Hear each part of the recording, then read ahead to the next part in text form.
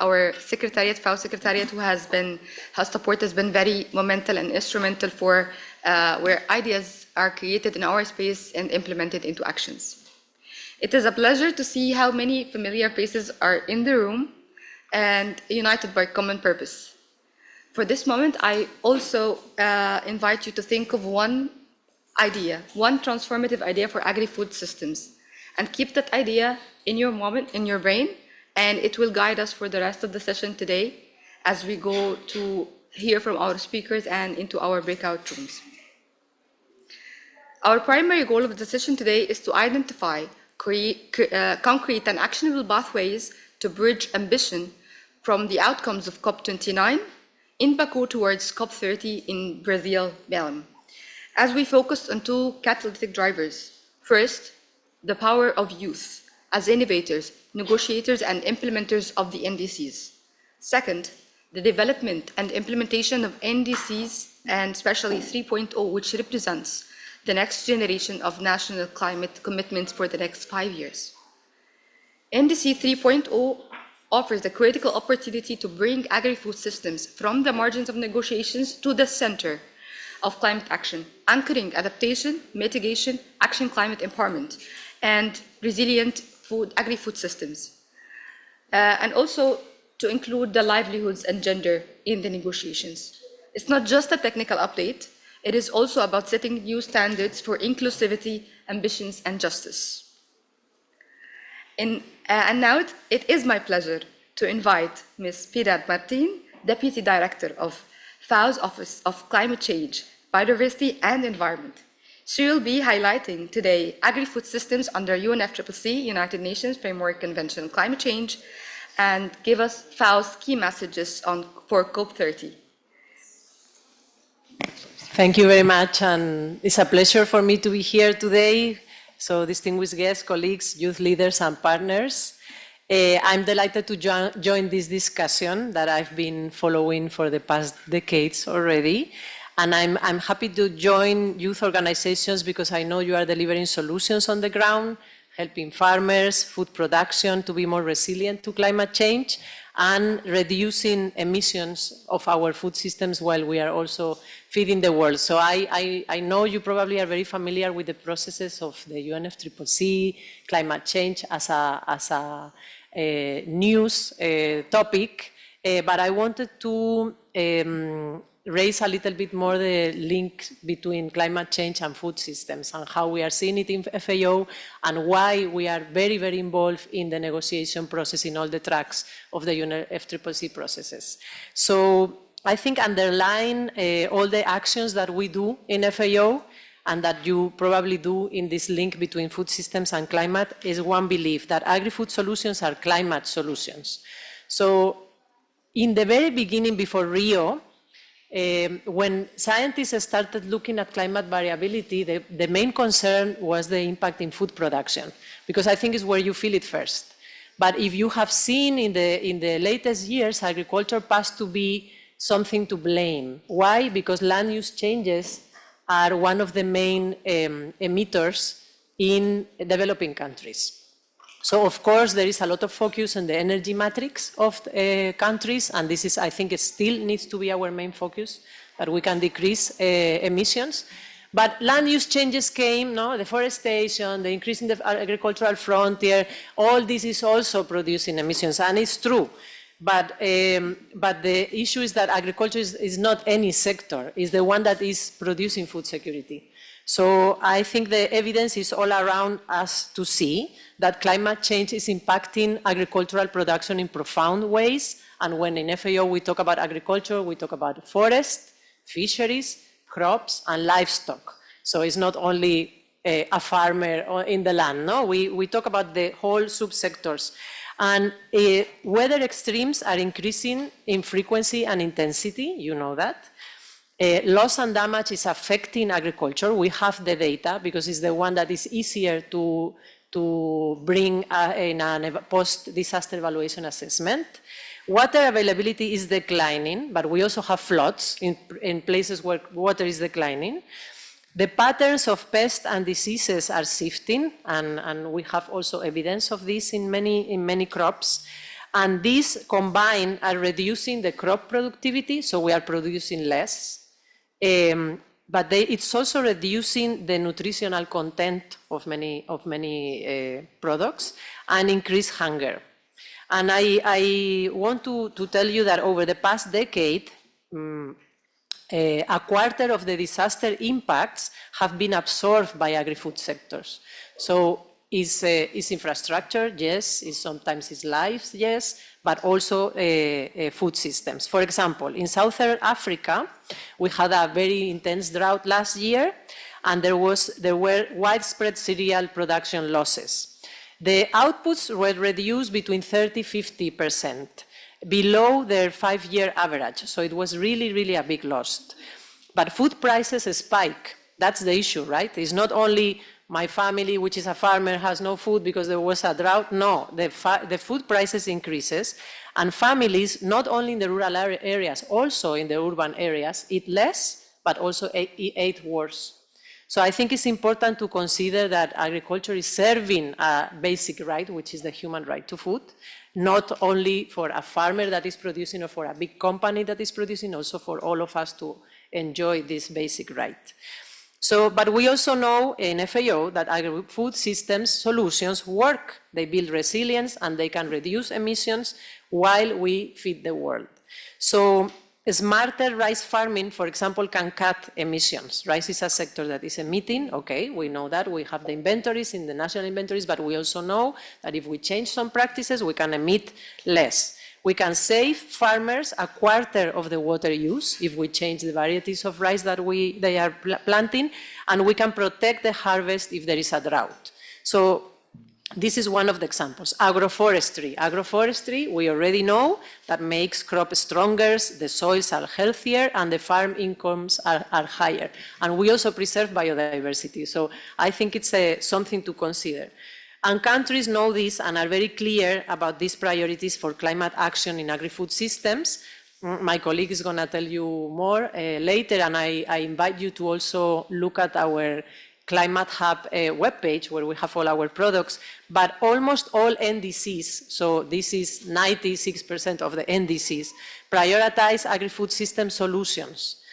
The top priorities of these nationally determined contributions in terms of mitigation are already including actions related to forest, crop and cropland systems, energy and industrial processes in agri-food systems. So it's part of the solution to mitigate. But similarly, every single national adaptation plan that is now approved at government level and is available, prioritize agri-food. All the countries are saying we need climate resilient crop production, we need climate tolerant varieties to improve not only crops, also livestock, and 84% prioritize action for livestock and grasslands, such as grazing land management, improve animal feed and health, and agroforestry. So it's already in the plans. What we need now to see is that it also comes to action at the level that we would like to see, because that is where we have one of the gaps that we identify in FAO. So we are seeing also a growing recognition of the role of agri-food system solutions in the different streams of the UNFCCC negotiations. For example, we now have, probably you know, the Sharm el-Sheikh joint work on agriculture that evolved earlier in the negotiation and places a focus on food security and the resilience of food systems. This is approved by all members. Then we are now working on the global goal on adaptation. I think you are aware that this is one of the main outcomes that we would like to have this year, and the UAE Belém work program on indicators. This is a significant step to track adaptation and therefore to monitor, report, and fund adaptation. And agri-food systems are one of the central themes under Target 9B. So FAO is part of the expert group that is assessing adaptation in food and agriculture. And these are very welcome, have been welcoming developments, but we still have some gaps. So, for example, by the end of 2023, only 40% of agri-food emissions are covered by concrete mitigation actions. This leaves a mitigation action gap of 60% of agri-food system emissions, and as we know, 20% in global emissions. So there is an opportunity there to do more. Only 1/6 of what is needed to transform agri-food is incorporated into the NDCs. So still the NDCs need to raise ambition. And we are still to see all the NDCs presented now, the NDC 3.0, but still we are already seeing that there is a gap. So we need NDCs to improve in terms of the level of ambition and the targets. We also need agri-food system solutions to be embedded in the UNFCCC COP as a consistent element, not only an add-on when you already have a negotiation track, an outcome or an action agenda, and then we add food security. No, we need to see it consistently in every track of the negotiation, and this is why FAO and the team, some of them are here, are engaging in the different technical groups. We also work very closely with the COP presidency, this year with Brazil, of course, to make this happen. So we have a Food and Agriculture for Sustainable Transformation partnership that has evolved to bring all these initiatives from COP to COP that are related to agriculture, food systems, food security, and continue implementing them. Because sometimes we see like a race of initiatives. You will see, probably you have seen it from COP to COP. There is a big political support, and then you don't know anything else about these initiatives. And there are so many, no? For example, Brazil this year is launching 30 initiatives because it's COP 30. Well, 30 is really a lot for global initiatives. But in FAO, we committed to have this partnership to bring all together and continue having an action plan. So I wanted just to give you a brief introduction of how we are engaging in COP30. It's in 3 streams. We have the formal UNFCCC process. I have already shared a little bit on the global goal on adaptation, the implementation of the Sharm el-Sheikh joint work on agriculture, but we are also helping the Brazil presidency, for example. We are supporting the Ministry of Agriculture and Livestock in the design and implementation of RAIZ, which is Resilient Agriculture Investment for Net Zero Land Degradation. It's a very interesting and central piece of the COP30 agenda because Brazil has a lot of experience in restoring land for agriculture. And they want to have really a global push to this element. So we can restore land, we can have food production, but we can also preserve biodiversity, mitigate climate change, be more resilient. So it has a lot of synergies with other agendas as well. And FAO is also helping in designing the Tropical Forest Forever facility. If you have heard about it, it's also a very, very interesting one. For example, we are bringing in the facility our fire management hub, which was launched very recently, and it's an increasing problem in countries, fire management. So we are very happy to give technical support to those. And third, we are also engaging in the platforms that amplify the key messages, that create more partnerships, and concretely in Belém, in the Food and Agriculture Pavilion. So we will be there, and we hope to see some of you there, but it's both an in-person and a virtual process. So I think it will be interesting if you can engage in these efforts. So our message is very clear. Food systems and agriculture are at the front and center in climate solutions, finance, and the implementation at COP30. And I'm very pleased to see that the World Food Forum Youth Assembly is engaging in this topic with the UNFCCC, with the NDCs, because from our perspective, you young people do not just advocate, you are part of the co-creation of the solutions. We really are facing a lot of uncertainty when it comes to climate. So nobody has the solution. We have to co-create it, we have to adapt in the way, and this is how we are also approaching communities on the ground. We need to look together to what the science is saying, but what also the territory is saying, and try to build together something that can create more resilience.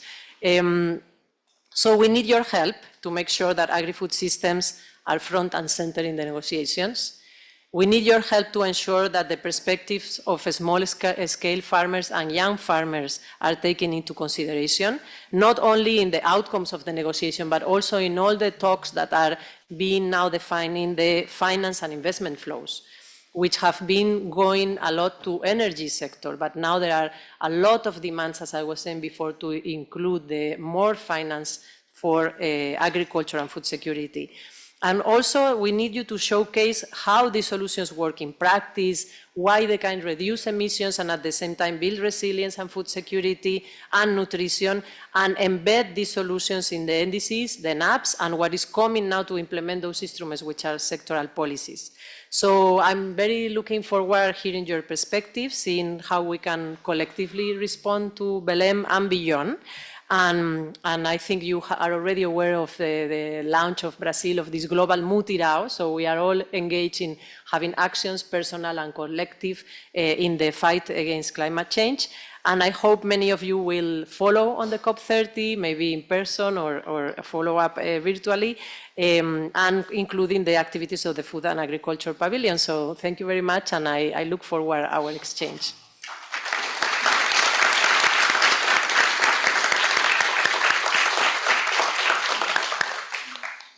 Thank you, Ms. Martin, for this inspiring keynote, having a lot of topics intersecting with climate change, such as forestry, agri-food system, fisheries, and also reflecting on the social dimensions as well. And we look forward to discuss that with you after. And moving on, as we set the stage for today's discussion from Dr.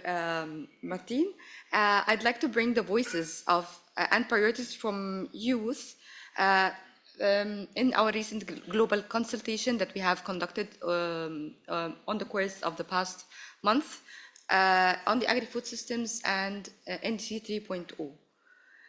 We have gathered more than 500 leaders in two sessions, actually, and across the regions, one message was clear. Agri-food system must move from the margin to the center of climate action, and agriculture, as it accounts roughly for 30% of the emissions of global greenhouse gas emissions, yet it remains underrepresented in many NDCs. At the same time, it is one of the most powerful levers for adaptation, resilience, and just transition. Youth, over the past consultations, have identified 5 key areas for transformation. The first area was mitigation through regenerative agricultural practices, soil carbon sequestration, renewable energy, food systems, and reducing food loss. The second area that youth have identified is adaptation, grounded in agroecology, diversified cropping, and indigenous knowledge documentation. Third, climate finance, emphasizing the creation of dedicated, accessible, targeted funding streams for youth and community-led initiatives. Gender equality was very highlighted, recognizing that the role of women and young farmers are often in front lines, yet underrepresented and excluded from decision-making. Lastly, and thank you, Dr. Martin, again, a robust monitoring and reporting mechanisms for tracking and implementation of NDCs, so youth can play an action through digital tools and community-based data. These outcomes reflect not only ambitions, but readiness of youth who can play an instrumental role in bringing the action from ground top to decision makers. Structured in the NDC's process, calling for finance and capacity building that matches the scale of the challenge. And as we move from Baku to COP30, youth and NDC 3.0 for agri-food transformation, and the upcoming negotiations offers a great and unique opportunity to integrate agri-food systems at the heart of negotiations, and specifically national climate ambitions, NDCs. So, powered by the energy and innovation of youth. Allow me to welcome Ms. Layla Hassanova, COP29 Presidency Youth Climate Champion, who have shared already a lot with us during the past consultations and continue sharing with us. She will share today her reflections from COP29 priorities that youth have reflected and worked on, and readiness for COP30. The floor is yours. Thank you so much. Good afternoon, everyone. Pleasure to be here and joining you. The spirit in the room is very much evident, and I love it. So Without further ado, I would like to first of all start with introducing you to the role. The COP29 Presidency Youth Climate Champion is the role that I carry, but the main idea is that the Presidency Youth Climate Champion role was established at COP28 in UAE in order to bridge the gap between policymakers and the presidency. Because as you have mentioned, there are so many initiatives, so many consultations taking place, but at the end of the day, when the conference is over, no one is carrying it forward and it's just there. It stops the whole process. So we wait for the next conference to take place in the next year and come again for the COP and discuss stuff. So it shouldn't be like this. There should be an institutional memory, a platform where everything is good and is transmitted from COP to COP. So when we talk about climate change and climate action, we think most of the times about the energy, transport, green transition, industry, but we sometimes forget that one of the biggest parts of the picture is our food systems. And agri-food systems are responsible for about 1/3 of global greenhouse gas emissions, yet they also hold some of the most powerful climate solutions. And from, for example, from regenerative agriculture to reducing food waste, properly reducing food waste. And young people are already leading this change, and we have held consultations last year with with all the regions across the globe. And we have seen the wish, the eagerness from young people to lead the change and to co-create in this space. Young people are already building platforms that connects farmers to markets, creating urban gardens, for example, or reviving traditional farming methods that protect the soil and biodiversity. At COP29, one of our priorities was to amplify those stories that we heard throughout the year, and to make sure that youth voices on food and agriculture were not only heard, but also really taken seriously. And now, as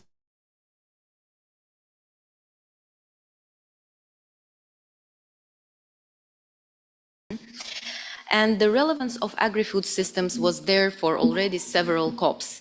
As it was already previously mentioned, I think it all started in Sharm el-Sheikh, with putting agriculture in the heart of negotiation processes.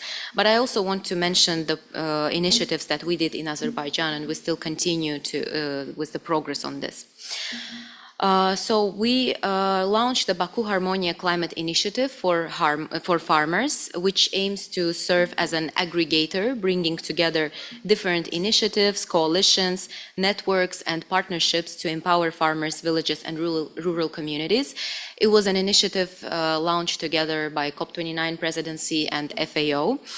And there are currently more than 90 global or regional initiatives regarding the topic, networks and partnerships, which creates a not very clear picture, but that's why also Brazilian presidency is bringing together this clarity to all those initiatives that were launched before in order to make sure that they actually do work.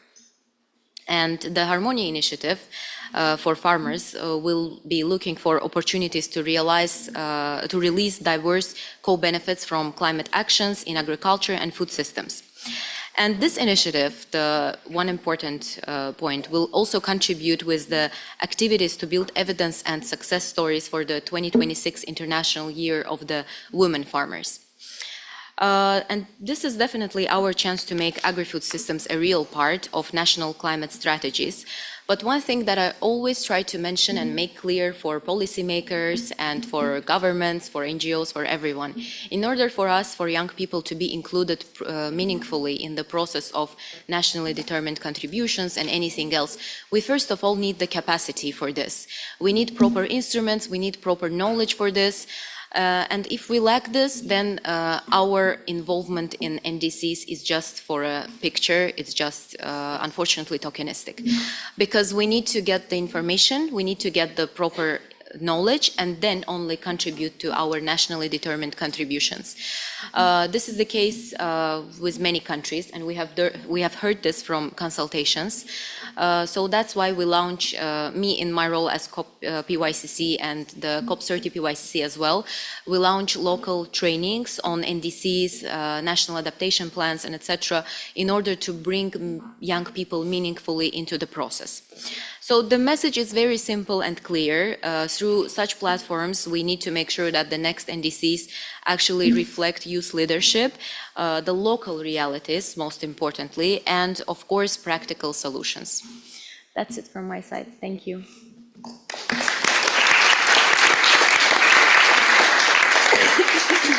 Thank you so much, Leila, for your reflections and powerful insights. Right now, we have, there are diverse windows for youth to participate and empower the leadership ambitions for participation in COP30. Allow me to welcome Gabriel Adamy, member of Presidency Youth Climate Champion COP30 team. The floor is yours.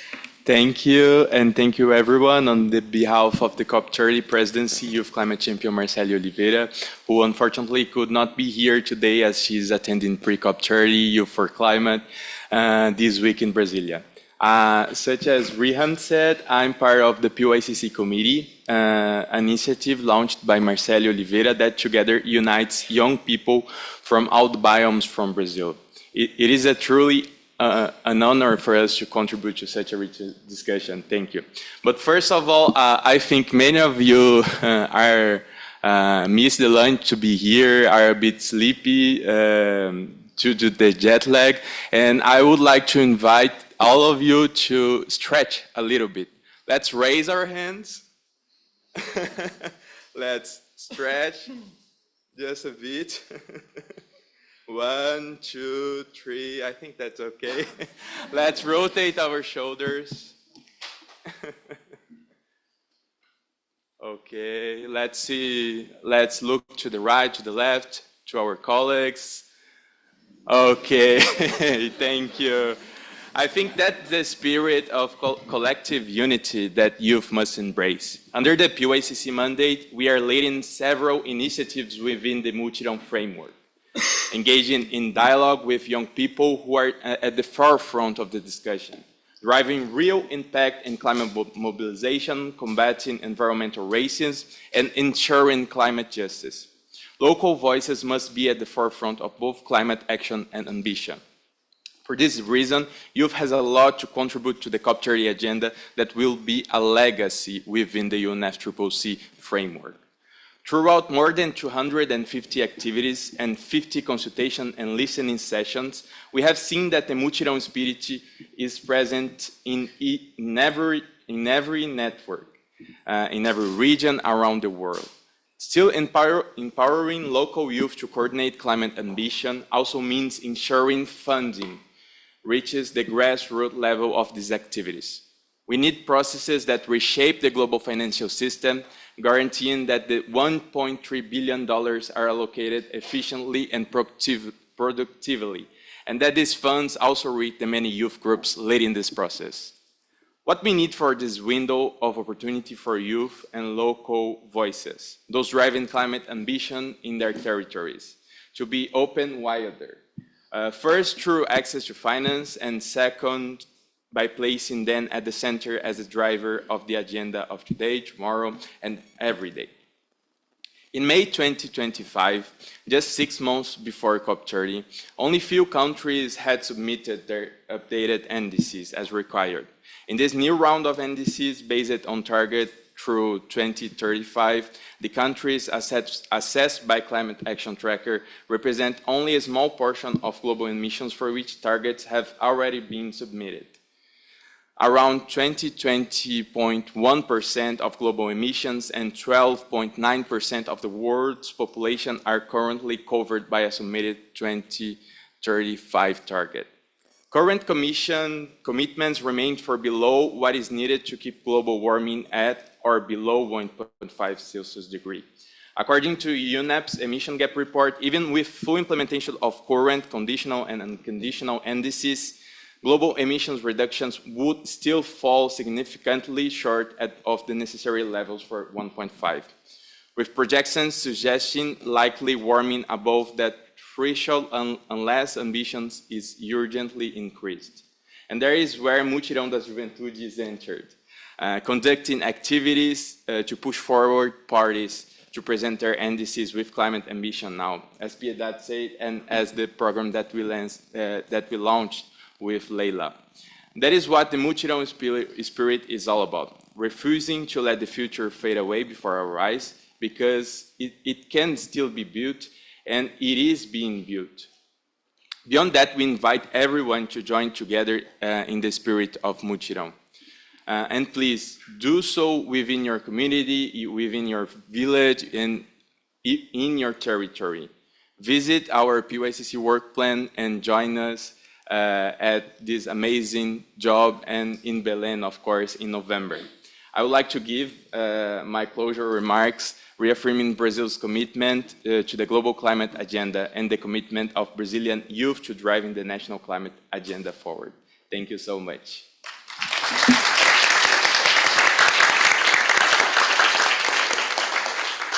Thank you, Gabrielle, for your intriguing input and the energy you brought to the room.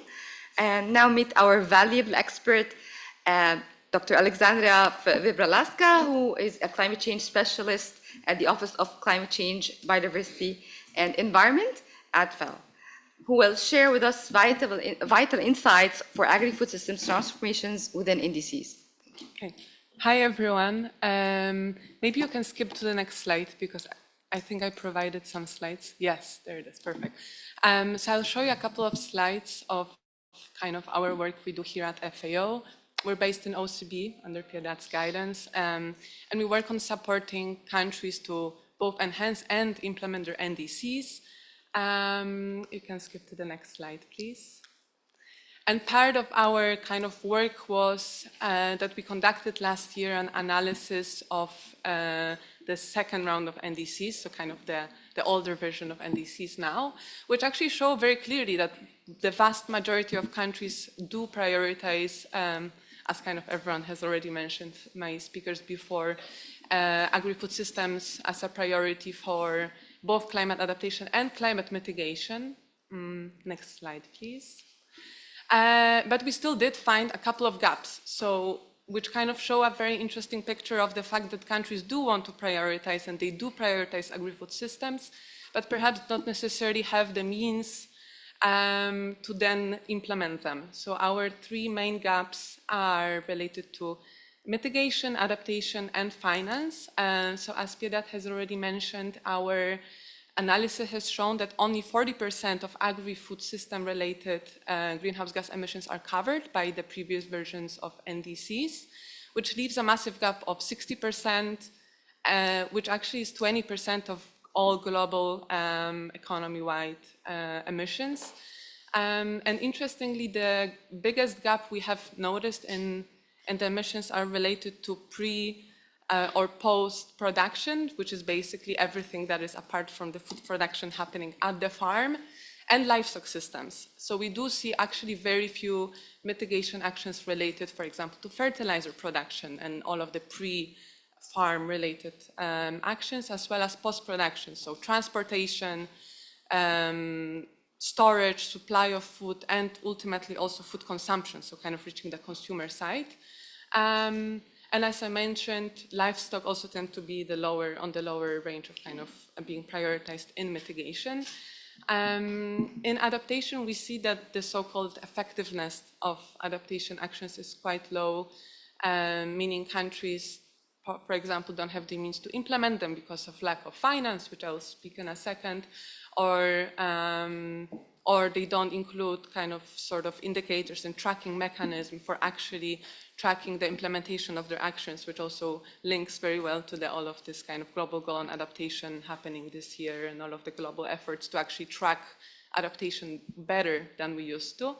And then our climate finance results show that the gap kind of happens on both sides, meaning on one hand, we know that the global climate flows are way too low that they should be. They are too low by around 40 times, which is a massive amount. Like we really do give too little finance to climate and in agri-food systems, sorry, that's what I mean. But also, on the other hand, countries actually underestimate how much finance they do need for implementing actions in agri-food systems. And our analysis has shown that it's underestimated by at least sixfold, meaning countries, even if they do report the need for climate finance in agri-food systems in their NDCs, it tends to be too low than we know it actually would need to implement the actions they propose. Next slide, please. So basically, the gaps we have identified from last NDCs kind of act as sort of guidance for us for the next, for this round of NDCs. So we're currently at the stage of enhancement, NDC enhancement of the third round of NDCs, where actually now around 66, I think 66 countries submitted their new NDCs, which is around 40% of all parties. It's still low, but it's, I mean, we're getting there, right? And as FAO, we are supporting a lot of developing countries in actually drafting their NDCs. Then, like the more long-term, also, of course, support also includes the NDC implementation and then the tracking and monitoring of the progress done on implementation. And we kind of do it across four main parts, which one is technical support. We have technical experts and tools in which we provide support to countries to be able to draft, select kind of climate policies and actions in agri-food systems and then implement them. We provide institutional supports to national and local governments, and we help countries with finance, means of implementation, drafting their proposals to different financial partners. And then we also develop knowledge products and tools, one of which the global analysis of NDCs I have just showed you. Next slide, please. And we provide that support across 5 main pillars of sorts. One is adaptation and loss and damage, so we kind of support countries with our technical capacities to conduct a sort of climate risks and vulnerability assessments in agri-food systems, and other things related also to loss and damage, which becomes increasingly more important, of course, with the noticeable impacts of climate change on agri-food systems. We also provide support in mitigation. So, for example, in setting greenhouse gas emission targets using some of our tools that we have developed within FAO. Next support we provide is just transition, which, to be honest, is a sort of pillar, but it should ultimately be embedded in every single activity a country is doing, right? So it should actually be it is sort of like a guiding principle across all of those other 4 pillars that should be implemented within and across. So we also help countries conduct sort of socioeconomic impact assessments. We help them include like different vulnerable groups in their consultation processes for drafting NDCs.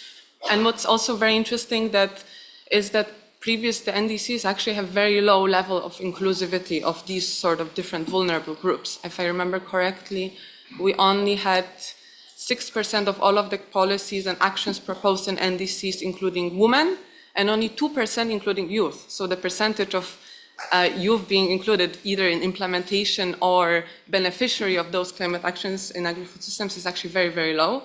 So we're also trying to push for of course, for our support countries to have more of that. Next pillar of support is transparency. So we help countries with monitoring and tracking and setting up systems of actually tracking how well the implementation of their actions is going. And finance, as I mentioned before, like accessing climate finance in agri-food systems of different sorts. Next slide, please. Sorry. Okay, thanks. So most of our work actually focuses on NDC implementation, so kind of this middle part where we actually help countries translate their NDCs into local policies and implement them on the ground. So we really work across multiple scales, obviously from global with UNFCCC processes, to then working with national governments, ministries, and ultimately also local governments and farmers. But currently in this year's work, maybe you can already skip to the next slide, please. Okay, thank you. This year, we're focusing increasingly more, of course, on this part of NDC enhancement. So we're actually helping countries draft their new NDCs with all of the technical expertise I have showed you before. So for that, we have been operating a sort of so-called FAO's NDC Agrifood System Help Desk, which is a sort of platform where countries can access all of the help we are providing and kind of see what's they're available, and we have some finance allocated and also our expertise for helping developing countries to draft their NDCs. We have already helped 17 countries to draft their NDCs, so more NDCs are coming up. And of course, the next years, once all countries actually do submit their new NDCs, they will be a whole part of the actually implementing those NDCs, tracking and monitoring the progress. But yeah, that's where we are at this stage. Thank you.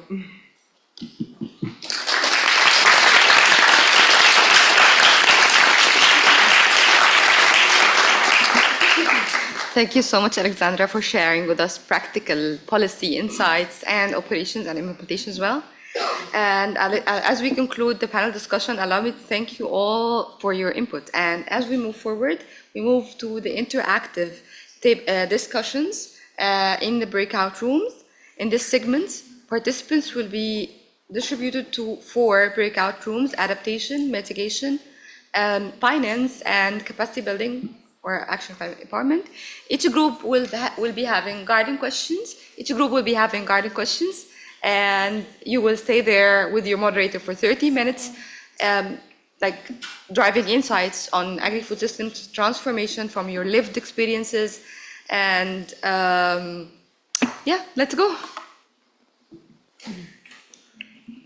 So maybe to begin, if each of the people leading these rooms can stand up so everyone can see you, and then if you can just, with the mic, know which room is which room you are leading, people can follow you. I'll do it from here. Hi, everyone. My name is Jay Royal. If you're interested in discussing finance with us, we'll be in this corner up front. Just to add something, in the slide you have QR code to access to like a note-taking document. If you don't have time to give all your inputs, you can just write or whatever. So those are the QR code, and feel free to scan them. Okay. Thank you. Hello, Allow me also to invite our partner organizations to identify their position and their groups so that they can also navigate the audience of the groups towards the place they would like to be at. Yeah. So please. Yeah. Thanks a lot. My name is Sama. I am from NAM Youth Organization, and I'm going to be leading this discussion on adaptation. And if you're interested, I'm going to wait you over there. Thanks a lot. Hello, everyone. My name is Maria Jose Cervantes. I'm part of the Youth Policy Board, and I will help you with the capacity building and breakout rooms. So we are going to be over there. That's it. So it's time to move, everyone. We hope you have engaging dialogues and use this space and time to share your perspectives and inputs with regards to the 4 topics. Thank you, and we'll reconvene in 30 minutes. Simultaneously, the breakout rooms will be starting online in the next 5 minutes. So if anyone's joining us online, we encourage you to stay tuned as our team will be shortly beginning the online session. Hello, everyone. Last group is mitigation. If you want to work on mitigation, we are gonna be on the other side of the room.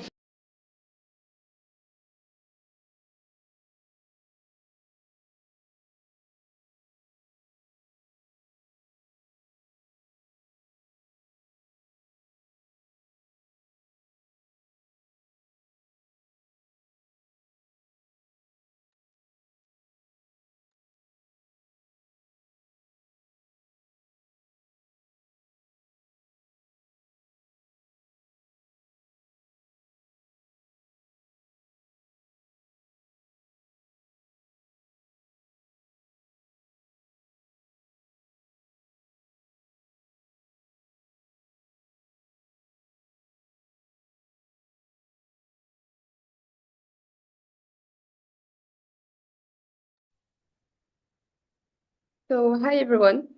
Good morning or good afternoon. Are you able to hear me online? Yes, we can hear Yes, you. you are audible. Okay. Yes. So we are starting here also a discussion online. So I'm gonna ask you some questions. So as we can't have breakout groups online, we are just going through different questions from the different topics. But feel free if like you're more interested in a topic or another, you can drop it in the chat, and we can maybe start asking the questions. So you can give your inputs and everything. So,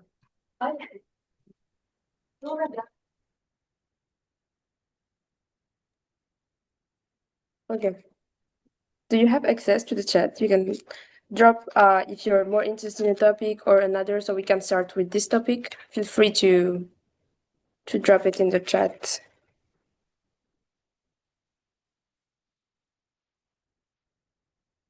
Yes, Naila? Hi, can you hear me well? Yes. Are we going to be separated to the rooms, discussion rooms? So unfortunately, we can't have breakout groups here online. So we are just having one discussion. Okay. Yeah. Okay, that's fine. Thank you. I have some ideas which I want to share. Yes. So I have found out Sorry, we whatever can't you do, you need. we can't hear you really Can you well. guys hear Sorry. me? Now, yes. Can you hear me now? Yeah. Yeah.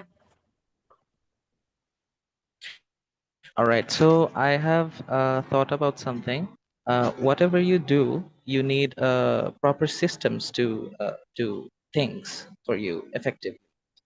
So there is something called input, and which goes into the processor, which gives us the output, and on the results we take the feedback and we put that to input again. So in that case, for sustainable agriculture and eco-friendly agriculture, I have found out that there are three types of people who are smart workers, who are hard workers, and who are lazy workers. So I have found a working system for the lazy workers, which will be very effective uh, in mass distribution. I suppose. Can you guys hear me, by the way? Yes. Okay, so I'm from Bangladesh. We have a very unique soil. It's already fertilized in our entire country. So in other places, other countries, people take active initiative to fertilize their soil to make it more agriculture friendly. After that, they can plant some seeds or something to the soil, and then they can practice agriculture. But in Bangladesh, uh, we also do that, but most of the people are lazy. So most of the people, they don't even plant the seed. They just throw the seed in anywhere in the soil. 6 months later, they're like, wow, there is a tree which is giving me fruits, for example. It's very enough effective. Like we don't have to be concerned about the uh, agricultural thing. uh, uh, we don't do it actively, but it happens on its own. So like this system, I have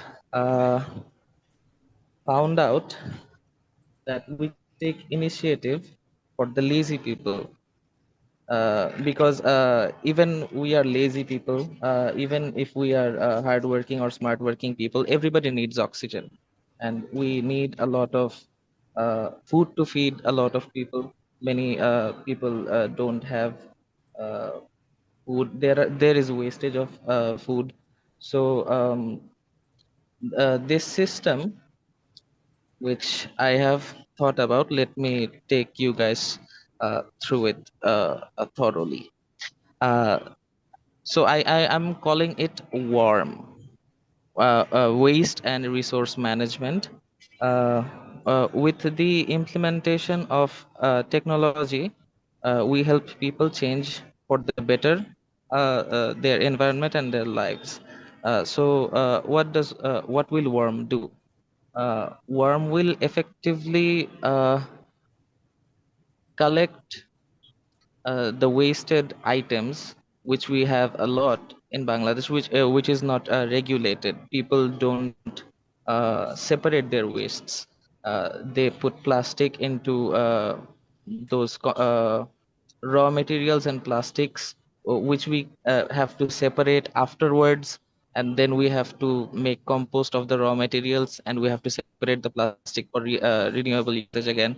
So we can regulate that system to the lazy people by giving them some awards. If you do this, we will buy your waste for this money. So we will have a lot of time saved, and we will have a lot of sorry, please, I'm not that good at explaining stuff. So it will we can take immediate initiative after that phase. So what we're gonna do is make compost and share it for free. People won't have to be concerned as much as they are.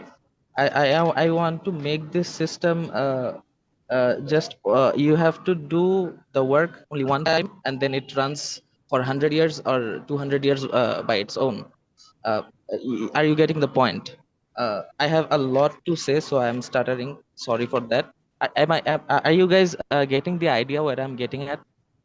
Yes, thank you so much for this. So we put it down your inputs. I think we got the ideas in general, so thank you so much. And yeah, thank you.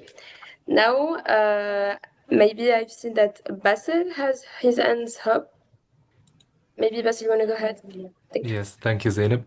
I just wanted to bring up that the chat seems to be disabled, so people might not be able to share their inputs in the chat. And I'm not sure, since this is a general breakout room for all of the themes, a general discussion, maybe we can read out some of the questions one by one and maybe wait for some inputs.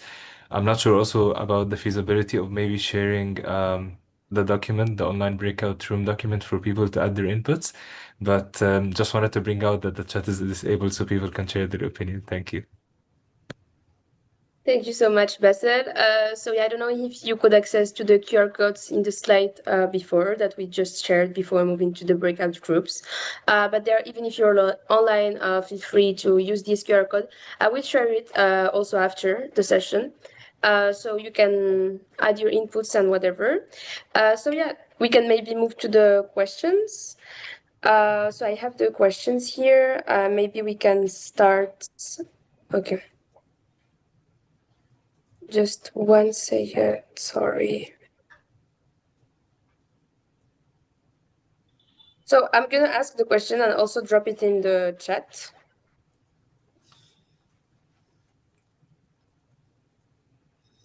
So the first question. Take a picture of that turkey. So we are going to talk about national challenges. So we're gonna start with the capacity building and education thematic. So what existing national capacity building system for youth or farmers could be levers or reform to strengthen climate literacy, innovation, skills, and leadership among youth and rural communities? I'm gonna also drop the question in the chat, and if you have any input, feel free to raise your hand. No, just an easier way. Maybe the question was a bit complicated, but so where do you envision opportunities for youth and communities to strengthen their capacity in terms of climate literacy, innovation, skills, and leadership? Yes. Can you please, hello? Can you please drop the question? Yes, I'm dropping the question right now in the chat.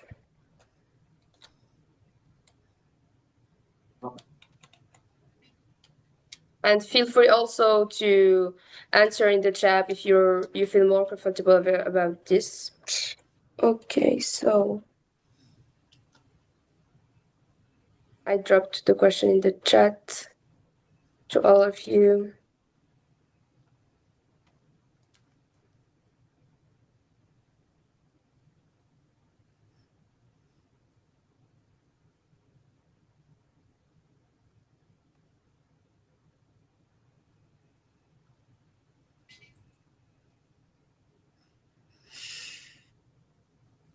Feel free to raise your hand or whatever.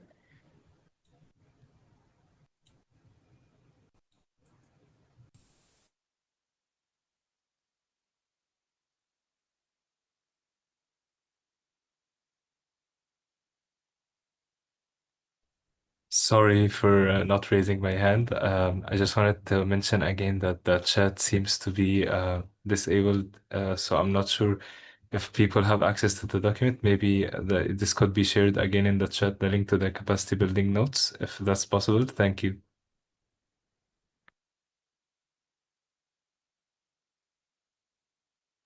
Sorry, I don't know why you're not able to write in the chat, but I'm sharing another time the documents.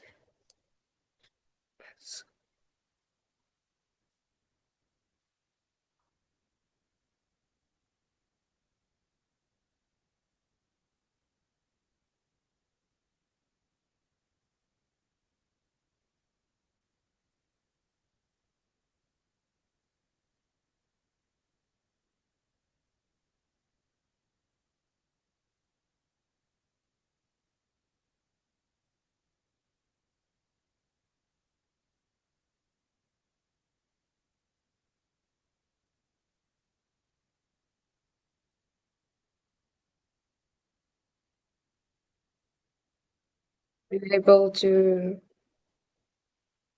access the doc?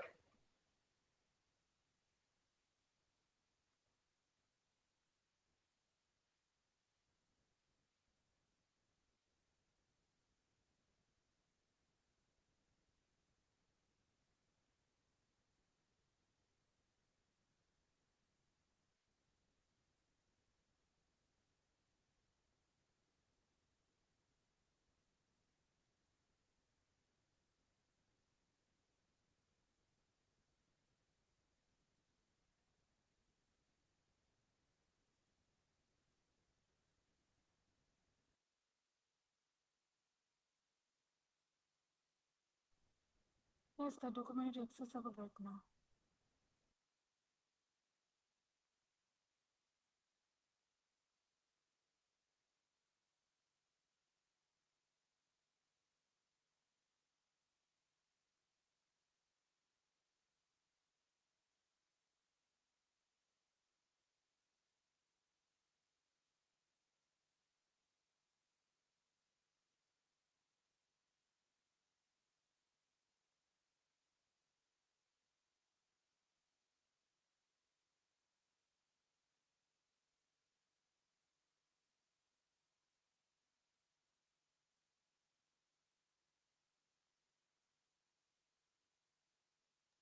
I guess if you are not able to access the document for some reason, you can just raise your hand and maybe share your input on this question in the chat.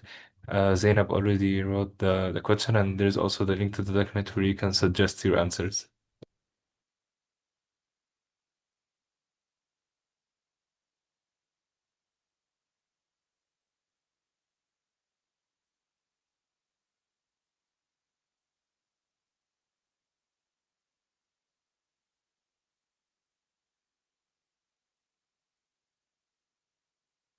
Okay, so maybe if no one has something in this question, maybe we can move to the next question. To the other theme, adaptation. So talking also about national challenges and opportunities. So what local or traditional practices could be expanded nationally to make food systems more resilient? I'm dropping the question in the chat also, and feel free to.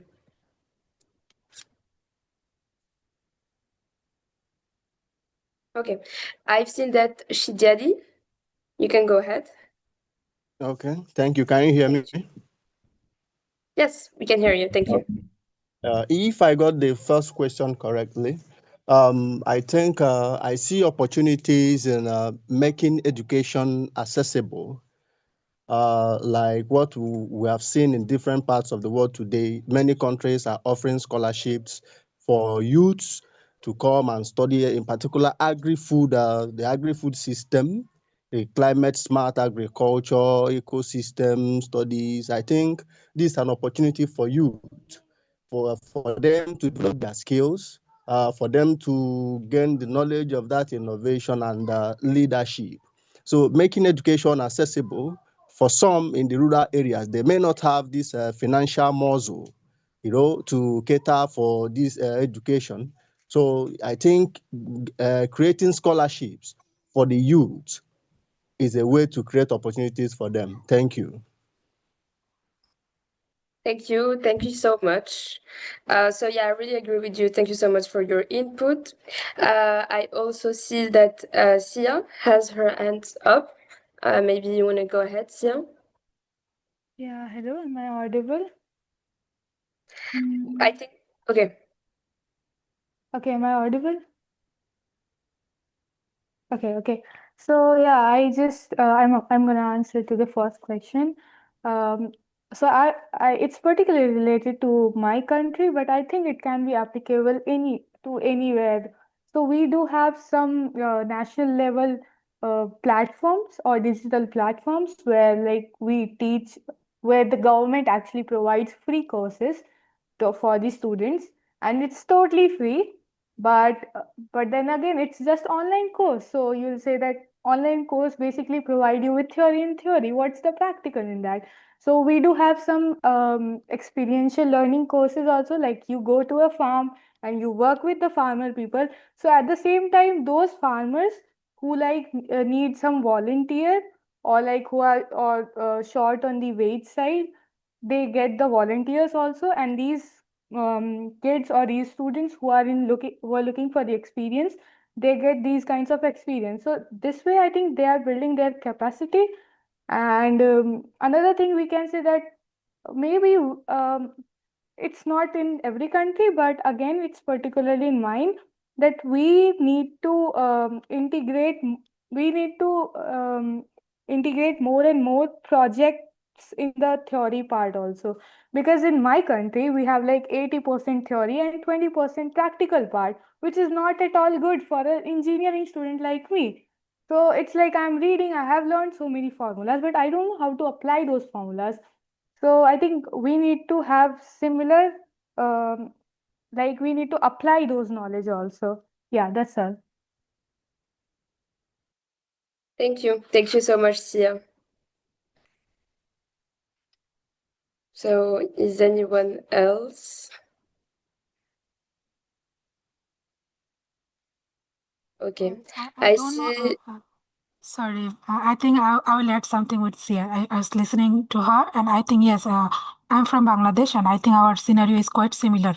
We learn a lot from theory, but we don't have the place to apply our knowledge on practical basis. But one more thing is that as we are in a open society today, our internet is very accessible. Our resources are lots and lots. But one thing is that we don't know the existing opportunities, and we don't know how to apply this existing resources properly. So I think the platform that is accessible to all the youth, not on the city area, but also in the rural area, who have the capacity to learn by their own, but don't know the existing opportunities. So to reach out the information that yes, you can learn from this platform, from this way to that way, this knowledge of existing opportunities to reach them, that's also a kind of thing that I think we need to work. Thank you. Thank you so much. Okay. Okay, we're having also an answer here.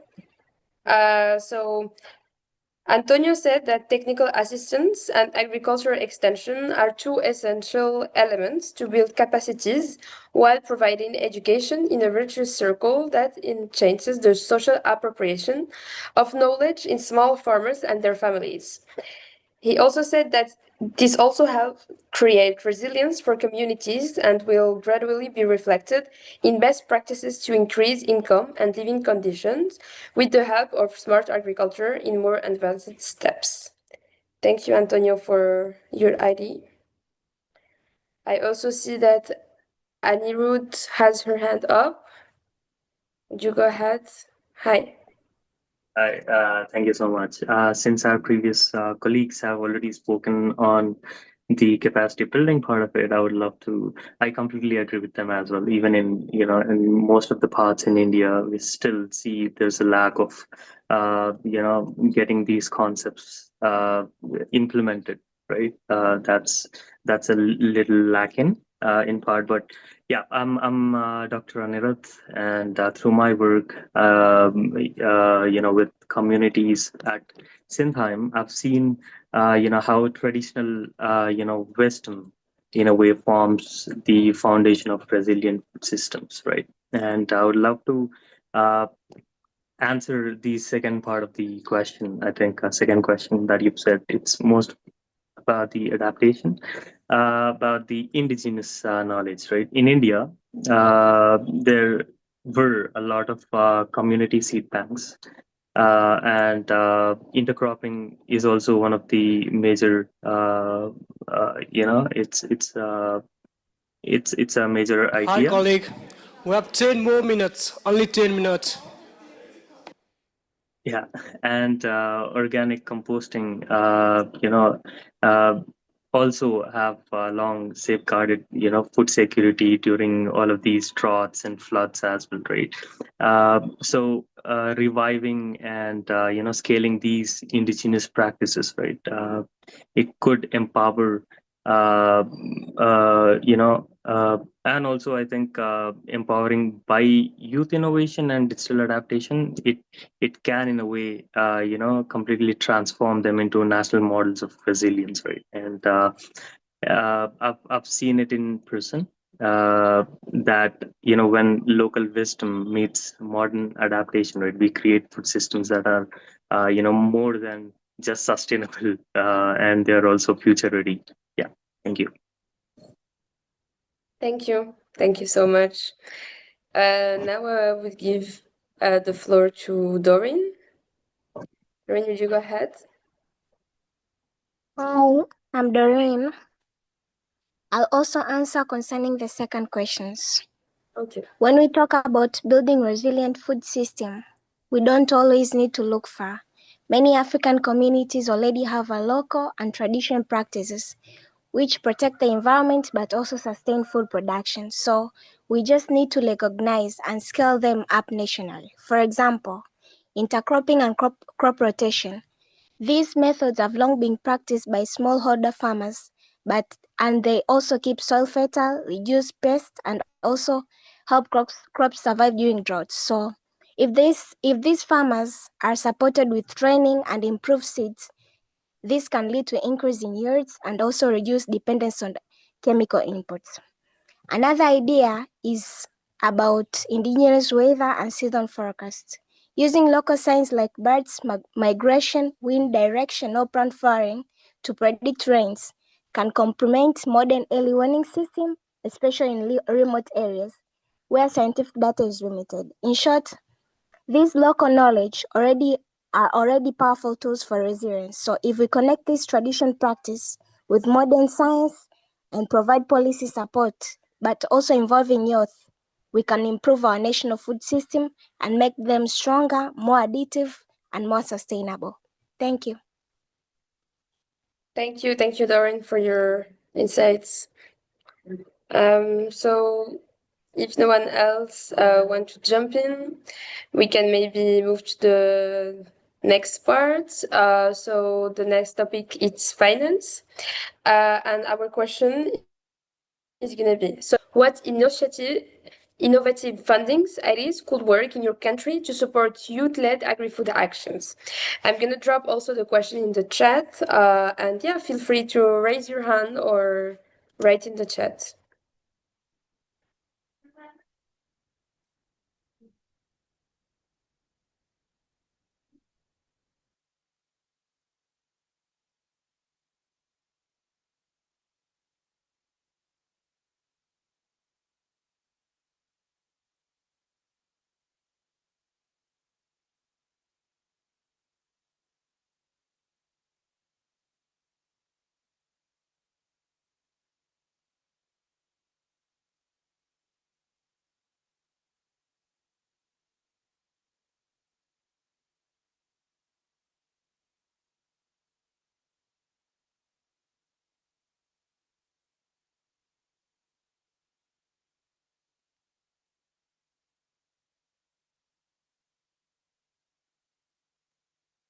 That someone wants to jump in for this question about finance.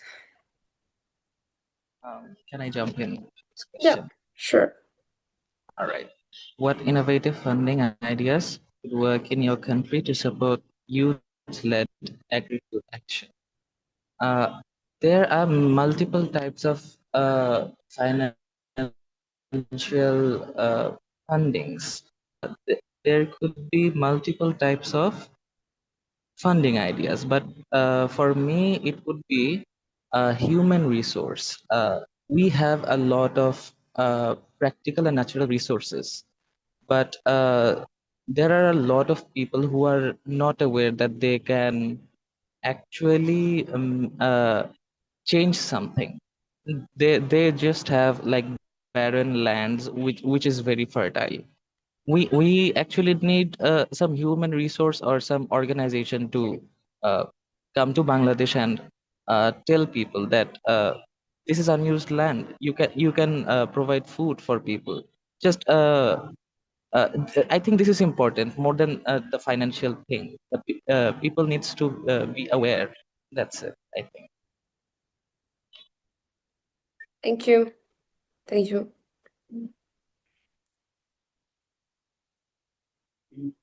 So we still have 5 minutes.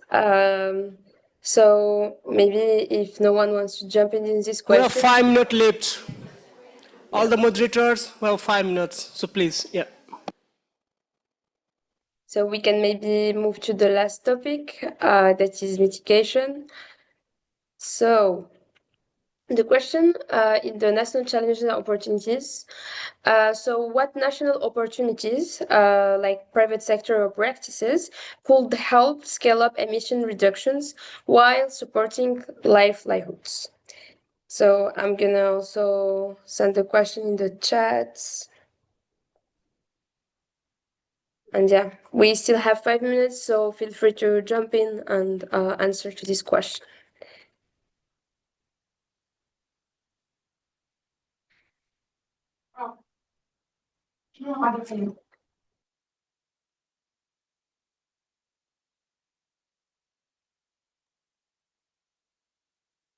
I've seen that some Nashib, you're raising your hand. You wanna go? Yeah, you can go ahead. Thank you. This is a very complicated question. What national opportunities, example, specific sectors or practices would help scale up emission reductions while supporting life? It's quite hard to imagine that for my country we could get that huge national opportunity. But yet again comes the awareness. And secondly, education to the young generation. And thirdly, I would suggest uh, giving people some idea of the agriculture, that you guys are doing this, but you are doing emission. But doing agriculture, you can have some profits. You can have some money instead.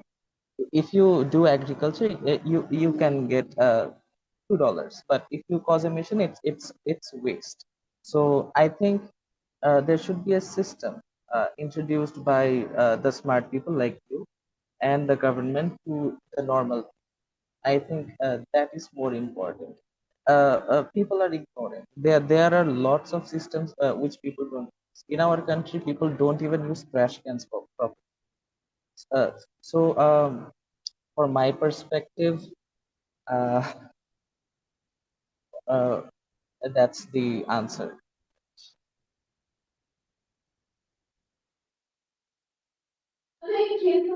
Thank you. Thank you so much. Maybe now I can give the floor to Farhana. I would not Two say more that minutes.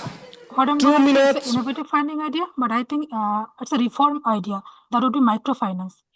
Country specific, I'm telling, in Bangladesh, microfinance is only eligible for women, not even the men. So microfinance is the non-government organization. They lend money to women only, and there is certain amount of money that they only get in the as first term money forward.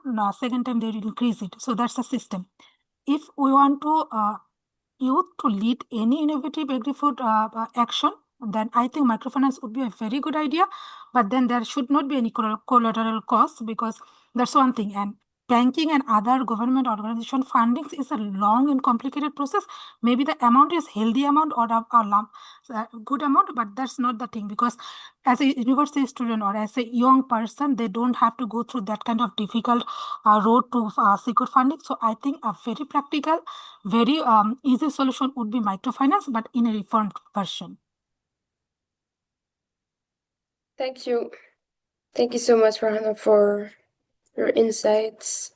I think we have 1 more minute. Shidyadi, if you want to go ahead. I'm sure we have to go back to the main discussion.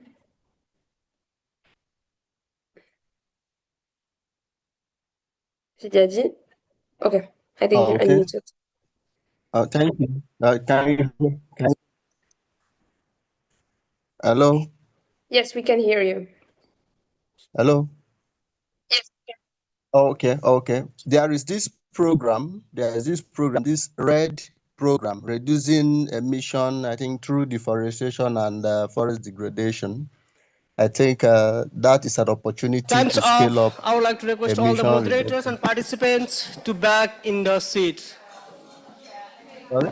Maybe you can give your insights in the chat. I think we're done with the breakout groups for today.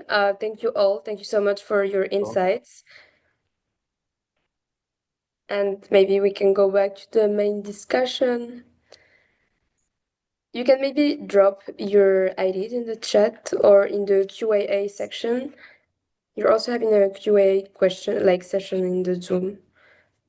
Thank you, everyone. We hope you've had engaging discussion so far. We welcome you to come back into the discussion, so those joining us online can also be a part of it. Thank you. We encourage you to take your seats again.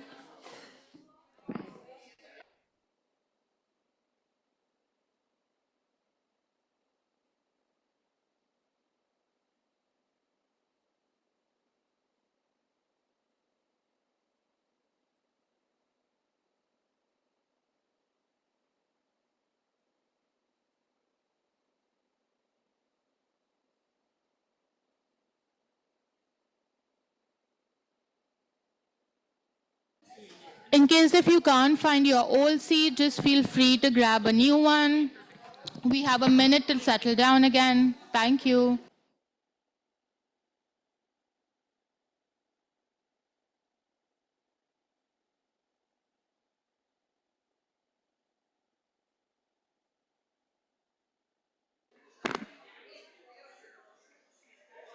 Let's go back to our seats.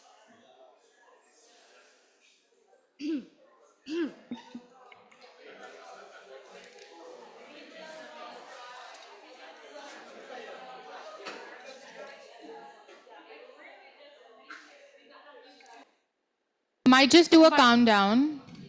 10, 9, 8, 7, 6, 5, 4, 3, 2, 1.5. I see some people having engaging discussions, but you're now down to 1, 0, and over to you. Thank you, Sakshima, very much. Now, I hope you spend some time expressing your thoughts. We'll start by sharing insights from each breakout room. Now we'll start with Sama from NAMU by capacity building. Please go ahead. You have 1 minute.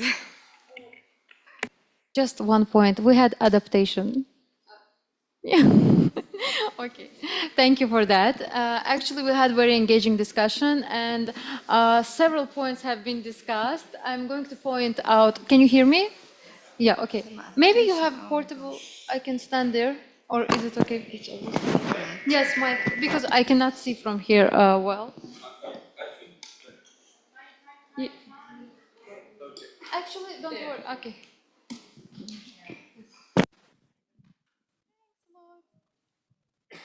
Okay, so basically we had distributing crop.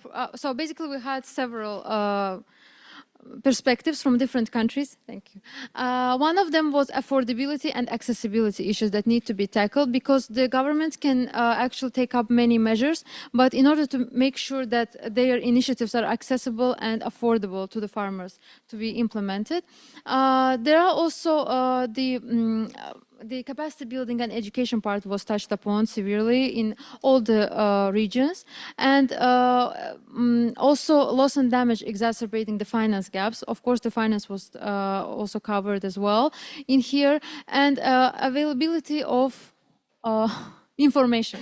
Availability of information to the farmers is important. Again, the governments, they can have many systems, but at the end of the day, they need to make sure that this information, these platforms, be it like the satellite information or any other that could be helpful to them, should be made affordable and accessible to the farmers.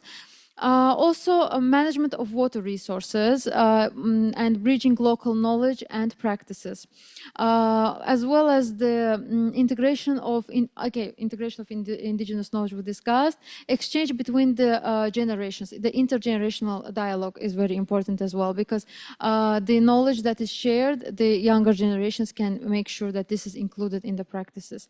And scaling up youth innovation and research. So as we're talking about the innovations that need to be included in the national determined contributions, the innovations and the research part of it, they take quite important part.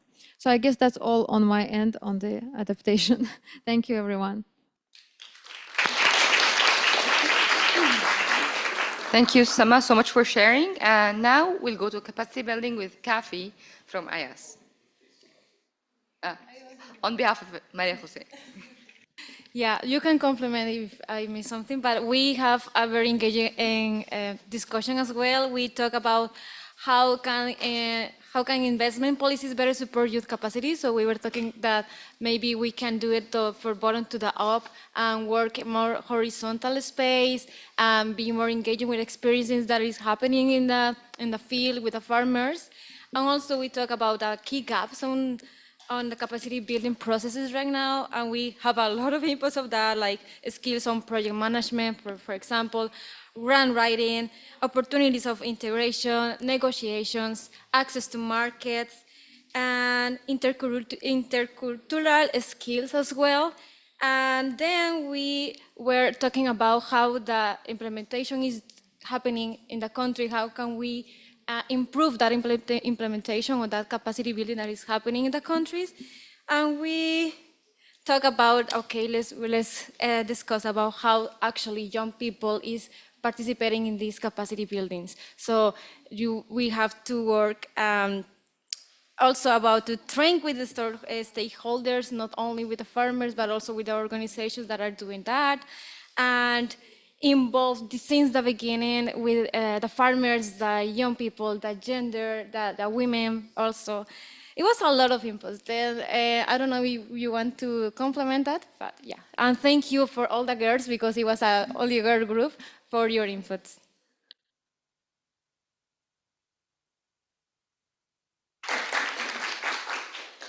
Moving on, let's move to Bianca, who will share inputs from finance room. Okay, I hope everyone can hear. Yes. So yeah, we had a very interesting conversation. There were a lot of people interested in finance, which I'm very happy. But yeah, so just to summarize, we started mainly talking about the challenges. So what are the problems we face when youth can't access finance? So the main ones, I think, are limited funding. So it was already mentioned by the speakers. So finance for climate is very low, even lower for agriculture, especially also for young people. So that level needs to be increased. Then, aside from the amount of finance that there is also a problem of risk perception. So, which is a problem in general with financing agriculture. Of course, with climate change, there is a high risk, the perception of these projects. So there needs to be some, more knowledge sharing, more monitoring. So to more reporting, to see which projects actually work, and to make people understand that the risk can be mitigated. And then also going into practical things, also the lack of know-how. So of course, to apply for a fund, to apply for a grant, etc. There is various steps to follow, papers to fill. So there needs to be some more capacity building, more education about this, so more financial education to young people, which is lacking even for private life. I think even managing your own finance is complicated. So there needs to be more knowledge in this. But we also talk about what solutions can be. So some examples rose up from the team. We spoke about microfinancing. So often there is not a need for so much finance. Maybe a project can start with very little, especially for some groups. So microfinancing comes here to help. But we also talked about cooperatives, so creating connections, because maybe different projects can come together and apply for a fund, and then also it helps with managing these funds and managing with the reporting, etc. But we also talked about the need for, of course, for government support. There was mention also of having tax facilitation, because even if you start a project, then you need to continue with it. It's not like it will last 1 year and then it's done. So there is the need of more facilitation. And last point, where the government doesn't come in, then the private sector can come in, and there are many different startups that are filling in this gap. Thank you so much, Bianca. Remaining the last breakout room, mitigation, Rita from Yongo. Please take I'm the floor. here. Not very far away. Well, first of all, I wanted to thank to everyone that came to the mitigation group. We had a few countries represented: Ecuador, Italy, Germany, with a touch of Canada. So we had a very interesting discussion. And we first delved into the lived experiences. And so what these people that were in our group had as an examples of solutions that they see already on their communities in terms of mitigation. And we had a plethora of solutions that we talked about, namely food loss and waste, reduction of food loss and waste, transition to planet-rich diets, to also use technology and digital tools in agriculture, for instance, including hydroponics as an example, and also acting throughout the value chain, looking at transport as well, and a few other topics. And it was really interesting that we could really tell that there were a few bottlenecks and challenges to really scale up the impact of these solutions in these different communities. So for instance, we could see that there was a problem with politics. So in certain countries, politics can be a hurdle. Also regulations can be a bottleneck, limiting the acceleration and implementation of these solutions. Then on the other hand, we saw topics like culture and tradition being also a bottleneck, lack of education and lack of data. to really justify this transition. So really, these were then as well the solutions. There was a very big focus on advocacy as an example, as one of the solutions that could take place. We had a really good example from food loss and waste in Ecuador, and how advocacy is a component to scale that up in the community and at the national level. And then back to the NDCs just very quickly. That of course there were, the participants identified there were gaps in terms of the NDCs when it comes to mitigation, and they were more aware of it being focused on agriculture, but missing these other parts and solution areas that they've identified. So that's it. Thank you so much, everyone. Thank you so much, Rita, and thank you for all our partners. As we bridge ambitions from COP29 to COP30, we will continue to work for just transformative agri-food systems. And allow me to thank you, the Secretariat, the FAO members, the colleagues, the civil society representatives, and everyone who has been here today. And I hope you spend the rest of the week very productive, very informative every time. And please, scan the next QR code if it's visible on the screen. And yeah, this is our Climate Knowledge Hub. And thank you again very, very much. Enjoy the rest of your day.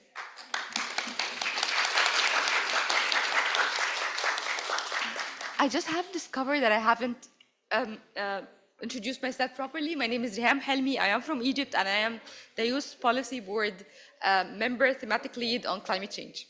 Great job!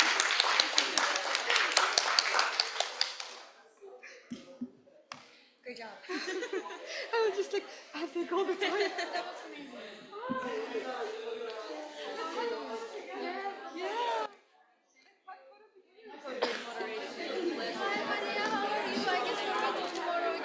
Thank you, everyone. If you'd like to take a picture, we encourage you to step out and then take a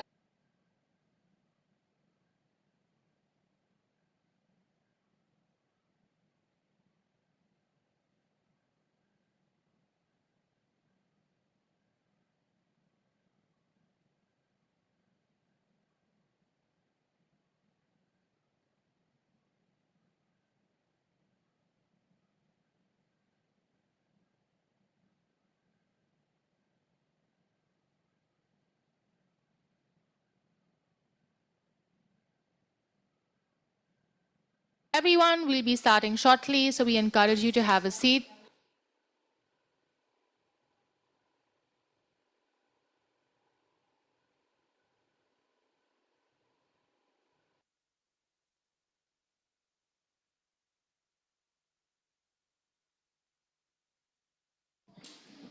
Hello, can I hear?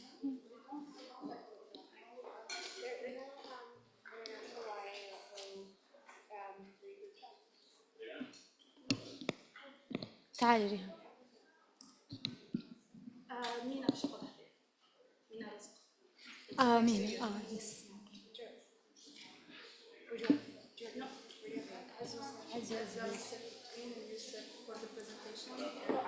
على بركة الله. Do you like to sit here because you have a presentation, or do you want me to do?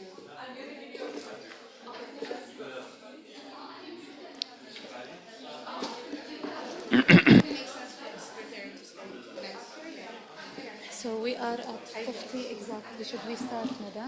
Or let's wait? Yeah. Hello, everyone. Can you please take a seat? We're starting in a few minutes.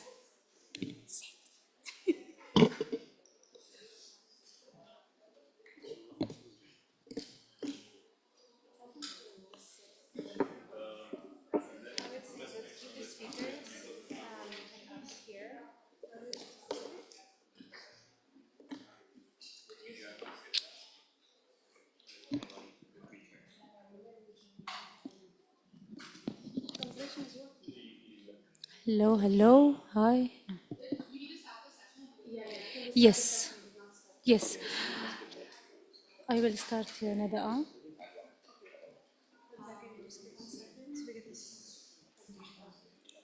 Yeah, yeah.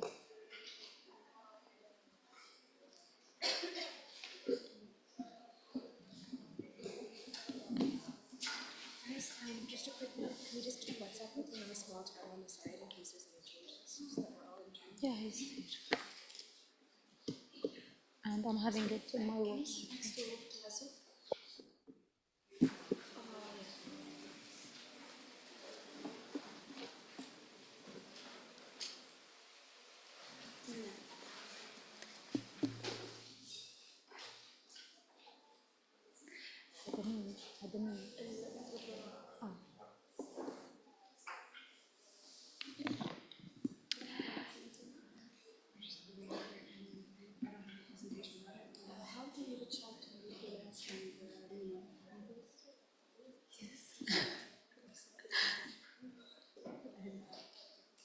تمام.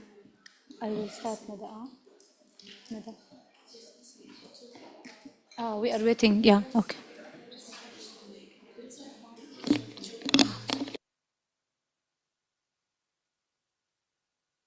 Hi, everyone. We'll be starting in 2 minutes. The interpretation team is just setting up, so if we can take 2 minutes for tech and interpretation to begin. Sorry for the delay, and thank you again for being here.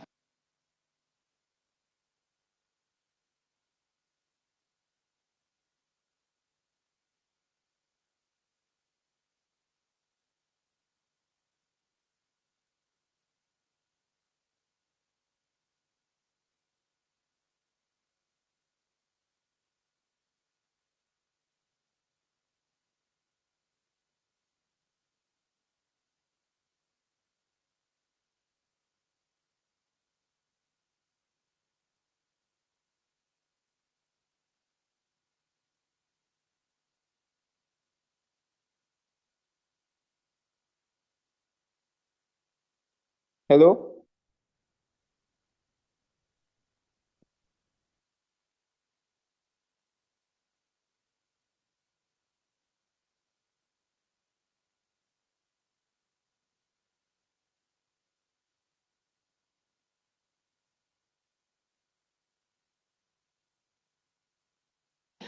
For those joining us online, we're just letting interpretation settle in. We will be starting in a couple of minutes. We're really sorry for the delay. Thank you for your patience.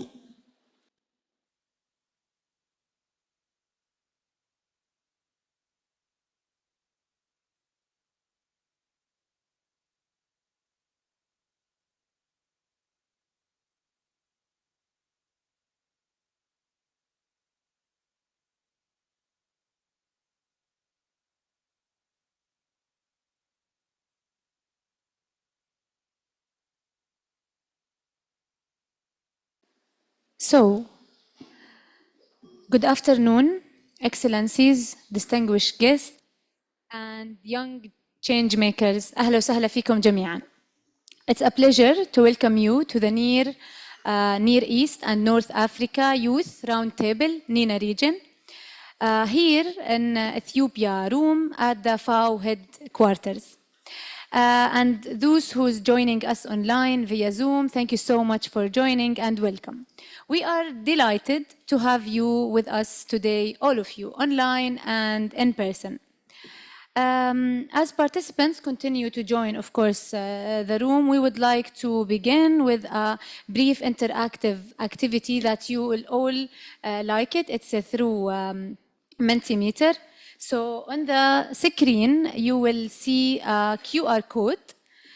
Please, for those who's joining online and in person, take a moment to scan it and join our Mentimeter exercise. Is it? Yeah. Yes. Just a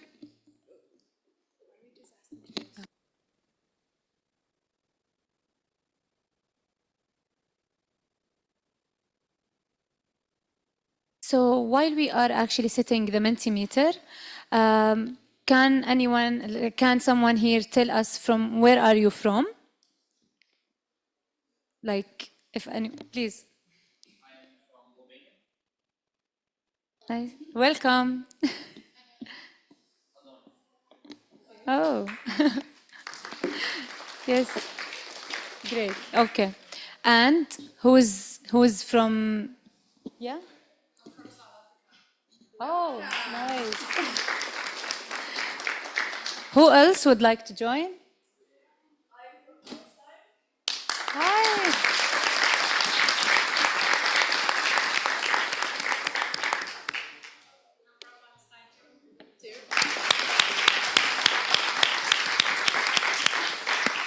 Just a quick note when we're speaking, if we can just make sure we speak in the microphone so we can make sure our friends who are joining us virtually, as well as our interpretation team, can assist.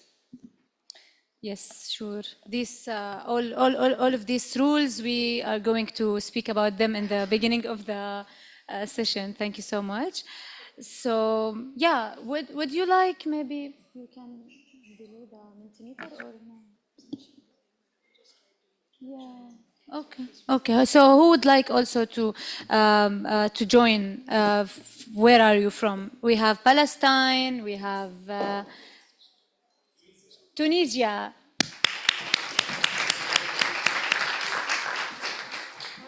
Morocco. Nina is here. Oh. Who else? Egypt. Yes. Who else would like? Algeria. Yes. This session is going to be a very interesting and interaction session. We really look forward to that.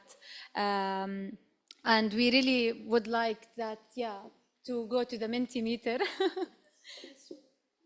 Yeah, so now you can scan the QR code. It shows, and for those who is online and in person. And the question is, what word comes to mind when you think about youth and agri-food system in the Near East and North Africa region? So as your responses will come in, we will begin like to see them, but after you all scan the QR code. So we will see.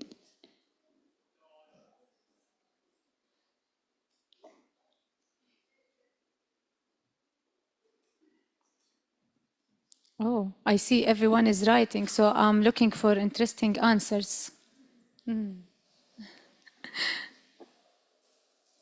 Yes.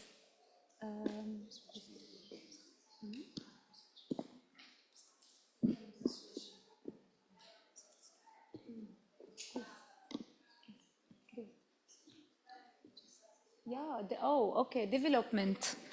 Yeah, development. Yeah, we will see answers coming in. Also, yeah, passion, future, innovations. Yes, we will definitely speak about innovation as well. Yes, what else? Come on, we're more than 20 in the room, guys. There's only 5 people answering. Yalla. Yalla. Okay, so it's been slow, so thank you. Yeah. Conversations. Okay. Yeah. Yeah. Great. Great insights. Youth priorities. Definitely. Definitely. This actually exactly what we really hope to foster through today's session. The conversations, the dialogue, like all of this experience. Okay, we will give less than 30 seconds, or yeah, yeah. Okay, so while you are actually putting your inputs, thank you so much for them, and we will already keep them in mind while our lovely discussion today. So just to kick things off, this session, it's worth to mention that this session is part of the World Food Forum Youth Assembly, a space where young people from across the Near East and North Africa can share experience, exchange ideas, shape solutions for agri-food system, which is very important topic. Today, we will reflect on the progress and hear from inspiring speakers are here, and the most importantly thing that we will definitely want to listen to you. So before we begin, a few quick housekeeping notes to keep in mind, so it helps us to make the most impact of this session. First of all, the session is being held in hybrid format. Here is an Ethiopia room in person and online through Zoom. Let's remember to be respectful and to listen actively. Every voice matters here. This is what is the most important for us and deserve to be heard. So please try to listen actively. Also, keep your remarks brief, please. And so like other can get the chance to speak and to represent themselves. We want this to be an inclusive space. So let's make sure that we value the experience of young people, indigenous people, and rural communities throughout our discussions. Some quick technical reminders as well. Please make sure that your phone are on silent and to use the microphone when speaking so our online audience can hear you. As we mentioned in the beginning, if you are online, please keep your microphone muted when you are not speaking and don't forget to mute again after your intervention. Please ensure to stay at time so we can meet all of our objective of the session today. And last but not least, interpretation is available in English, French, and Arabic. So feel free to listen or speak in whichever language do you prefer or you are comfortable with. To use the interpretation, you will find the earpiece either on the table in front of you, on the table side of your chair, and please be comfortable around, like to put it in your ear. You can use the dial with the numbers to select your preferred language, and the dial the triangle symbol to adjust the volume. So, for those who's joining us online, interpretation is available directly through Zoom interpretation portal. So please select your preferred language from the menu. So I will actually invite each Youth Policy Board member in the room to briefly introduce themselves by share their name and country. So please, Youth Policy Board, I will start from myself. I'm Rand Al-Khushman from the Near East and North Africa Youth Policy Board, and I'm so happy to be here with you today. Nada.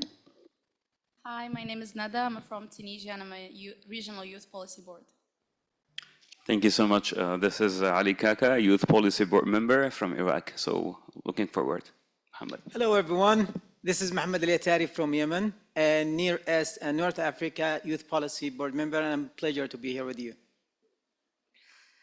Hi everyone, I'm Riham Helmi. I am from Egypt, Youth Policy Board supporting MENA region and thematic lead on climate change. So, thank you very much to all my colleagues for introducing themselves. So, before we begin, I would like to take a moment to outline the objectives for today's sessions.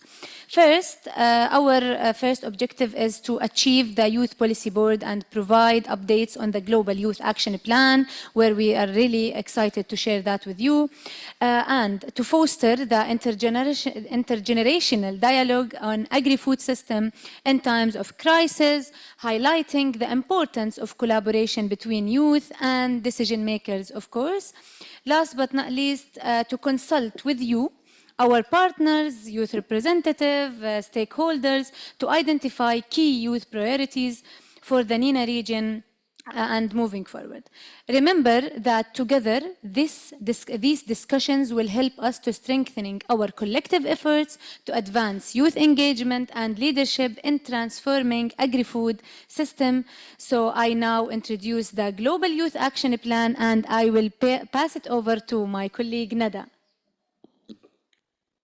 Hello everyone, thank you Rand, and welcome everyone again. I am very happy today to share with you the progress that we've made together since last year under the Global Youth Action Plan with focus on our region, the Near East and North Africa.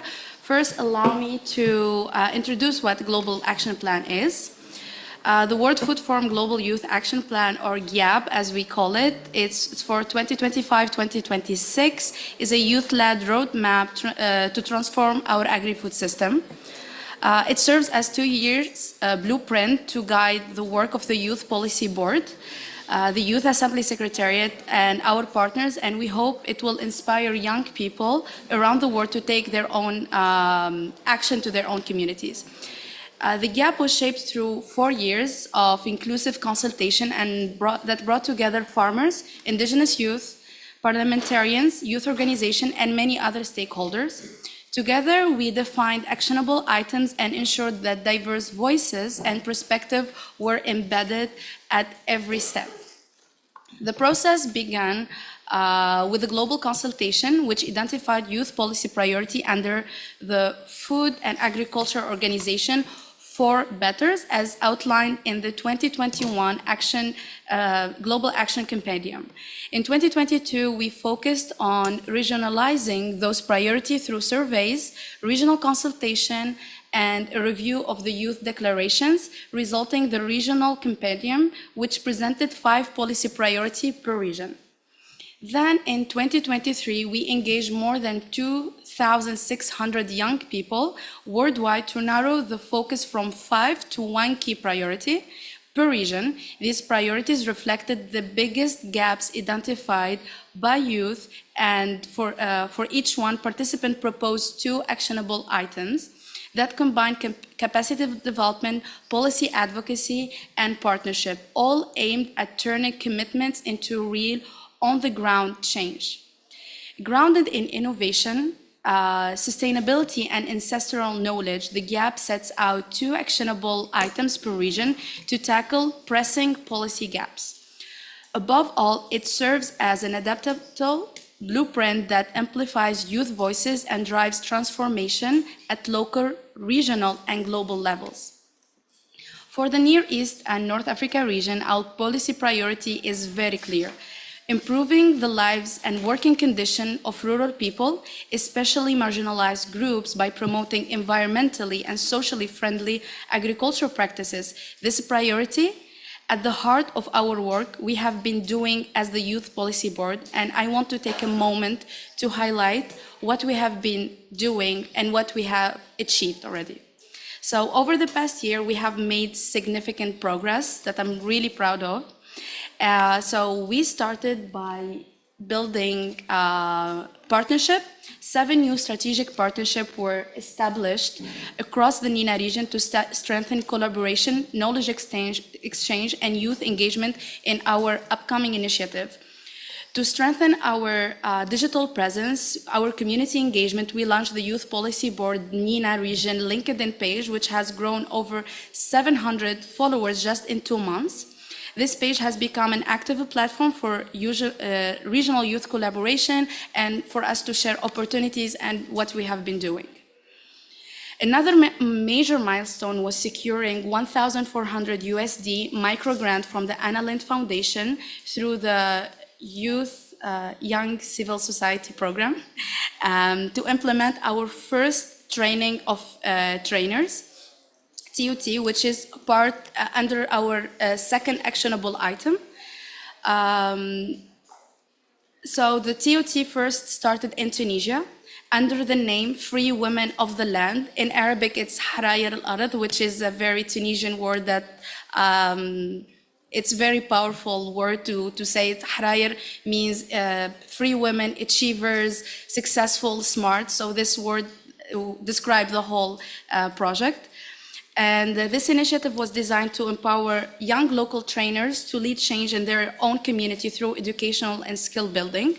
Through this program, we have trained 5 young local trainers, and we equip them with the knowledge and tools to address key issues such as gender equality, climate resilience, family farmers, and green entrepreneurship. These 4 themes at what rural women needed in Tunisia.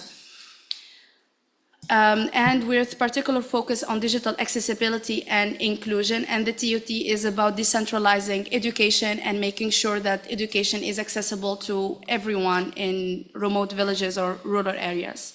Building on that, the trainers developed and published a series of online educational videos, each paired with a knowledge test and a certificate.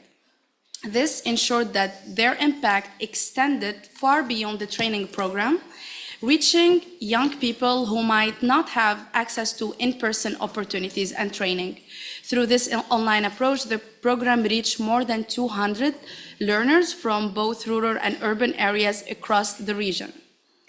Building on these successes, we were able to secure 13,500 USD in funding through joint support from UNESCO and the Green Grant Fund to establish our Youth Innovation Hub in the NENA region. This hub will serve as a regional platform to nurture innovation, creativity, and collaboration among young people working in agri-food system and entrepreneurship. It will officially launch following this flagship event and will continue through April 2026. This hub will offer mentorship, capacity building, and most importantly, seed funding for youth-led agri-food project and startup that promote sustainability, social inclusion, and technological innovation. To strengthen the dialogue and exchange of ideas, we have also organized a youth-led dialogue webinar under the UN Youth Office Initiative. This event gathered over 200 young people from our region, providing them with a platform to share their experience and challenges and innovation solution for building sustainable agri-food system. And now,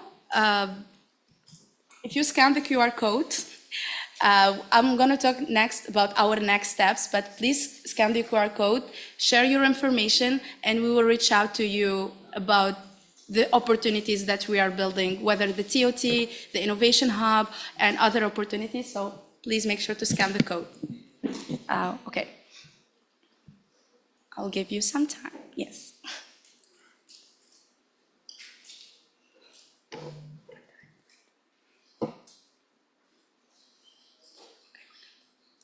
I'm almost done. 3 minutes. Okay. Thank you. So now we're moving to the next steps, which is very exciting. Okay. We are happy that we're extending our TOT activities to Yemen, Egypt, and Jordan. And I just want to note something, that our TOT are tailored to every country. So the training, we make sure to do like a needs of assessment and see what that country needs the most or what that region needs the most. And this is the whole point of making the education inclusive and accessible to everyone and tailor it to context of the region of the city or the country. So yeah, we're expanding for now to Egypt, Yemen, and Jordan, but we're expanding to the whole MENA region. So whoever interested in helping us, make sure you filled on the form. Thank you. And following the successful implementation of the training of trainers in Tunisia, our trainees are now actually preparing to deliver the workshop in person with women from the rural areas and remote villages. So starting from this weekend, our trainees will start implementing the project and we will see the impact in real life. So we're also, as I said, launching our regional innovation hub, beginning with a training and mentorship program that will connect young innovators with experts to co-develop sustainable agri-food solution. And we are very proud to be collaborating with the Precision Agriculture Hub to organize 4-part webinar series on agriculture and youth in the NENA region. These webinars will highlight youth perspective, best practices, and opportunities for innovation in agri-food system. And one of these sessions will be dedicated to elaborate and edit the youth consultation document that we'll be working on it today, the last segment of this session, and ensuring more young voices are heard in this paper. And our ultimate goal with this paper to be presented as the first ever youth declaration at the FAO Regional Conference, NERC, in 2026 next year, making it a milestone moment for youth participation in shaping the region agriculture and innovation solution agenda. What we have achieved over the past year is the result of collective effort, regional collaboration, and shared belief in the power of youth-led change, and we're looking forward to have a bigger impact this year and share our journey with you, but also have you on board with us. This is the beginning, and I'm really excited for you to be with us throughout the way. Please, we will share with you everything, our LinkedIn page and everything. And now I would like to open the floor to you if you have any question about the gap and what we have done so far. So thank you.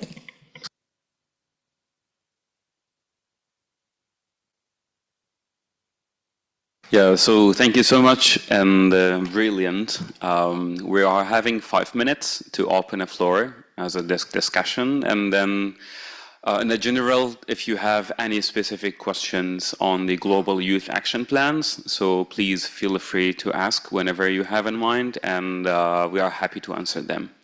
Please go ahead if anyone has any questions. In a general, global youth actions in the MENA regions, within the achievements, developments, in terms of the plans, how we have came through.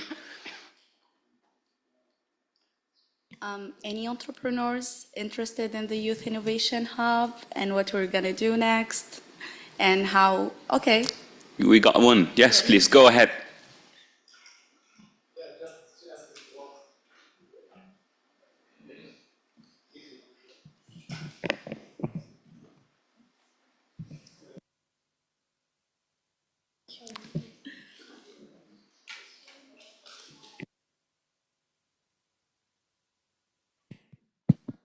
Mic check. Thank you, thank you. Yes, please, go ahead. First, thank you for the presentation and congratulations for what you did. Yeah, I have a startup in Tunisia and I'm interested to join the Innovation Hub that you presented.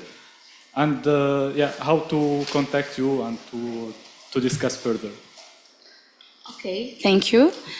First of all, did you scan the code? Yeah, I did. Okay, yeah, okay, that's the first step. And the Innovation Hub is more for junior level entrepreneurs. We will mentor them along the way from point A. It will be ideation at first, and we will just support them, mentor them until they find the good idea. Then they will have personalized mentorship. And then there will be like a green hackathon competition, and the winners will have funding. And then they will be connected to in a business incubator in their country to make sure that there's always a next step, and we're with them as much as we can. Yeah, I'm not gonna say till the end, it's hard, but we will be with them as much as we can, and we try to support them throughout the way, because that's the whole idea. We want to bridge the gap between agriculture and innovation and create solutions for our region, and that's our aim. Amazing, thank you. Welcome. Thank you so much. Yeah, anyone else wanted to share his ideas or ask any questions? Maybe it align or match within what already Rand or what we have did in the MENA regions reflect? Yes, please go ahead. Hi everyone. Thank you for this. It's quite needed in the region. Hi, I'm Nicholas, by the way, from Lebanon, representing the Young Scientists Group, and very happy to be among you here today. My quick question is, we're focusing on the earlier stages of innovation, which is the concept initiation, and moving forward, since there has to be continuation at some point. Are we planning, or is the hub planning to work with financing mechanisms, investment mechanism, microloans mechanism that could see the program ongoing or offer a core funding moving forward on the early stage? And if not on the early stage, maybe on later stages when entrepreneurs reach something called the valley of death, in order to move on the valley of death, which is something that it's quite important on the entrepreneurial level. Thank you. Thank you so much. Well, I'm not expert in entrepreneurship, but as I said, they will have micro fundings for the winners, and we will try to connect them with the people that can support them after winning the competition. Even the team that did not win, we will still do the follow-up and connect them with the people that can support them. Like here, we're already networking. We're getting even World Food Forum has like innovation lab initiative. So we're trying to see what's the best practice for each one. That's why like throughout like along the way, we're networking and seeing more ideas on how can we support them. As you said, the next step matters because they can have the fun, win the game, and win the competition, then nothing. So that's the point that we're focusing on, but that will be in the next 6 months. So any ideas is welcomed for us to implement. And this is the whole idea of this session. We'd love to hear your ideas that can support us and make sure that the hub is really a successful project and can actually support young people. So please, anyone who's you also, yeah, of course, can share with us their feedback and ideas and best practices. We'd love to hear from you.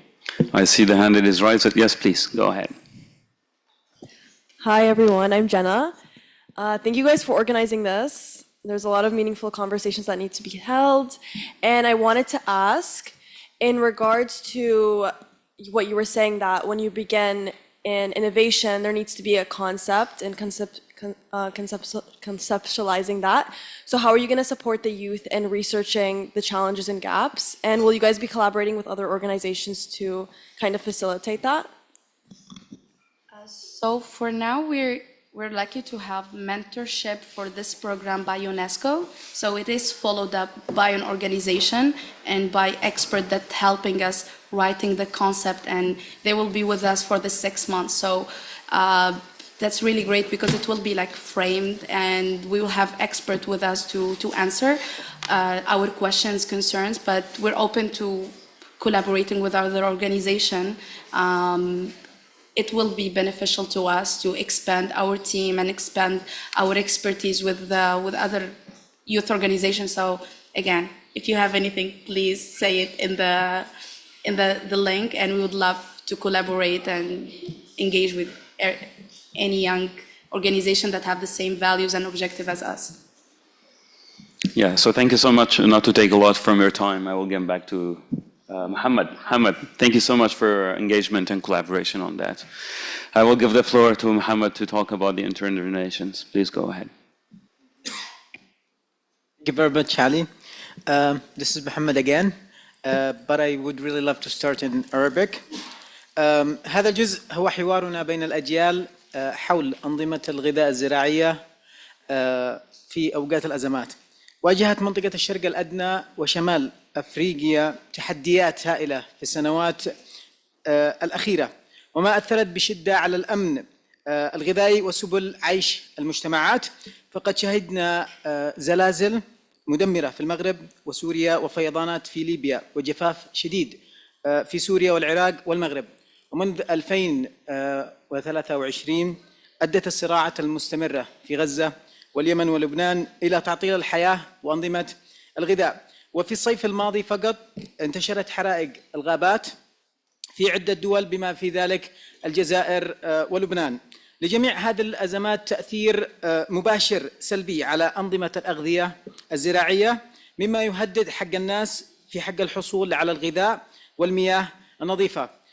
ولا تعاني هذه الآثار بالتساوي.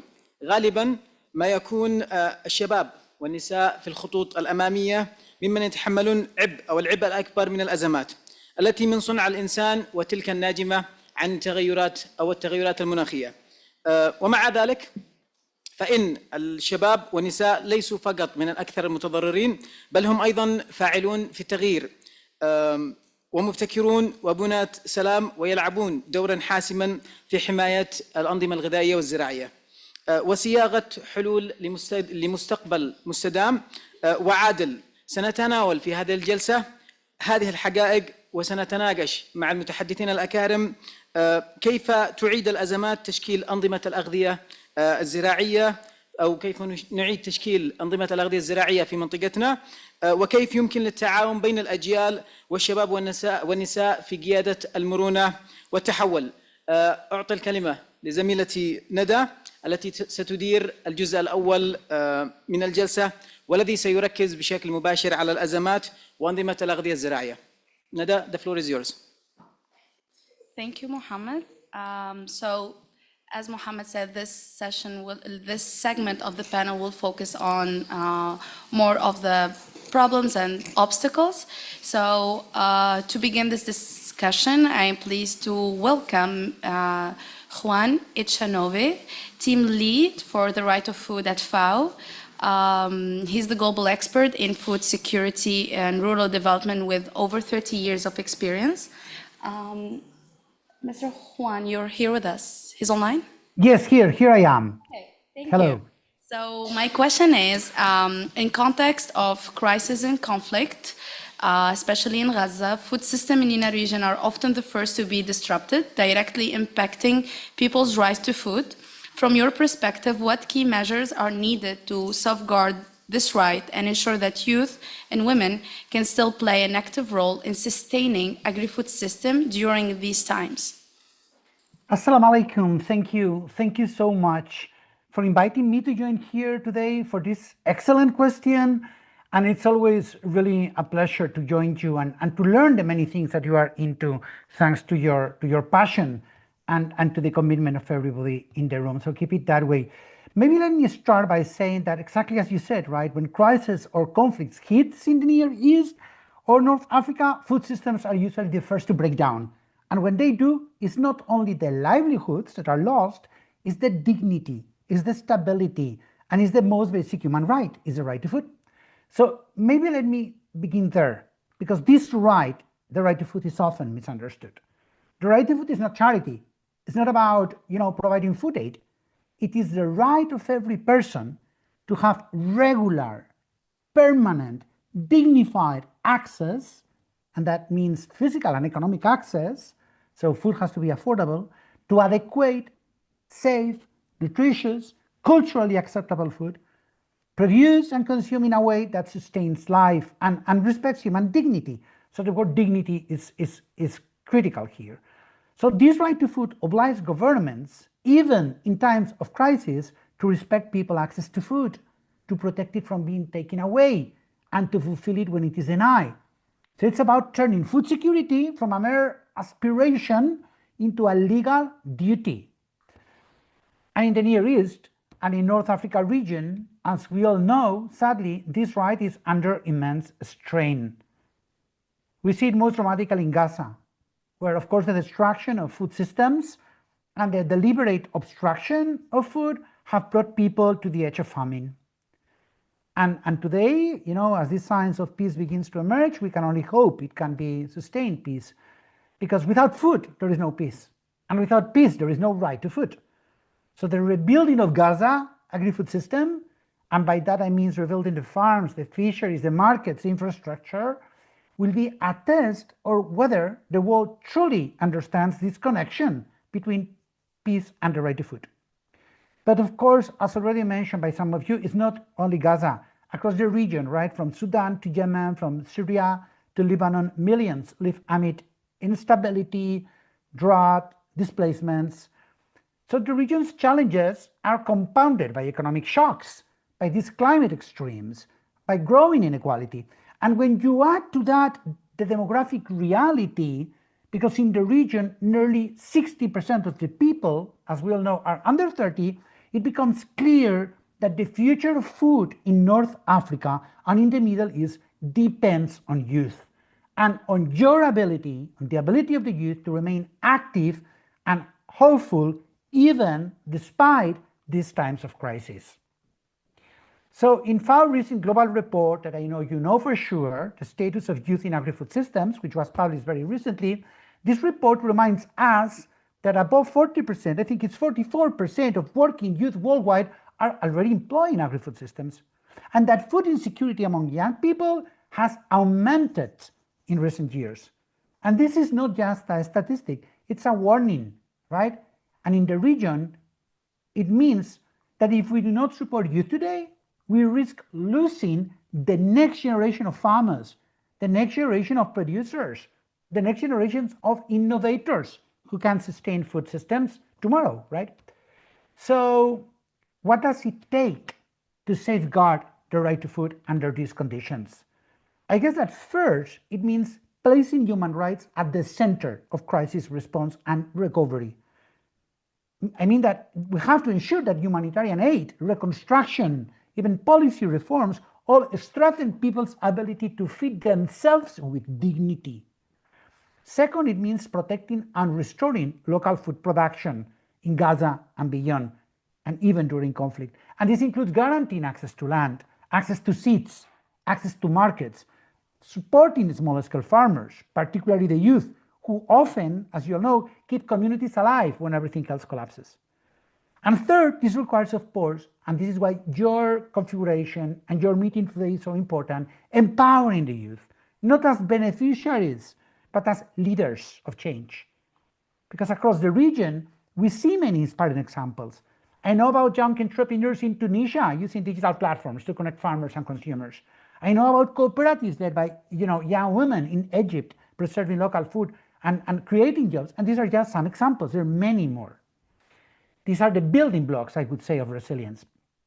So in the Near East and in North Africa region, as we all know, the region also faces a kind of silent but profound transformation that we also have to keep in mind, which is the shift in diets, because the traditional, diverse, plant-rich diets are being replaced by imported, ultra-processed foodstuffs. And this transition is driven, as we know, by urbanization, by global markets. But this transition actually undermines both nutrition and culture. So protecting the right to adequate food, and the word adequate is very important, means also protecting people access to healthy, sustainable diets that also reflect these traditions and the climate and the local context. And maybe, because I don't want to extend myself much longer, let me add something, which is that it is impossible to talk about food in this region without talking about water. They go hand to hand, right? Because water scarcity is not a future threat. It is a daily reality in your countries. The region is the most water stressed in this planet. And without water, agriculture cannot survive and food systems collapse. And this is why FAO keeps emphasizing this nexus between food and water with peace. So, friends, ultimately, I would say that safeguarding the right to food in times of crisis, right, means basically defending life itself. It means making sure that every measure we take, from emergency assistance to national planning and anything in between, helps people reclaiming their autonomy, their dignity. Again, the word dignity is key, and their capacity to feed themselves and their communities. Because youth are at the heart of this transformation. You carry the creativity, the energy, the resilience that the region needs. And our role as FAO, as partners, is to ensure that your rights, the rights of the young people in the region, and the right to food for all are not suspended in times of conflict, but strengthened by the way we respond to them. So, shukran, thank you so much. It has been my pleasure to be with you today.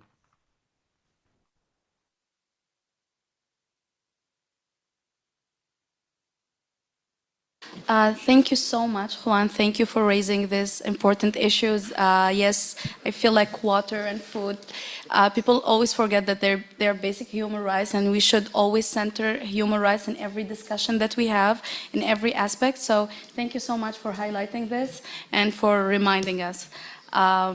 So next, I'm delighted to welcome Yasmin Al-Ahmar, leader of the World Food Forum Libya National Chapter, and a geological researcher. She's also contributed to Libya's Water Security Strategy Development Project 2025-2050 and the Food Security Strategy Implementation Project. So Yasmin, my question to you, Libya's agri-food system has been severely affected by overlapping crises, most recently the devastating floods, alongside ongoing conflict and climate pressures.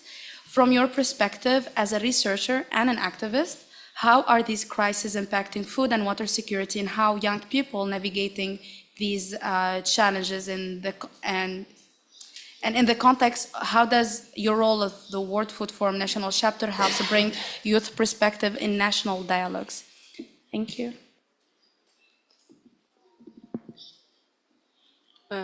شكرا جزيلا. يشرفني طبعا ويسعدني اليوم أنني نكون معاكم في مقر منظمة الأغذية والزراعة ممثلة على الفرع الوطني الليبي. في البداية أنا حابة نشكر وزارة الشباب الليبية لدعمها لهذا الفرع الوطني. الحقيقة لولاها لم تكن ليبيا موجودة هنا اليوم. التحدي الذي نواجهه في ليبيا ليس تحدي قطعي معزول، لكنه أزمة وجودية متعددة الطبقات مثل ما ذكرتي، نتيجة لتقاطع الثلاث محاور، منها ضغوط المناخ، عدم الاستقرار السياسي، والاعتماد غير المستدام على موارد المياه الغير متجددة. من منظوري يعني كباحثة متخصصة في المجال، فتشخيص واضح وقاطع أن النظم الزراعية في ليبيا تتآكل بفعل هذه الأزمات. ليبيا حاليا تصنف عالميا كواحدة من الدول الست الأكثر تعرضا للإجهاد المائي، ويقل فيها نصيب الفرد من المياه المتجددة عن 120 متر مكعب سنويا، وهو مستوى أدنى بكثير من خط ندرة المياه يعني المطلق.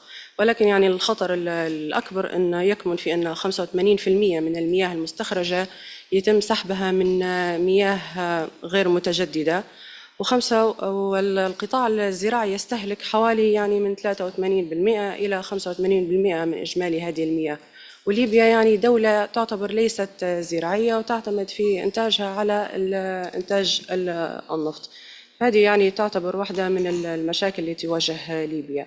فيما يتعلق بالتغير المناخي، يعني الكارثة التي حلت بفيضانات الشرق الليبي بسبتمبر 2023 أثرت بشكل مباشر على الأمن الغذائي. يعني السيول تسببت في خسائر فادحة في منطقة الجبل الأخضر، جرفت الأراضي، أتلفت يعني المواسم، تسببت في أزمة إنسانية مائية وغذائية. يعني نزح في الشرق الليبي أكثر من 44 ألف شخص بسبب هذه الأزمة. ولكن طبعا يعني حنتكلم يعني على دوري الاستراتيجي انطلاقا من عضويتي في فريق استراتيجية الأمن المائي ليبيا. فمهمتنا أن احنا نحول هذا التشخيص القاسي إلى إطار عمل تنفيذي يضمن الصمود من خلال تبني منهجية الترابطية نكسس. اعتمدت الاستراتيجية الوطنية للأمن المائي في ليبيا الترابطية بين الماء والطاقة والغذاء والبيئة، وهذا ليس شعار ولكنه ضرورة حيوية لكسر العزلة القطاعية، لضمان موائمة السياسات والاستثمارات وتأسيس آليات حوكمة مشتركة لضمان الاستخدام الكفؤ والمستدام لمواردنا الشحيحة. لذلك نحن ندرك أن استدامة الأمن الغذائي الليبي لا يمكن أن يستمر بالاعتماد على المياه الأحفورية الغير متجددة. لذلك هدفت الاستراتيجية إلى دمج مفهوم البصمة المائية والمياه الافتراضية في سياستنا الزراعية والتجارية.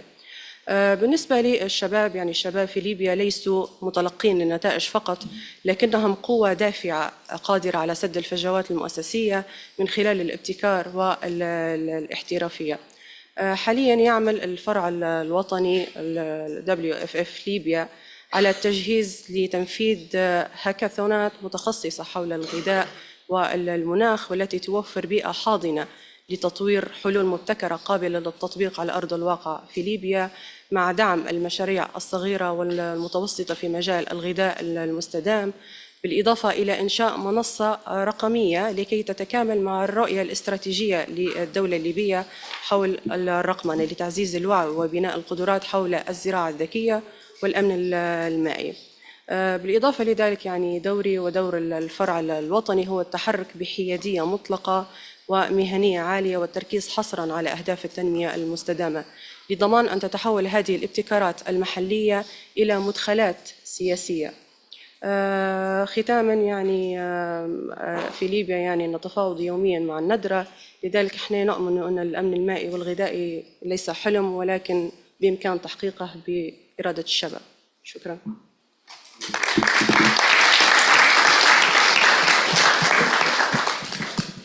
Thank you, Yasmin. Thank you for highlighting and echo the voices of Libyan youth and telling us more about the context.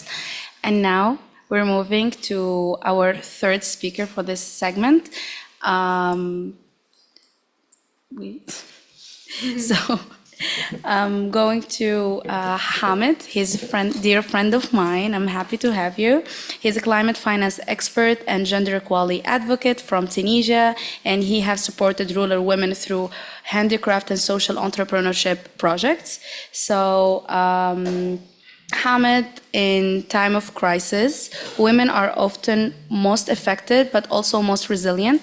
What lesson can we learn from these experiences to ensure gender equality remains central in the agri-food solution? Thank you. Thank you so much, Nadeh, for the question and for the introduction. Hello, everyone. I'm very happy to be here today and to share my experience as a proud feminist from Tunisia and a climate finance and rural development expert. So I just mentioned I'm from Tunisia, and I got the opportunity to work in many small rural areas across the country. When you walk there today, unfortunately, you can see how climate change has changed everything. Fields once full of olives and wheat now stand dry and empty. Many farmers lost hope and have left to look for other jobs and opportunities because they don't see a future in the land anymore. But what touched me really the most as a feminist is that women really stayed.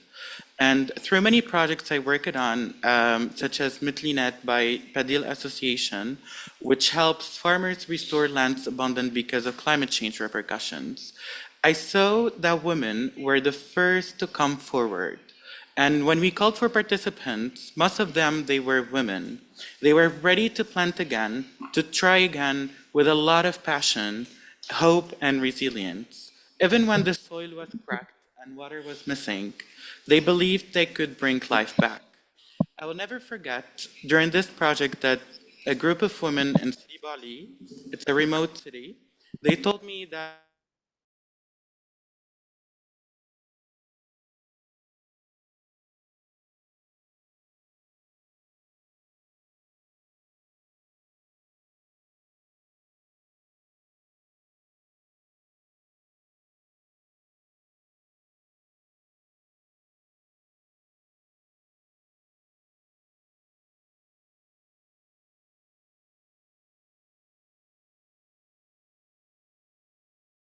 less than men by 30 to 40% less, even when they do the same tasks and work the same hours.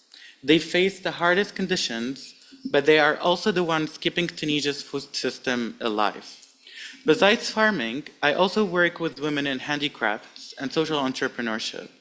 Through my initiative, #SheThrives, I've coached women who make traditional food and crafts, like harissa, couscous, handmade baskets, turning them into small businesses.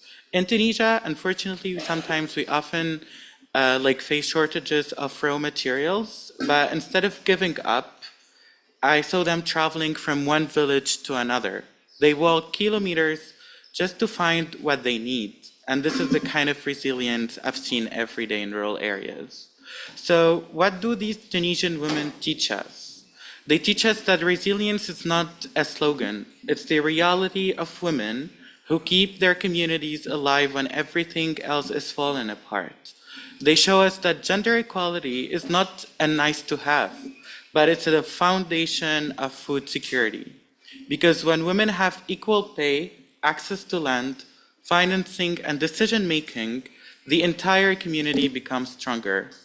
And they also remind us that behind every plate of food, there is the work, the hands, and the hope of women.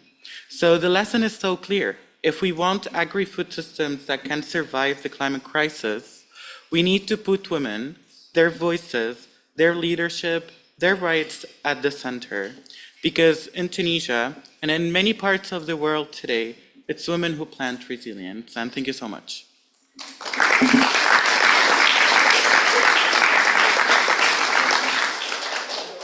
Thank you, Hamid, for the powerful story and the words and the very emotional. As Tunisian, I know what you're talking about, and I've seen those very sad scenes. So now that we have reflected on the challenges our region faces, let's move to the next part of our discussion, where we will focus on solutions and agency. I'm pleased to invite my colleague Riham to lead us through the second segment of our panel. Thank you. Thank you. Thank you so much, Nada, and thank you for all our speakers who have really powerful insights. In this segment, we turn to solutions and agency, exploring how youth, women, and community can be enabled or empowered to drive positive transformation with decision makers and international organizations in agri-food systems in MENA region. And I would like to begin with Mr. Minaris, independent chairperson of the Council of FAO. And our question is about the times of crisis. So agri-food systems in MENA region can face production, financial, and governance challenges. From your perspective as independent chairperson of the Council of FAO, how can financial and governance mechanisms help stabilize these times in these systems and empower youth and women to lead long-term transformation? Oh, well, thank you, Riham. Thank you for the invitation. It's a pleasure for me to be here today. I was keen to arrive as early as I could so that I can also engage and enjoy listening to all of you. But before I start, can I say to everyone, good afternoon? No, I mean, a louder answer. I see that everybody is in the room had a good lunch. So, so I just want to make sure that we are all engaged in the discussion. It's a very, it's a real pleasure for me to be in such a setup with a lot of youth from different perspectives, different backgrounds. I think this is the diversity we are all looking for in FAO and specifically in the WFF. And as for the specific question, allow me first to start by explaining very briefly to all of you what an ICC is, what's the independent chairperson of the council is. The council is in fact a governing body of the FAO and is responsible for making the decisions on behalf of the FAO conference, which is held every 2 years in reference to the topics under the mandate of FAO. And this is taking us to the question shared by our dear colleague Riham regarding, for sure, the empowerment of youth and women transformation. And I think when we speak about financing mechanism for empowering youth and women, I think it's very important to put into our consideration the importance of having tailored programs specifically for women and youth.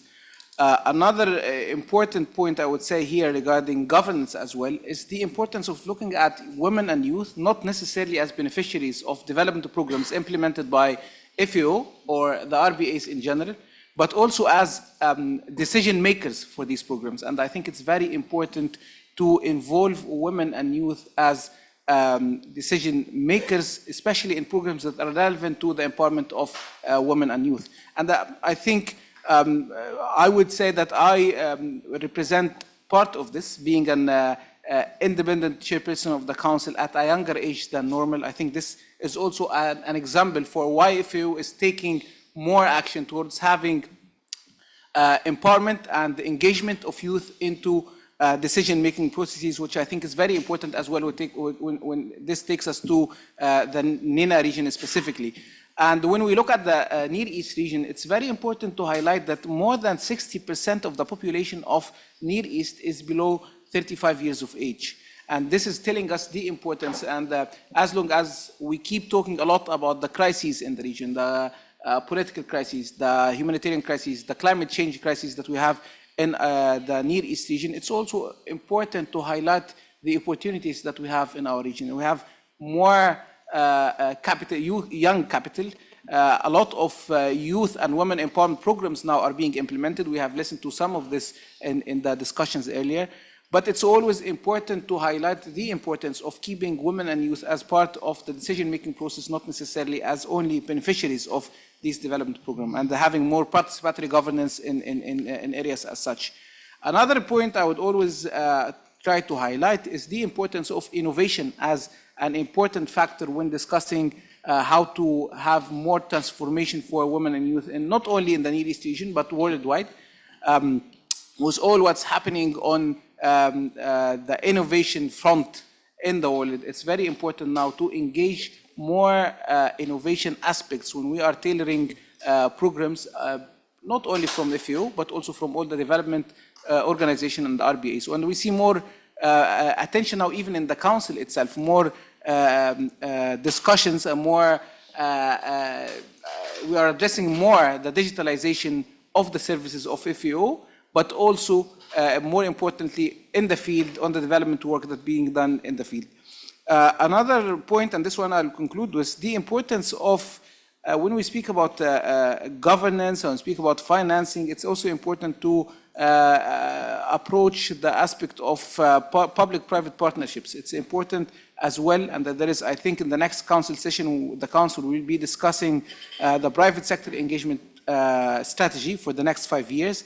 And this is an example for the tools that we have as a council of FAO that is addressing specifically women and youth. There is for sure other tools that we have in the organization, such as the voluntary guidelines of the Committee on Food Security, the CFS guidelines on women empowerment as well as on youth. There is also the climate change strategy that was adopted in 2022, and I invite you all to have a look on this one because it's also targeting topics of like the ones we are discussing here. It was the climate change strategy of 2022-2031. So these are all examples that I'm trying to share with you today about how FAO Council, as part of the bigger FAO governing bodies, are addressing topics such as financing and governance of women and youth transformation. I stop here. I'll be very happy to share any further comments if asked. Thank you.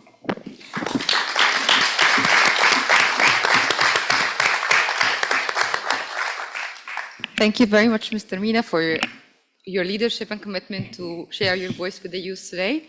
And I'll be moving to the next section, which is about innovation.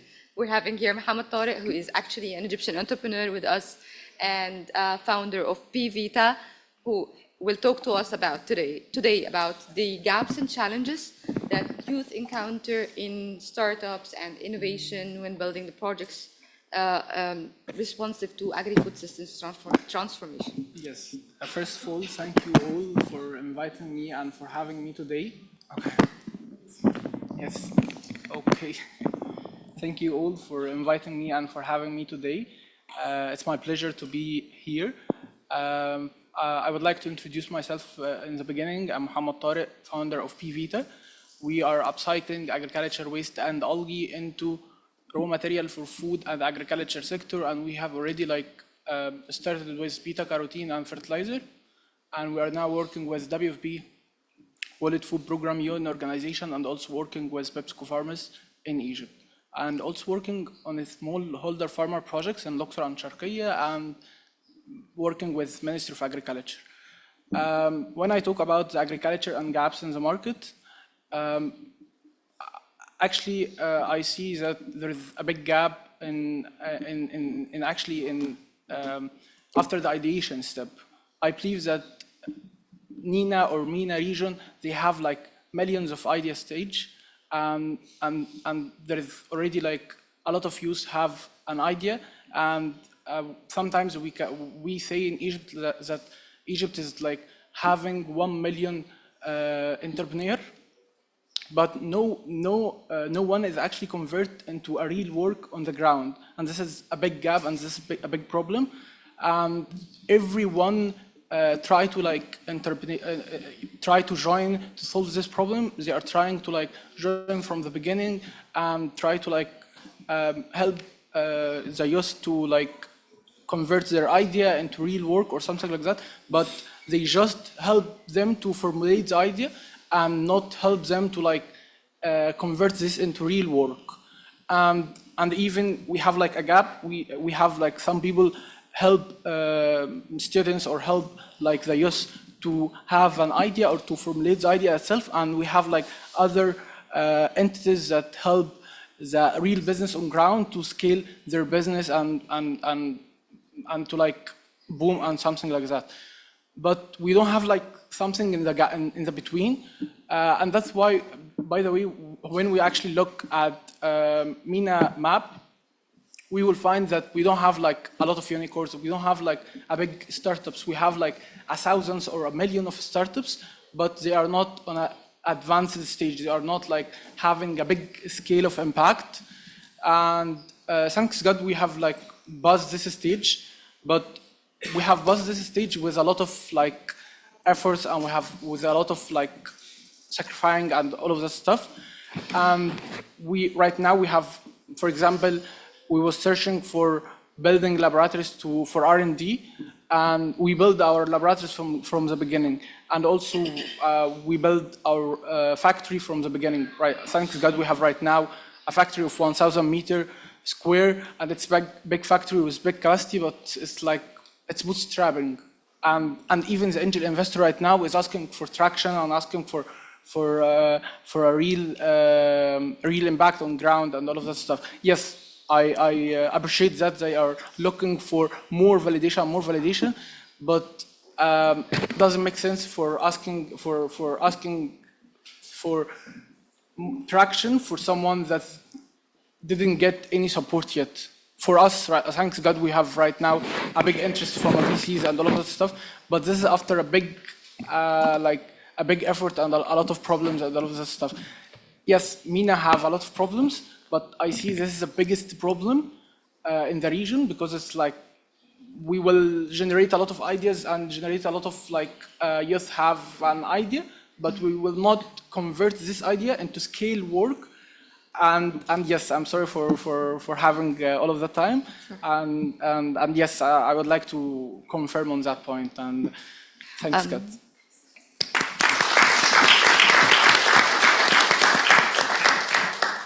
Thank you so much, Muhammad, for sharing your insights. If I can summarize, so you said the challenges lies in like lack of mentorship to accelerate innovative projects and lack of R&D solutions that can scale up the but after that projects. It's a lot. We are moving to our next speaker, and I appreciate taking this conversation. Actually, I think many of our speakers would like to engage. So, and moving to our next speaker, we finally reached to Nicolas Ghulam, who is an AI rural engineer and strategist, and also a young scientist group member. So today, actually, Lebanon has been at the intersection of conflict and climate crisis in recent years, which has deeply impacted its agri-food systems. As a young scientist working in rural development and climate-smart agriculture, what solutions do you see that you can bring forward to build resilience and agency in these contexts? And how does your engagement with What Food Forum and Young Scientists Worker Group supports amplifying these solutions on ground? Thank you. Hi, everyone. Can you hear me well, properly? Perfect. So first of all, let me note that whoever is responsible for this owes me lunch, because my title, my description is wrong. I'm not a program policy officer for climate and food systems at WFP. Just so let me just note that, but it's fine, all good. Lunch tomorrow. Okay, amazing. So thank you for the question. Lunch. Either of okay, 2 lunches then.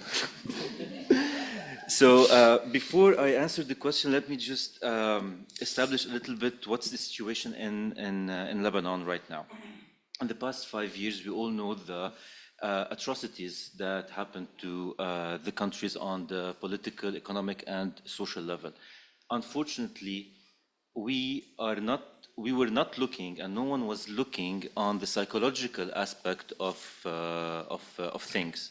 And the psychological aspect of things in Lebanon is quite representative by something called learned helplessness, or in Arabic, al-ajz al-muktasab.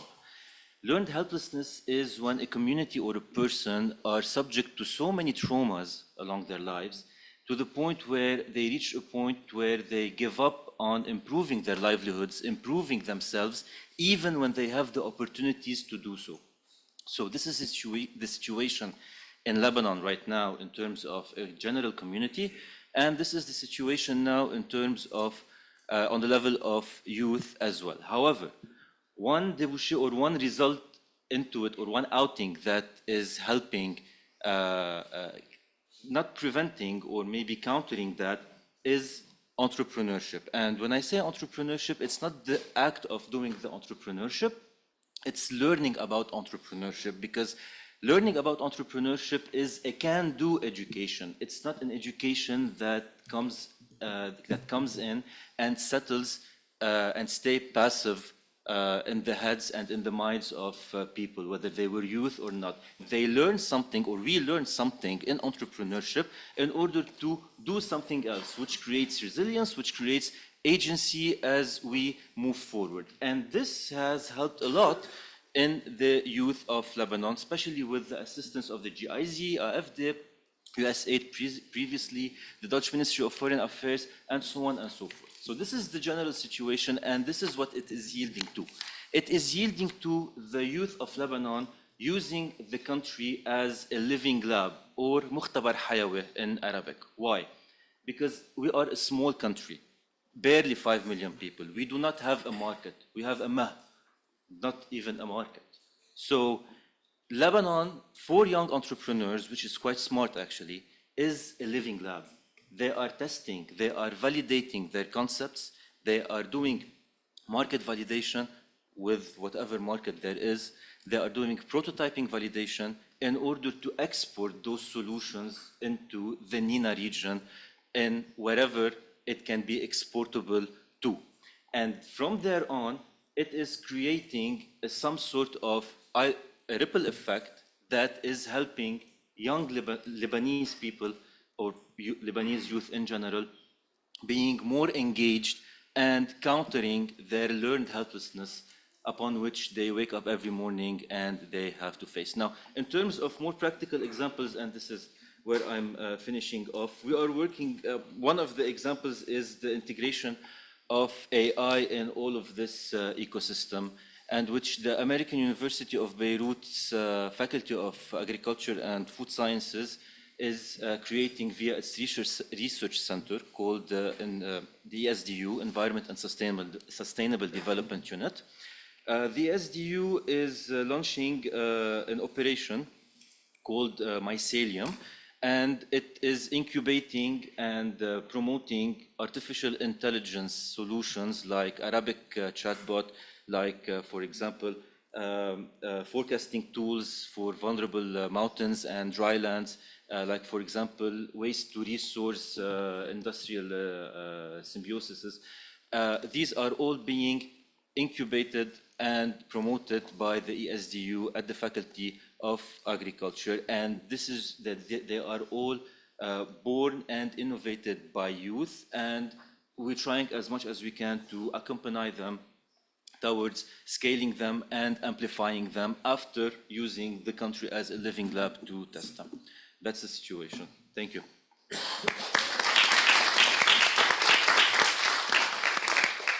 Thank you so much, Nicholas, for highlighting how science, psychology, and technology integrate with youth, and that can build stronger, more adaptive food systems in the face of crisis. And thank you for all our speakers for their rich and inspiring contributions. Today's discussion has reminded me of how challenges in agri-food system can lead to resilience and further changes and action on ground, whether it's complex or simple, and that youth women are already leading change through innovation, knowledge, and community action. Thank you. So I will be, as we move forward, we continue to foster intergenerational cooperation, ensuring that youth perspectives are not only heard, but acted upon. Together, we can build agri-food systems that are inclusive, resilient, and sustainable for all. Now I give it back to Nada. So Nada, the floor is yours. Thank you, Riham, and thank you to all our speakers for their really insightful intervention. And now for final remarks of our panel, I would like to give the floor to Ahmed Yusri, the World Food Program representative.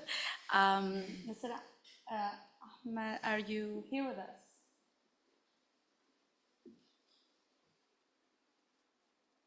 Can you hear us? Yes, I can hear you. I hope you can hear me well as well. We can hear you Perfectly, thank you so much. So my question is, in time of crisis, humanitarian responses are often urgent and short-term. How can intergovernmental organization like the World Food Program help create inclusive long-term strategy for a resilient agri-food system that meaningfully engage women and youth in their design and implementation? First, thank you very much for the invitation and the opportunity to be part of this fabulous event. To answer your question, I'll start with the WFP mandate. The mandate is to ensure food security and nutrition for vulnerable population, especially during crises. In the MENA region, we operate in 11 countries, some of which we carry out serious humanitarian response, like in Palestine, Syria, and Yemen, among others. So starting with the question to answer you, why to work with youth and why to shift from short term to long term? Youth represent third of the population in the region. More than third of the youth live in conflict-affected locations. In our statistics, about 20% of the internally displaced population that we support are young people. Similarly, for women, women constitute a large population, over third of the population that we support in many regions, and can exceed that. This demographic representation poses challenges and opportunities when we operate in this context. If we need to break the cycle of poverty and poor food security levels, we need to act on the agricultural food systems with our partners, and we need to target these important members of the communities and the population. Recognizing that, we look at the opportunities, how to achieve results fast and efficient. And I would say we see in the young people opportunities as they are the drivers of innovations, drivers of resilience, and they can propel fast, inclusive development. We recognize their vulnerabilities, exclusion from decision-making, not holding primary assets in the communities, high unemployment, and this gets us to know where should we work and act.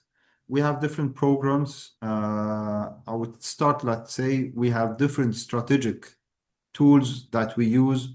We have the WFP strategy that identify priority to work with women and young people. We have youth at work programmatic area with expertise in our HQ. We have the regional priority here in the regional office in Cairo for engaging with young people and achieving youth transformation, shifting from youth blind programming to transformative programming that include youth at the design and identifying needs, engage with them in implementing the activities, target them in the benefit from our interventions, and later on in the evaluation and creating the enabling systems to support sustainable food systems. At more local levels in the countries, we have the strategic plans, and it's essential part of our checklists that we look at the level of youth representation explicitly in the data and in the programming. Also, women representation and targeting in the design of the strategic programs that last between 3 and 5 years in the country offices. And this trickles down to the design of the interventions and the programs. that's how we strategically act on shifting from short-term to long-term development of agri-food system. I can derail more and more and more, but already I see that colleagues have covered many of the important points.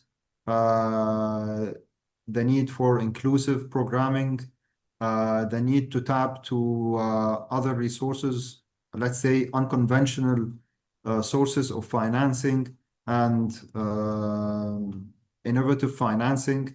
And we have really good examples like Mohammed from BVita. He's already collaborating with our innovative accelerator program in WFP. I'm happy to see him in this forum. We support innovation and we try to target young people and women in innovation, training programs for all, mentoring. And also it's important that we open the locations of our operations to young people to learn and engage. This is part of some of the activities that we provide, inviting students from universities or technical schools or fresh graduates to engage in our operations, who will be the next line of, let's say, producers of food, operators of certain facilities related to processing and production of foods, and different jobs. Thank you.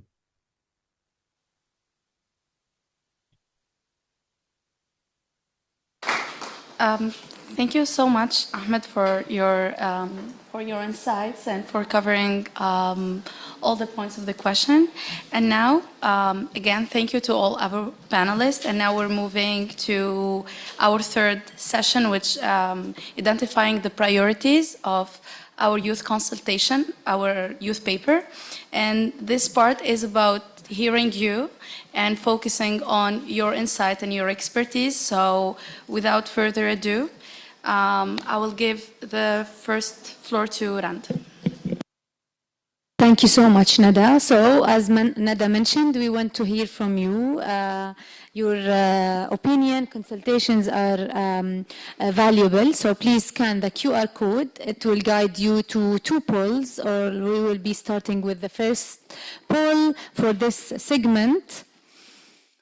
And okay, I will give you 30 seconds to scan the QR code for those who's joining in person and who's joining online.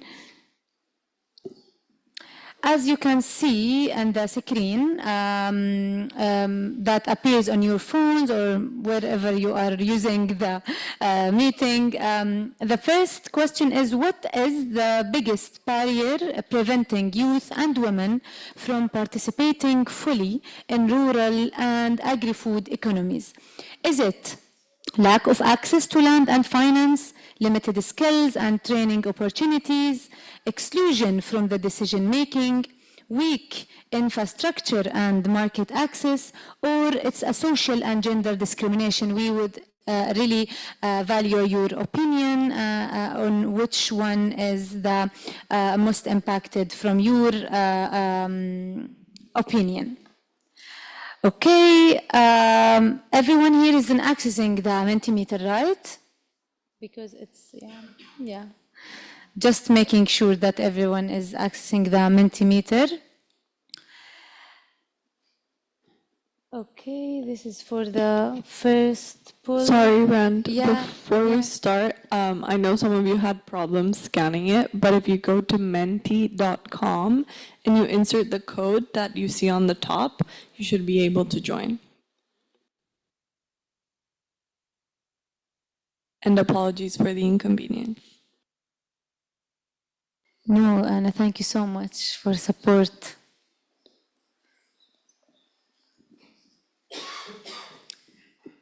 Let's see what is the biggest barriers from our valued participants' opinion.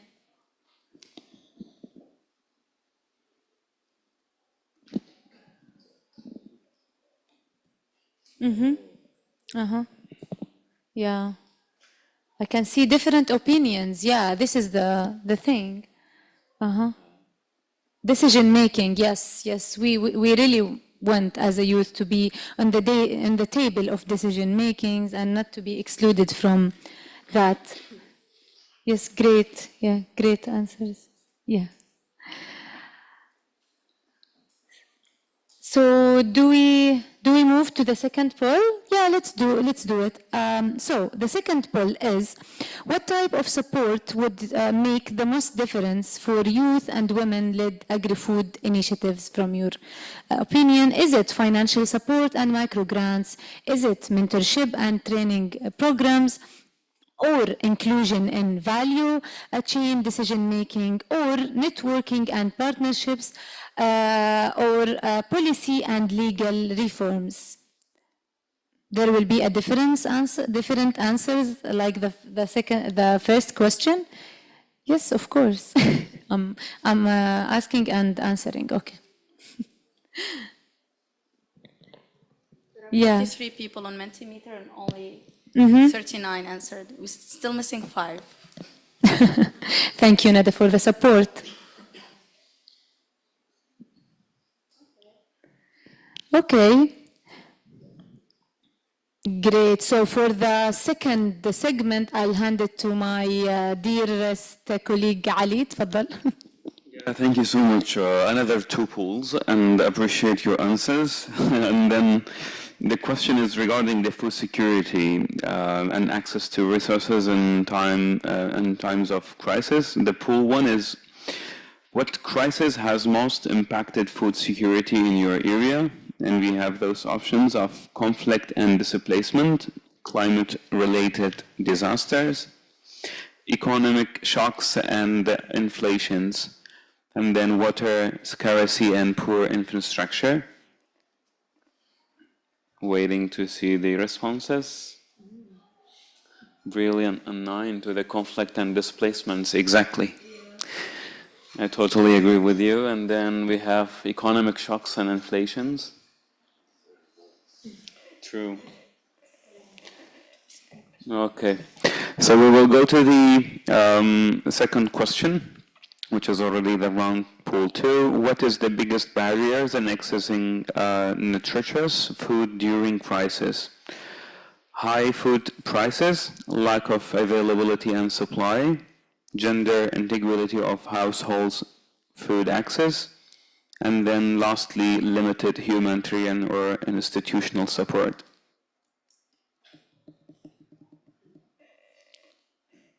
Okay, نفس التوافر والإمدادات, exactly the supplies. So how many participating? High food prices? Okay, so we have 0 for the gender equality. I'm curious, dears. Okay, still like 18 people did not answer. Maybe some of the 18 will say gender. Exactly. Yeah, we have high levels now. Oh, yeah. It focused now. It focused, dears. Yeah, so thank you. I will even pass it to the round third, which is to my colleagues Rihan on the climate change. Rihan, over to you. Thank you, Ali, so much. So climate change, water scarcity, and innovation for a greener future. First question. Okay.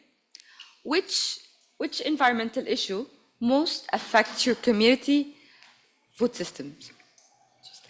So first thing, drought and water scarcity, floods and soil degradation, desertification and loss of arable land, rising temperatures and crop loss. I'm very excited because the questions were like very short and very fast, and let's see how it. So for the MENA region, okay, rising temperatures and crop loss coupled by drought and water scarcity. And as we have a lot of regions here, we also see floods, we see desertification and loss of arable land. Okay? We have 2 winners here. So, drought, water scarcity, and rising temperature. And if you are interested in water, we have tomorrow Rome Water Dialogue, and it's ongoing. Yeah, so on Thursday. And yeah, we can move to the next questions. What kind of innovative or innovation could be best support youth and women in adapting to climate change? Green technologies, digital tools, transitional ecological knowledge, policy and governance. So, also fast. I like the spirit. Many people interested in climate change, and I like that.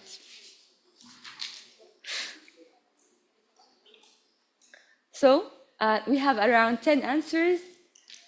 Pro green technologies, irrigation, smart farming, climate smart agriculture, which is very much, it's already a project with FAO internationally, climate smart agriculture. Policy governance as well is like 10 votes for it. So to two of the best innovative support solutions to adapt to climate change is policy, our policy, and green technologies. Both of them are now high. 20 people did Yeah, not answer. we're waiting for the rest. Yeah. We're waiting for the rest. We need to see like a lot of other voices, digital tools, maybe traditional knowledge. So, yeah, 18 more. Yeah. Are we going?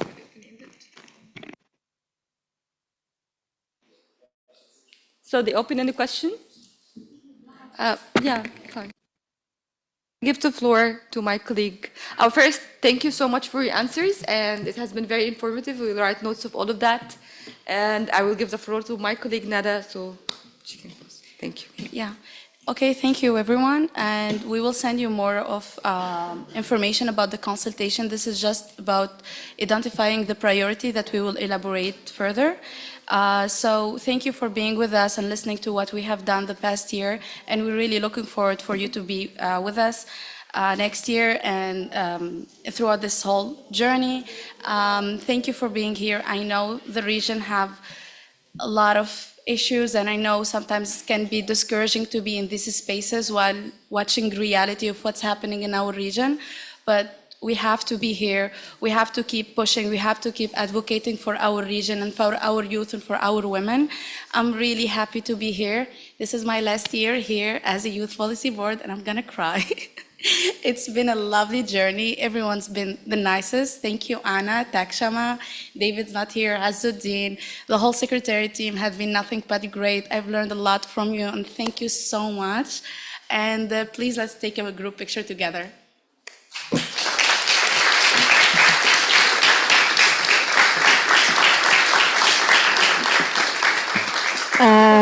Please, everyone, I have a Jordanian dessert with me as well. So please don't leave before having some. Thank you so much.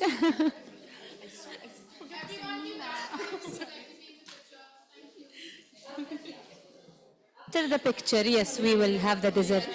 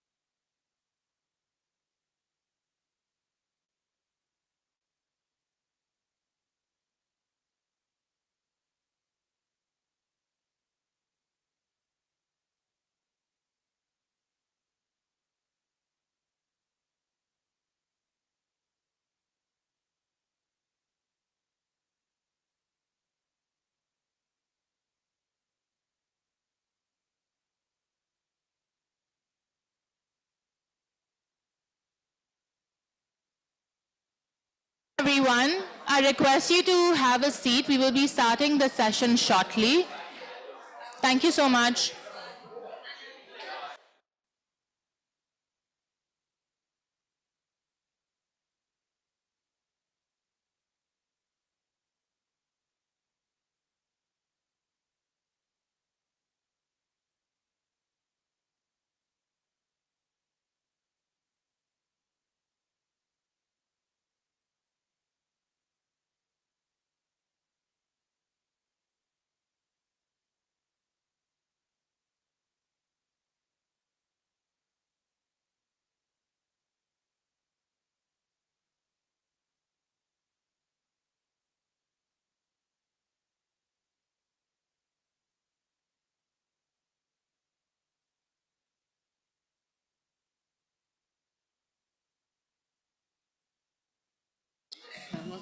In my direction.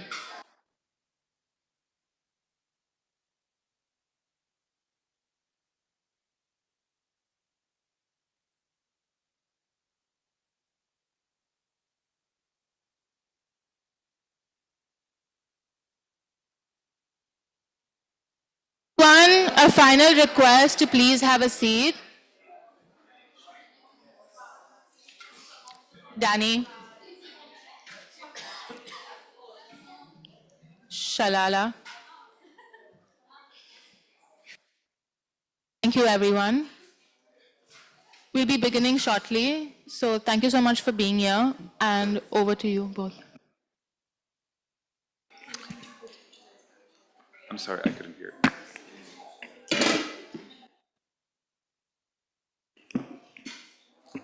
Good afternoon, everyone. I'm happy to see so many people joining us for this session. The name of this session is Indigenous Roundtable Youth Policy Board. Yes, something along those lines. maybe in a different. Okay, fair enough. So the way that this is going to work is for the first 20 minutes, I will be giving a condensed rundown of Indigenous people's rights, not the specific rights, but rather its sources and what the practical meanings of that is.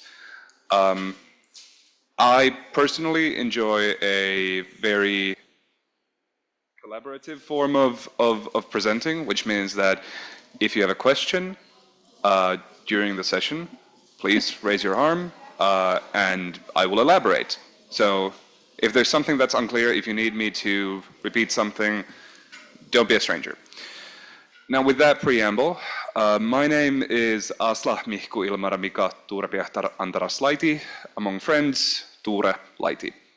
I co-chair the Global Indigenous Youth Caucus for a second year now. I'm a board member of the Sami Youth Association Finland, which is the primary youth advocacy organization for Indigenous peoples in Finland. And in my day-to-day work, I am an Indigenous peoples policy specialist in a Finnish climate strategy agency. Safe to say, I live and breathe Indigenous peoples' rights professionally and in my volunteer work. So, first off, Indigenous peoples' rights are human rights, definitionally. And we are going to be talking here about Indigenous peoples' rights in the context of international law. That is to say, Indigenous peoples' rights, as we know it in these spaces, are grounded in international treaties and in declarations. Now, when we go to look for Indigenous peoples' rights text on that, usually people end up with the United Nations Declaration of the Rights of Indigenous Peoples. That's a really good place to start. However, that is not where the rights of Indigenous peoples originate. Instead, Indigenous peoples' rights are gathered into the United Nations Declaration on the Rights of Indigenous Peoples from pre-existing international treaties that outline human rights. To make that more simple, in a number of treaties, for instance, the Convention on the Rights of the Child, There are articles that speak specifically about the rights of children that belong to indigenous or tribal minorities. How do we address these? So these are already explicitly stated as specific rights that are specifically for some groups rather than all, because they are protections. But these are also collective rights, the rights of indigenous peoples, not indigenous people, not persons, but larger social collectives. This comes from a reinterpretation of older international law, in which the first international treaties that we now in the modern era have were written for quote unquote all civilized peoples. Now, at the time of writing these treaties, explicitly by that wording would have excluded indigenous peoples because we were not considered civilized peoples. But that standard has shifted, and now indigenous peoples and indeed all cultures are considered civilized by virtue of their own metrics. The point is that older international treaty law, like the International Covenant on Economic, Social and Cultural Rights, for a practical example, Article 1.2 of that covenant mentions in one part, in no case may a people be deprived of its own means of subsistence. Now, again, when that was written, a people was meant to mean any civilized people. It was, at the time of writing, excluding indigenous peoples. But we are not we're not concerned with what the people meant when they wrote it. We are more concerned with contemporary interpretation of the law.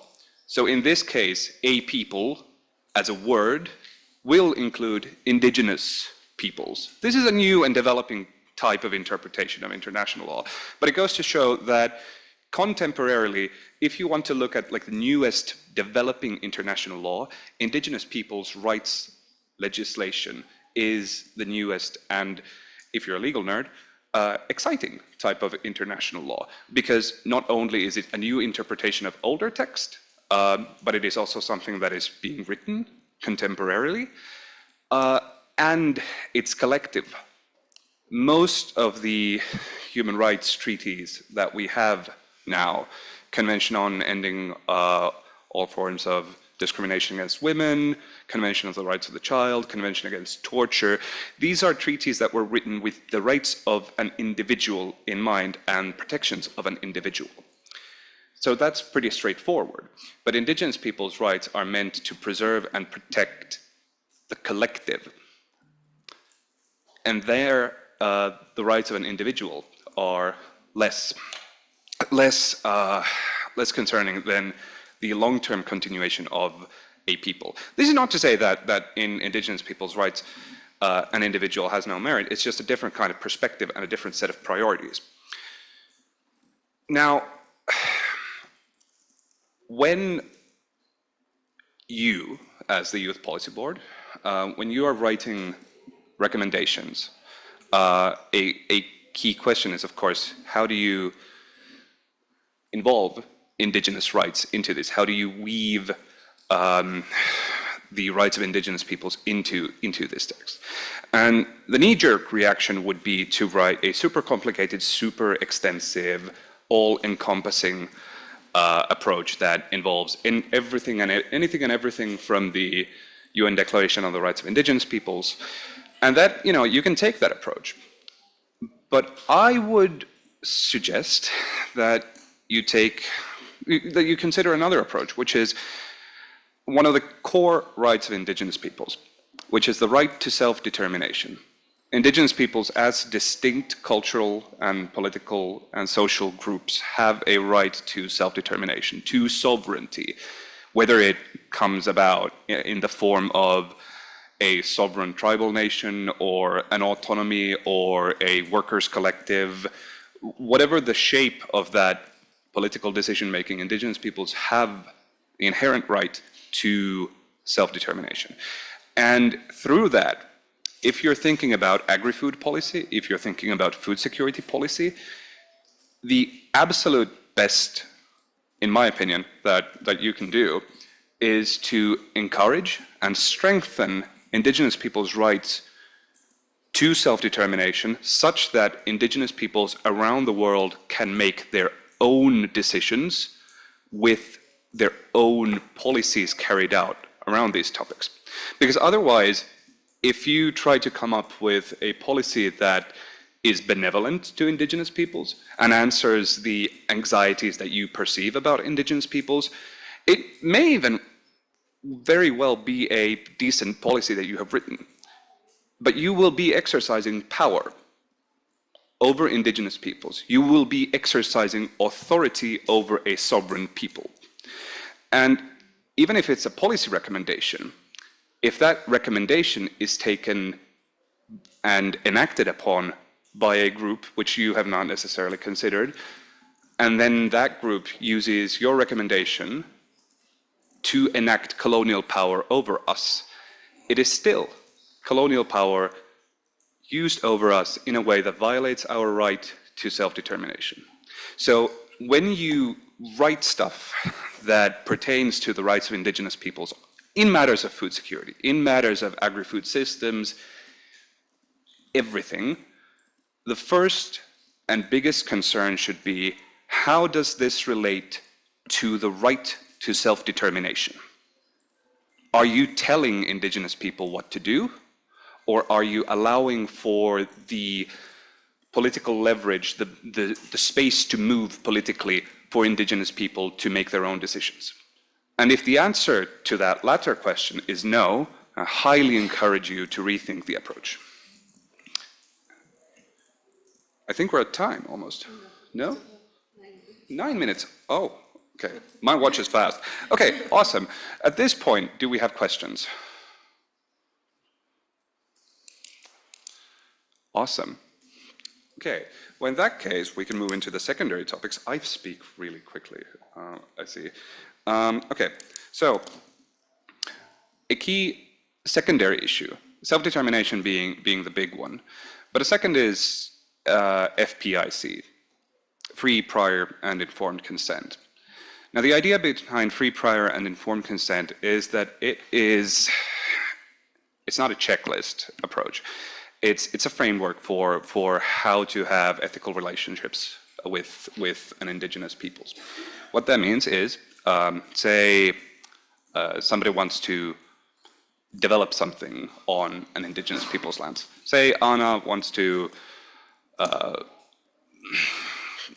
build a windmill on an electric wind turbine on the lands of an Indigenous peoples. In order to do so, she has to have free, prior, and informed consent to do so. And we're going to break this down. So what is free consent? Free consent means that the consent given is given without any pressure. It's not financially incentivized, and it's not through threatening or blackmailing, and it's not a consent that is gained through shattering the community, through infighting. Free consent. Prior consent. This means that Anna has to have consent to build her wind turbine seriously prior to her showing up. She can't just roll up with her trucks full of gear and say, I would like to build a wind turbine. Can I do it? Because then there's a time pressure on it. Informed consent. Now this is a two-parter. One is that Anna has to provide impact assessments. She has to explain what it is that she's doing, who benefits, why it's needed or perceived to be needed, what its impacts are going to be, etc. The other part of this is that we as Indigenous peoples, we have to be internally informed enough. We need to be able to actually make our own informed decision. This is about capacity internally. How do we ensure that we have, as Indigenous peoples in our own societies, a decent enough understanding of what's going on? Of course, the internal capacity question is not a concern for anyone who's not Indigenous. That is a issue for Indigenous peoples internally to solve. But gaps in information within community, within our political decision-making bodies, are things that are being used against us. If an energy company understands that a particular Indigenous people or a particular portion of that Indigenous people locally somewhere does not properly understand what it is that they're signing, they can be tricked into it.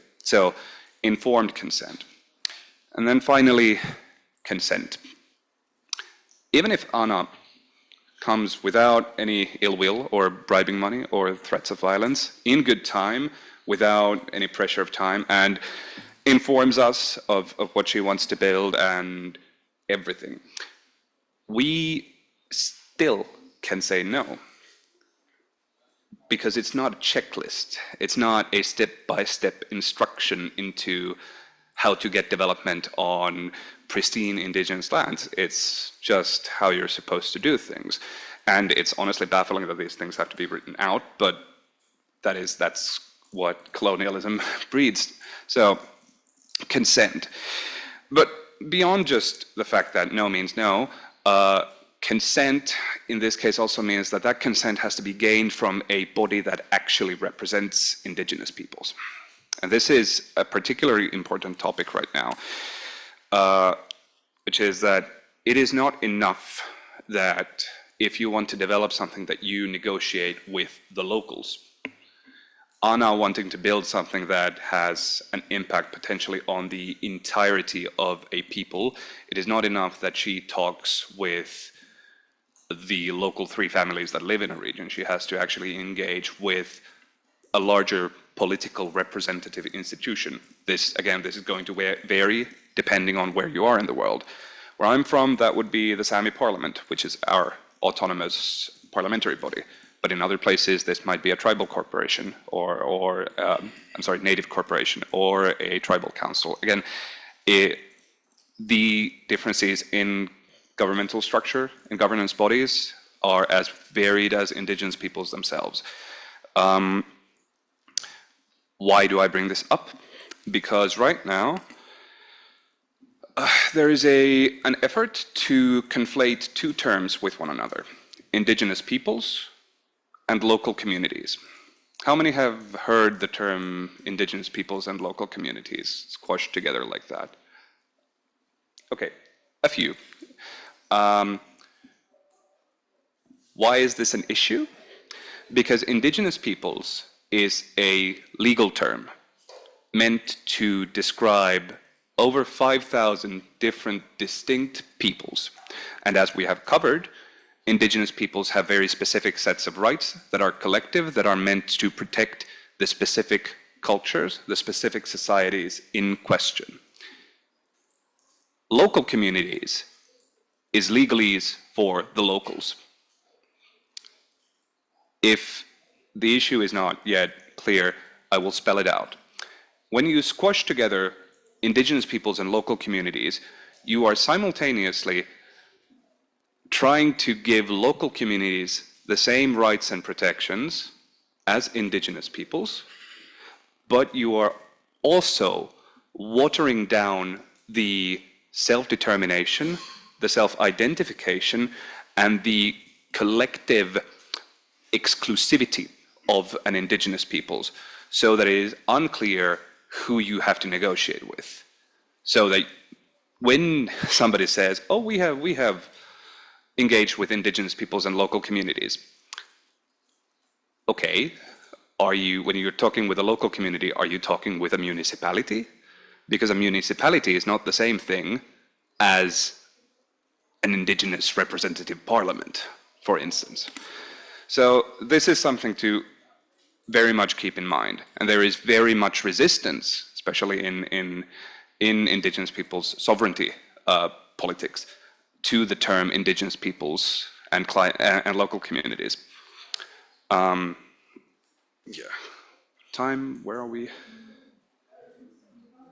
Yeah. Okay.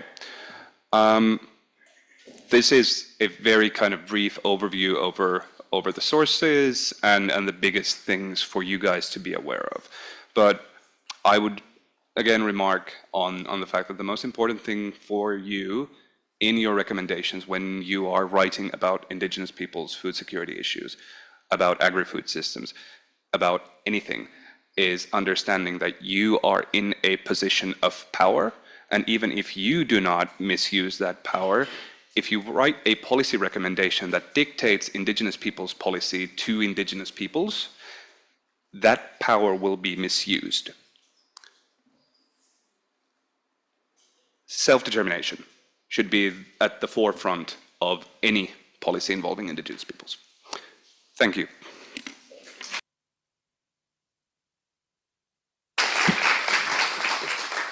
Thank you so much, Jure, for that explanation. As you said, informed consent, it's really important, informed free consent, and all the terminology and how we use it, it's really important as well. Just a small reminder for everyone that interpretation, it's available in English, Spanish, and French, so please feel free to speak in whichever language you are most comfortable with.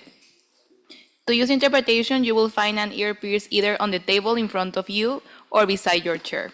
Place it comfortably around your ear. You can use the dial with numbers to select with your preferred language, and the dial with the triangle symbol to adjust the volume. For those joining us online, interpretation can be accessed directly through the Zoom interpretation portal by selecting your preferred language from the menu.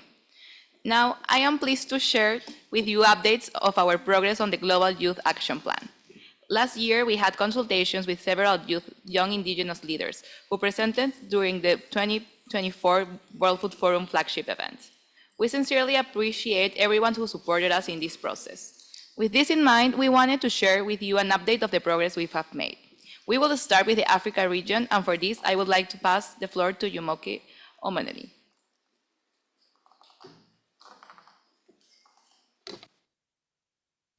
Thank you. Hi, everyone. I hope you're all doing well. My name is Jumoke Omadeni, and I'm a Youth Policy Board member representing the African region.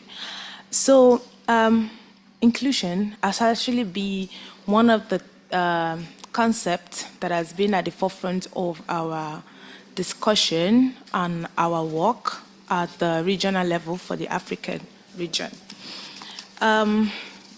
This morning we had a person from the Indigenous community also spotlighted one of the things that we've considered in most of our work, especially as it relates to Indigenous people. We want to ensure that our recommendations, this morning we had our regional consultation, and at the one of the outputs of our regional consultation is the compendium, which is a recommendation paper on the status of African youth, recommendation paper on the status of African youth as regards their representation in agri-food governance and decision-making processes. So the question has been around, how do we now ensure that Indigenous people opinion, perception are well represented in that paper? And we've been, going back and forth on how we can bring them on board to ensure that their perspective also contributes. But then I was a little bit, because of the insights you shared on the self-determination, it gave me a newer perspective on the direction on which this paper is actually supposed to go. And later, if you don't mind, I still have like a question I want to ask, which can maybe provide a little bit of clarity on how we can engage Indigenous youth and ensure that their perspective is also represented in that paper. Going forward, we also have the last consultation for the Agri-Voice series, which is actually the last stage for that compendium that we'll be producing from the Agri-Voice series. And we wanted to ensure that we consult the Indigenous people separately to come share their perspective and their opinion. This is where we will need you on board of that project. Thank you. Thank you so much, Jumoke. Now we would like we would like to know from Aisha and the Pacific. I would like to give the floor to Linona. I'm here. Salafalava, everyone. Malolele, Bulavinaka, and woman-specific greetings to you all. My name is Linona. I am a proud Pacific woman from the villages of Nayafu and Safotsu in Suvai, Samoa. Here on behalf of the Youth Policy Board of the World Food Farm, representing the Asia and Pacific region. The Youth Policy Board, as already mentioned earlier, is a board that implements initiatives from the Global Youth Action Plan, which was shaped through youth consultations across the world. This year, we've begun turning those conversations into actions that address our regional priorities. For the Asia-Pacific region, our two key priorities are, one, increasing awareness and knowledge on better nutrition and food labeling literacy, and two, building capacity for sustainable food production practices. At the heart of this work, we are also committed to At the heart of this work is also our commitment to sovereignty and agency, ensuring that Indigenous people, especially youth, lead the conversations and decisions that affect our food systems. This reflects the rationale of Terence Wesley Smith, who reminds us that communities must be agents of their own knowledge and development, not passive subjects of external interventions. So for the Pacific region, Asia-Pacific region, we are trying to develop a digital resource that bridges Indigenous knowledge with modern nutrition literacy. Through this initiative, we aim to co-create spaces where youth learn to interpret food labels alongside elders who teach the cultural meaning of nourishment, develop Pacific-centered labeling guides using our own languages, our symbols, motifs, and stories to make nutrition information relevant and empowering. We also are trying to advocate for inclusive food labeling policies that recognize traditional foods and promote healthier, locally sourced diets. Importantly, we're trying to avoid, as this gentleman has touched on, the free, prior, and informed consent. We're trying to avoid laboratory and pragmatic approaches, those that treat communities as experiments or focus solely on efficiency and outputs. Instead, our work respects cultural context, strengthens intergenerational knowledge transfer, and prioritizes community agency. We're co-creating solutions with Indigenous communities in the Pacific, not imposing them. By doing this, we're not only helping people make better food choices, we're reclaiming sovereignty over what we eat, we're protecting our heritage, and ensuring food remains a bridge between generations and not a barrier. So moving forward, we want to deepen partnerships with Indigenous communities, youth networks, and regional institutions across the Asia-Pacific to expand this work. Our vision is simple, that every child knows where their food comes from, understands what is in it, and takes pride in the wisdom that has sustained our people long before modern labels existed. Thank you. Thank you so much, Linona. Now let's hear from Europe and Central Asia. I would like to pass the floor to Elif. Hello everyone. This is Elif Mendes from Turkey, based in Istanbul. Actually, this topic is really close to my heart because I myself, as a Crimean Tatar, which is the internationally recognized indigenous people of the Ukraine, it's really important. Of course, we as Europe and Central Asia region struggle for the last couple of months to focus on the topic. So over the last 4 years, our region had tens of consultations, and at the end we decided to focus on the food loss related issues and then the increasing youth participation in food loss related topics. The first question that you may come to in your mind, why only food loss, not food waste? It was a really big discussion also for the last year's consultations, but at the end, Europe and Central Asia, it's a big region with different backgrounds, different kind of problems, but what unites us is the questions related to food loss. So we are aiming to increase the youth involvement across various fields and positions within the supply chain by fostering local collaborations. So we came into the conclusion that we will have 2 actionable items. One is enhancing knowledge and awareness on food loss in Western Europe. As you see, we divide the regions. And as a second actionable item, championing the youth voices in rural communities in decision-making processes in Eastern Europe and Central Asia. Up until today, we kick off a stakeholder network, which consists of 30 different organizations in our region. A couple of months ago, when we had a call for the stakeholder membership, we got more than 200 applications. It was really difficult for us to choose the stakeholder network members, But it's really pity that we had difficulties to reach out to Indigenous organization. You said something really important. We cannot dictate anything to any Indigenous group. But in that sense, we literally need your help to shape the policies that we plan to implement on the ground.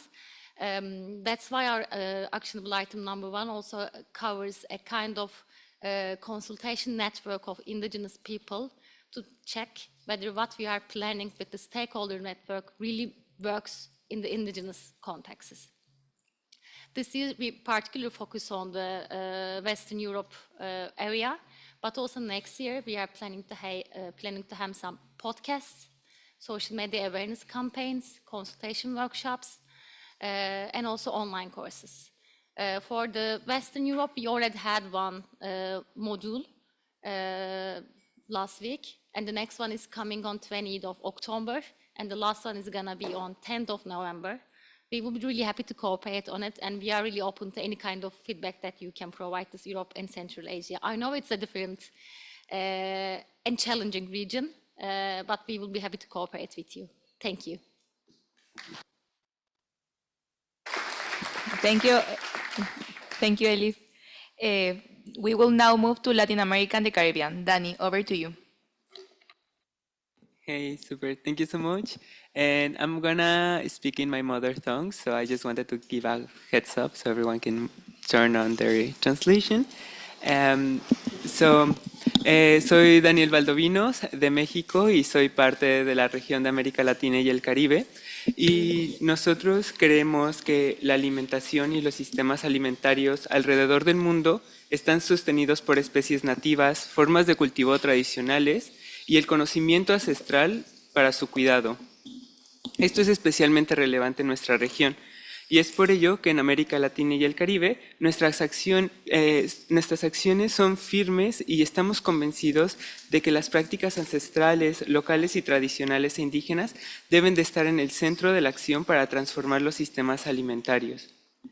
Es por ello que en América Latina y el Caribe construimos estas acciones, que son 4, pero quiero hablarles de una específica que se basa en la transferencia, conservación y preservación del conocimiento ancestral en nuestra región. Esta segunda acción, que le nombramos Diálogos por la Tierra, estamos construyendo o esperamos construir un espacio de co-creación para contribuir a la revitalización, el resguardo y la transmisión del conocimiento indígena, local y ancestral dentro de los sistemas alimentarios.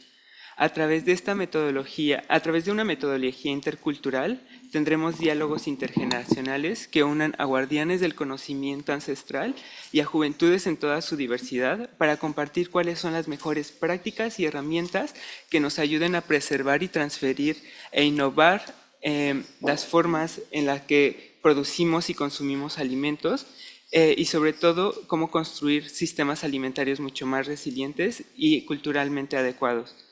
Para ello hemos construido un grupo de trabajo con el que colaboramos conjuntamente. Me encantaría que lo pudiéramos mostrar, pero son 4 mujeres indígenas increíbles que están en Ecuador, Guatemala, México y Bolivia, que nos están ayudando a construir toda la metodología y poder acercar las acciones del Youth Policy Board a los territorios con los que queremos colaborar. Y bueno, hay jóvenes que queremos alcanzar más con esto y nos gusta mucho estar en esta sesión para poder hacer un llamado a que más juventudes se unan a este grupo de trabajo, porque la región de América Latina y el Caribe construyó sus prioridades con la colaboración de miles de jóvenes en toda la región, en la mayoría de los países, y buscamos que la implementación de este programa sea igual de colaborativo, especialmente con juventudes indígenas. Por ello queremos continuar trabajando conjuntamente para que la preservación de los sistemas alimentarios tradicionales no solo sean esenciales para tener dietas sanas y adecuadas, sino porque especialmente para América Latina y el Caribe, tener y conservar los conocimientos ancestrales que sostienen nuestras dietas es la defensa de nuestra identidad misma. Y bueno, hasta aquí dejaría un poquito lo que hacemos en América Latina y el Caribe.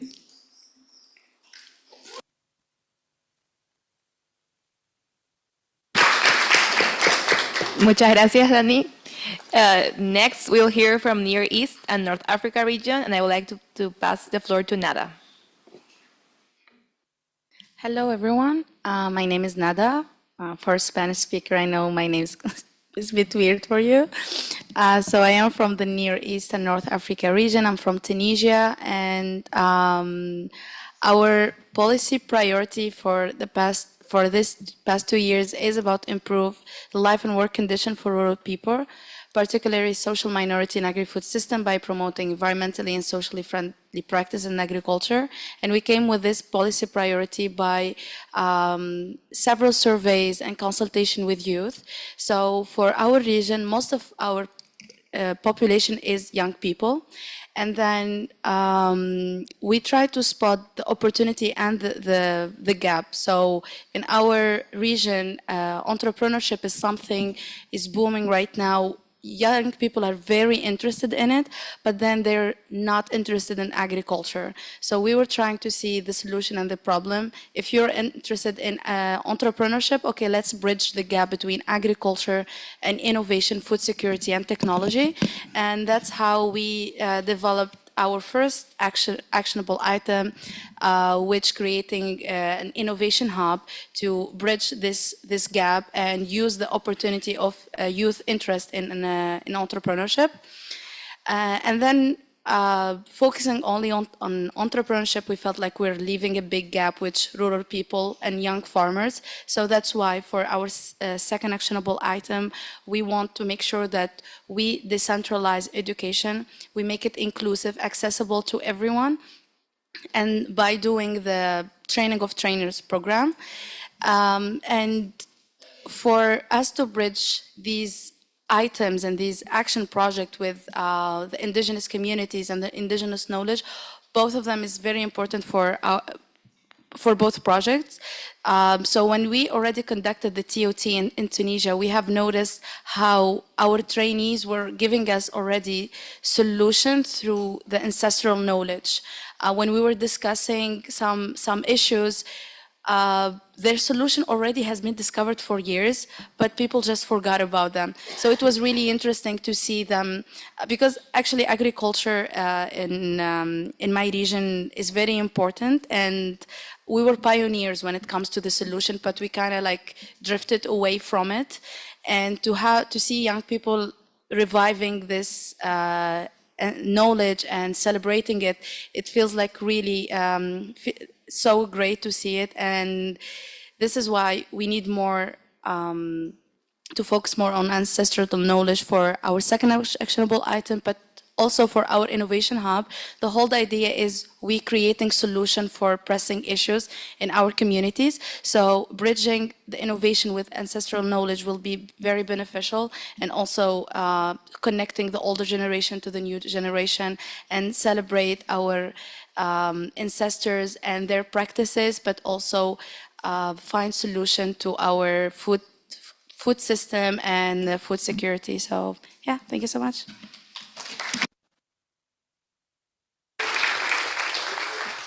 Thank you, Nada. And last but not least, we turn to North America, and I would like to give the floor to Chanel. Hi, everyone. Thank you so much. I'm Chanel, Youth Policy Board, and I'm really, really appreciative of having a little bit of time to talk about what we've been up to. So as was kind of explained, the Global Youth Action Plan was coming out of a consultation wherein we recognized in North America that there was a lot of kind of not a lot of knowledge about the food waste hierarchy, which led to the development of our priority around food waste, engagement, and youth. But also we noticed that there was a lack of integration on our part of perspectives and from Indigenous communities, and an integration of knowledge from those communities as well to inform both our policies in general and also our implementation. So coming out of that kind of realization, we put ourselves to the task of creating an Indigenous Youth Advisory Council for North America. This is to be a collaboration with the Global Indigenous Youth Caucus, and kind of the goal is to have a bridging mechanism between communities and young people, Indigenous communities and young people across our region, and the Youth Policy Board.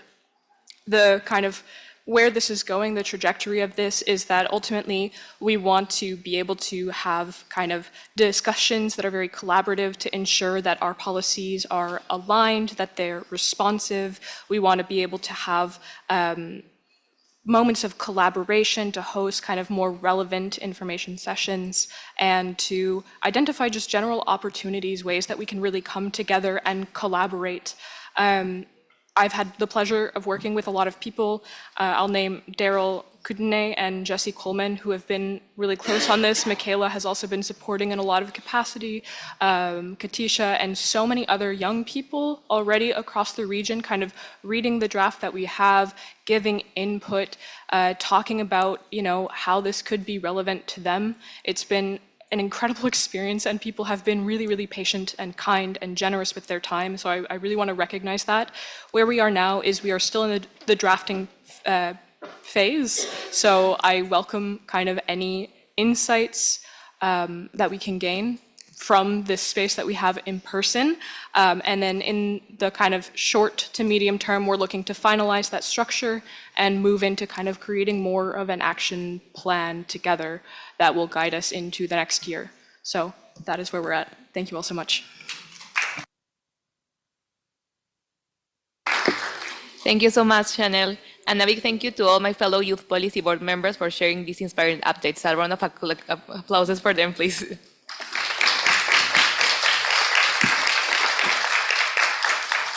We truly hope to continue building a long-term collaboration with the Global Indigenous Youth Caucus, and we see this session and our work on the action plan as just the beginning of that journey.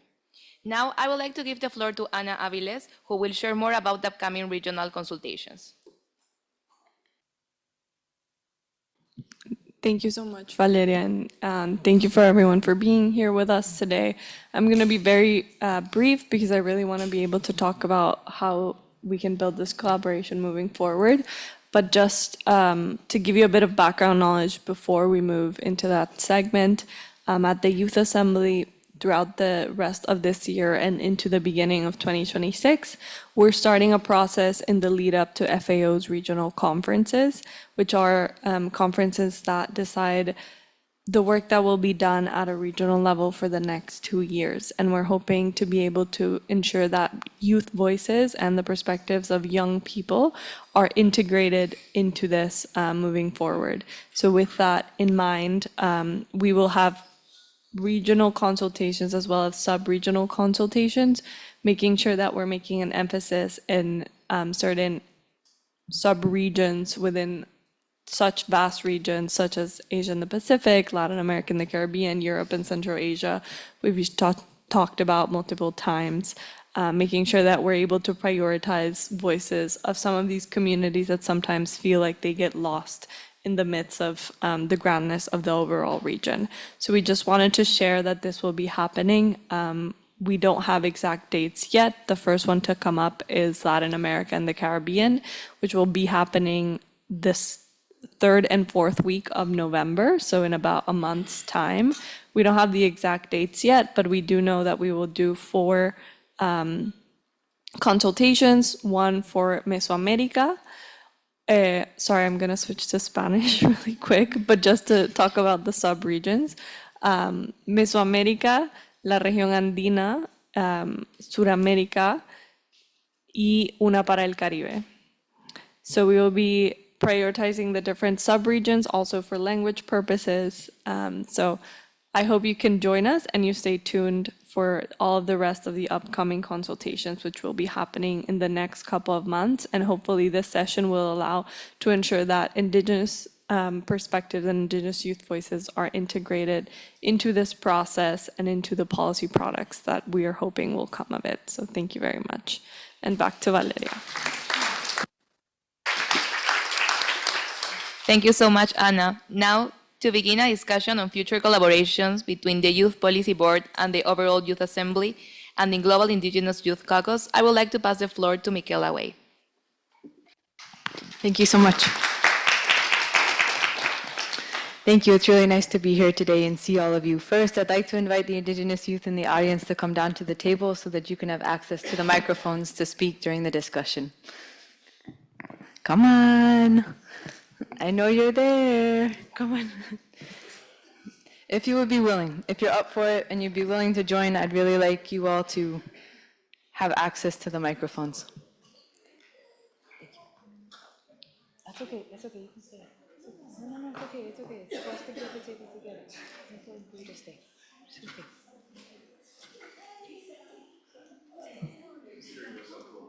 It's okay, it's okay. It's okay.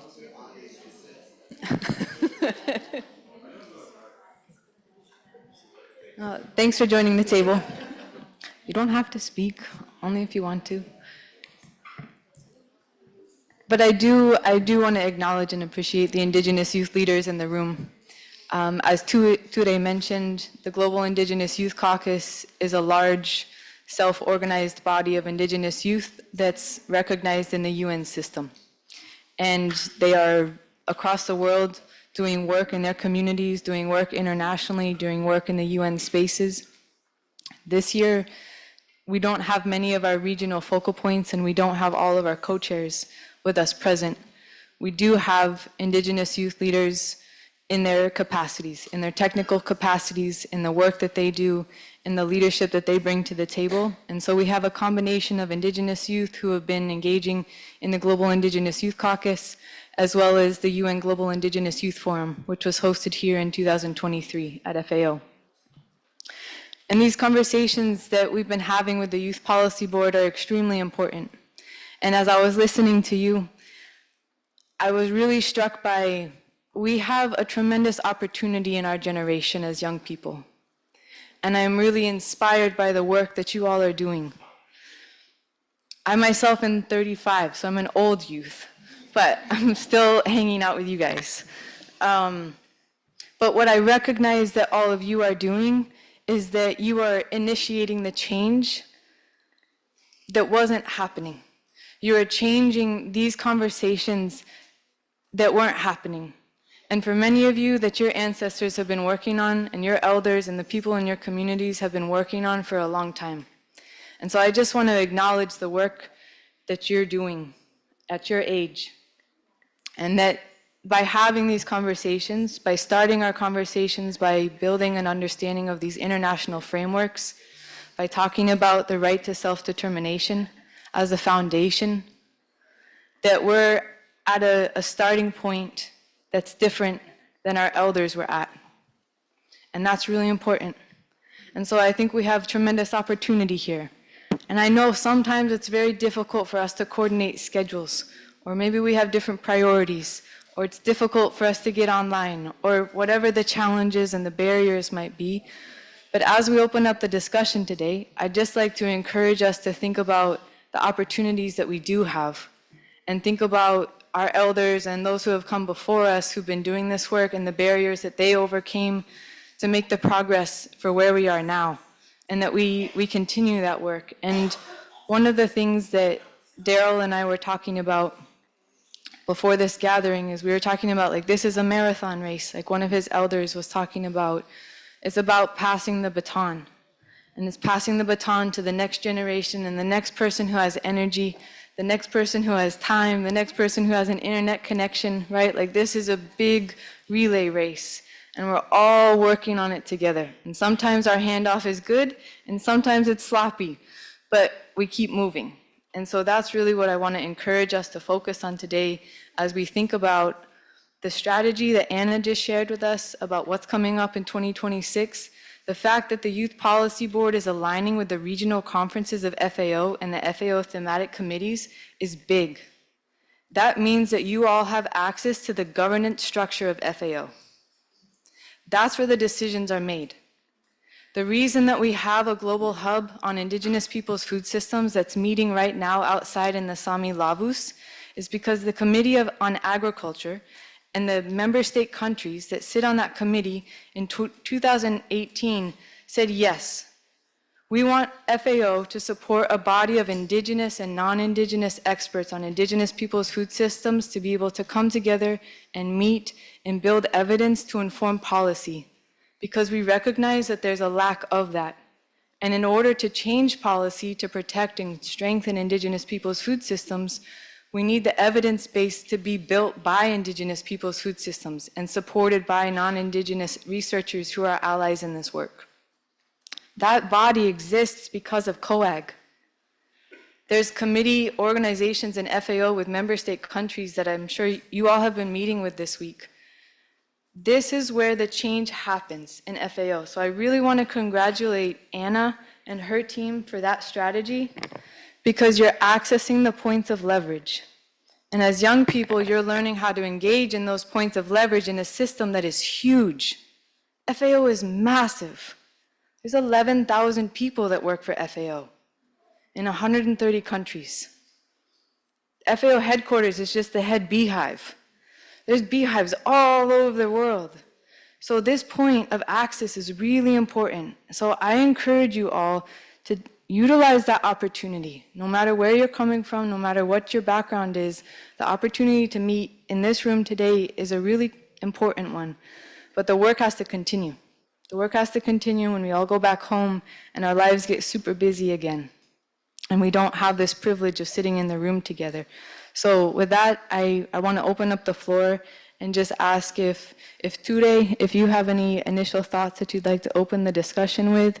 And also I wanted to open the floor for any of the fellow Indigenous youth in the room, if you wanted to provide any reflections or opening thoughts as we kick off the discussion. So thank you all so much.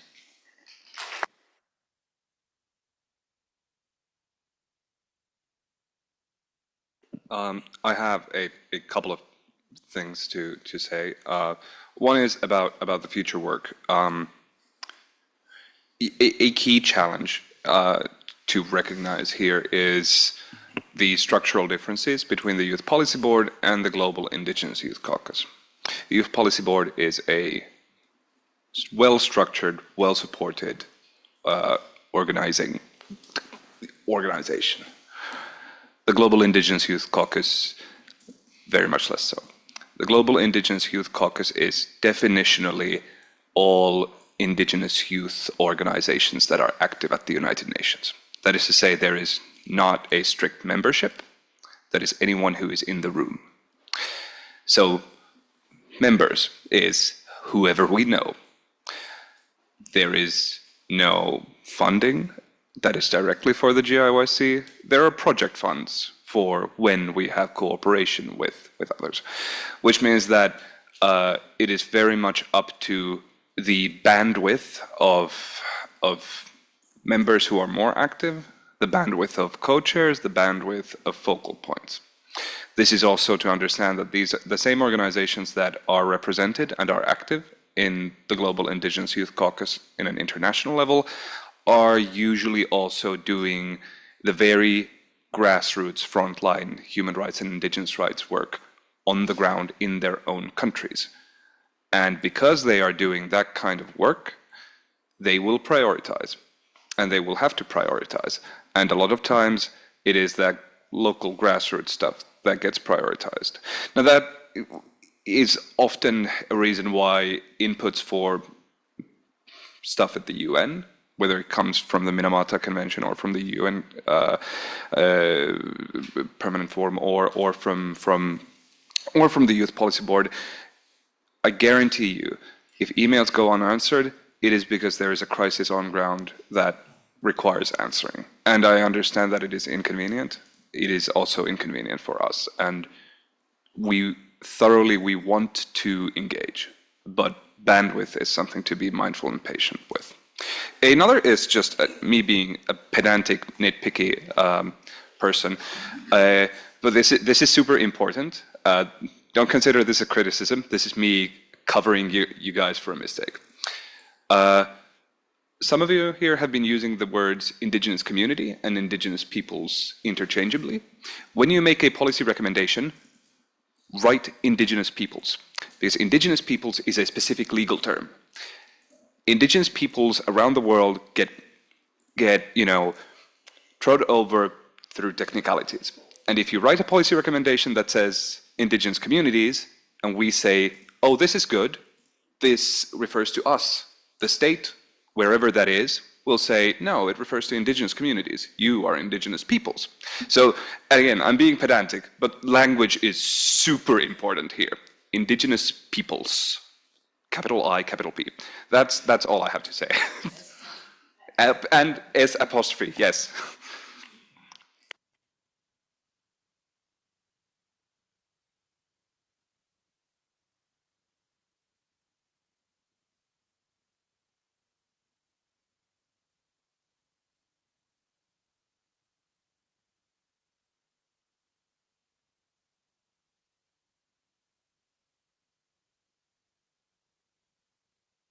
Good afternoon, everyone. Good afternoon. Oh gosh, I look around the room, I see a lot of Gen Zs. Good afternoon. Nice.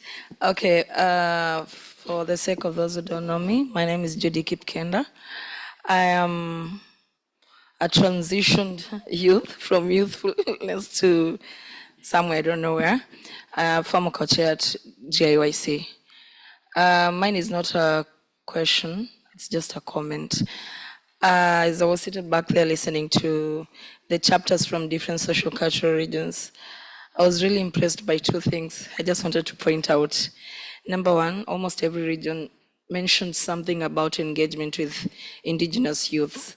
Thinking of where we were around 10 years ago, this is a real big step from the years when I was the age of most of you here, when people could not really understand what you're talking about when you're introducing inclusion of indigenous peoples or indigenous young peoples into policy discussions and just general discussions within global stages, to this point where every region is mentioning indigenous peoples' inclusivity. I want to thank you. Secondly, I've noticed something very important. Most of these regions are led by women. Viva women. Where are the women in this room? Congratulations to you. The reason why I wanted to point this out is because in this, for example, in this room and in this global stage here at FAO headquarters, we are mostly discussing about food security and the intersecting topics around it. And when we are talking about food, in most rooms that I've stepped into between yesterday and today, we've all been in a consensus that it is the women who grow food. It is us women who are on the forefront of making sure that there is food security across the world. And just seeing that there's a global youth action plan, is that the name? That you've actually prioritized women leadership. It speaks a lot in terms of your commitment to making sure that women are taking the lead in this, and especially young women. Thank you so much. It was just that.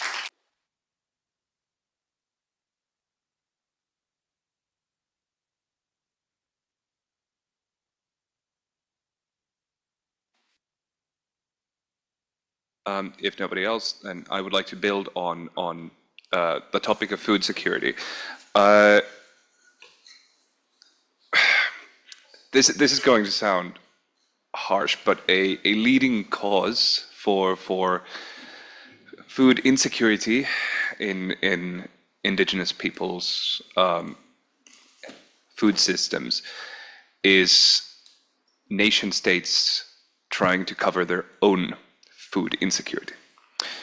That is to say, there's food insecurity in the majority population of a country, the state takes action and turns subsistence living lands into a more industrialized food system. This can be turning pastoral nomad lands for that are used for herding animals into fields where you grow plants, or maybe you have large amounts of cows, ranching, whatever. Point is that systems that on paper will increase food security for the wider population can be extremely detrimental for indigenous peoples. So when talking about food security issues, consider, is this food security for all, or is this food security for the national majority, and at what expense? That's another point to consider. It's really beautiful that somebody said something, it triggers something. I don't know, while I was listening, I don't know if I saw any of the regions that captured something to do with land tenure security. You see, we keep talking about food security, but as any of the regions really prioritized the importance of having land tenure security, because without land security, then where does the food security comes from? Where will you grow this food? So I think maybe within your regions, you should also consider the importance of, you see, I will go back to the discussion of women and young people. It is the women and young people who mostly produce food. And ownership of the lands by these constituents is barely non-guaranteed by anybody. There is lack of that land security, land ownership security, or even land access in some situation, like for some of indigenous peoples.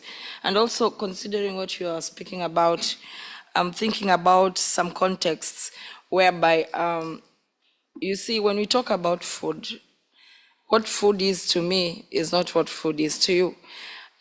In some people, food is grains, food is for pastoralists, food is meat, milk.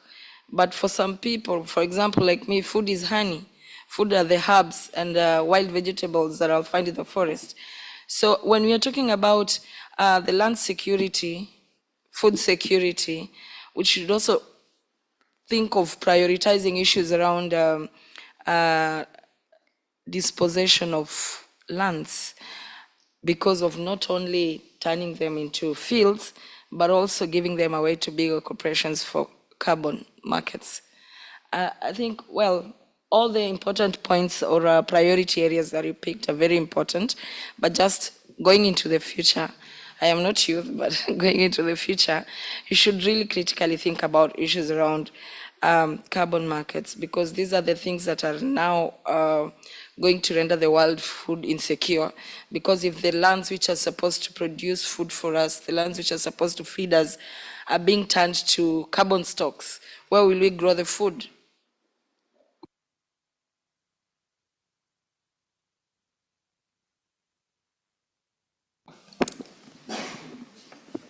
Can I build a little bit off of what you just stated, but tied into also like water governance and tenure? I think that's something that you brought up was really important. If there's no access to land, there's no access to food. It's similar like with water rights issues, is thinking about, there's been implementation for a lot of like new green energy, and a lot of that causes a lot, like so much harm to indigenous peoples, and you don't recognize it because you think you just hear that there's renewable energy.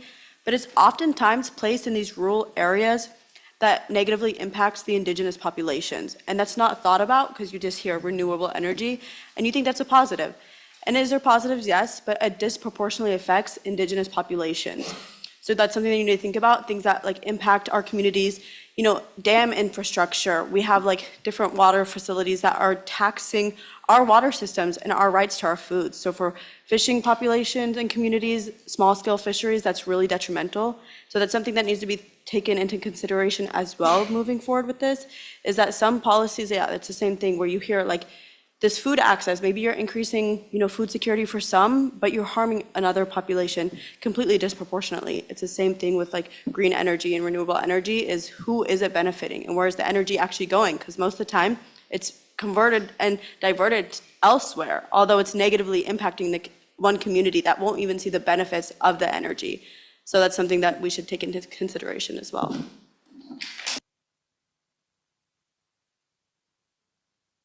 Yeah, mahalo nui for that point. Ano ai ke aloha kākou, my name is Kaino. I hail from Hawaii, so middle of the Pacific. One of the things that I've been really thinking about lately is because I live in a very militarized region. So when we think about really where we are at geopolitically and where we are at environmentally, you know, it's finally announced that we've passed 7 out of 9 of the planetary boundaries, which means the planet's ecology is collapsing rapidly. And for us in the Pacific, we recognize that on a small scale, in a closed loop system, when you disrupt one part of the environment, it disrupts the whole thing. And on an island scale, you can see how it impacts from mountain to ocean very quickly, which is why our wisdom was very attuned to how to maintain harmony. within that system. But when we think about scale, the Earth is a closed loop system. And listening to these discussions about what we're going to do in the next 2 years, you know, when you hear about where we are at, whether it's socially or environmentally, the time for incremental change has really started to run out. It's either we're going to do really big things in these next years and we really need to put our minds to it and to get past, and I'm not just talking about us in this room, but talking about everybody as a human race. We need an evolution. When I think about some of the quotes of some of the great minds that came before us too, like Martin Luther King, and I hear everybody always talking about like the artificial intelligence.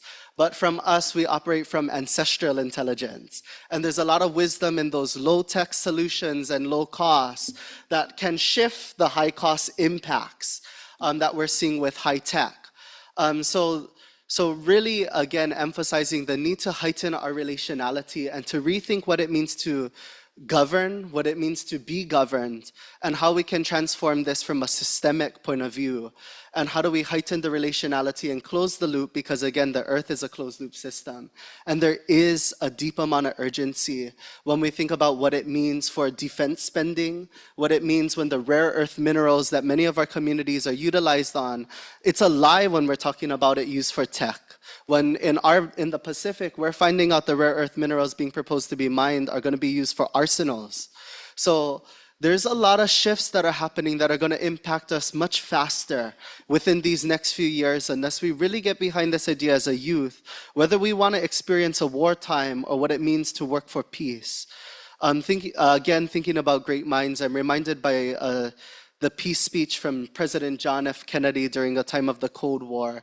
And sorry to take up so much wind, but one of the quotes from that speech was, "The pursuit of peace, the pursuit of war is much more dramatic than the pursuit of peace." And I think there's a lot of lessons in that, borrowing from somebody of similar time when we think about Martin Luther King and his civil rights movement. He also said, when scientific power outruns moral power, you have guided missiles and misguided men.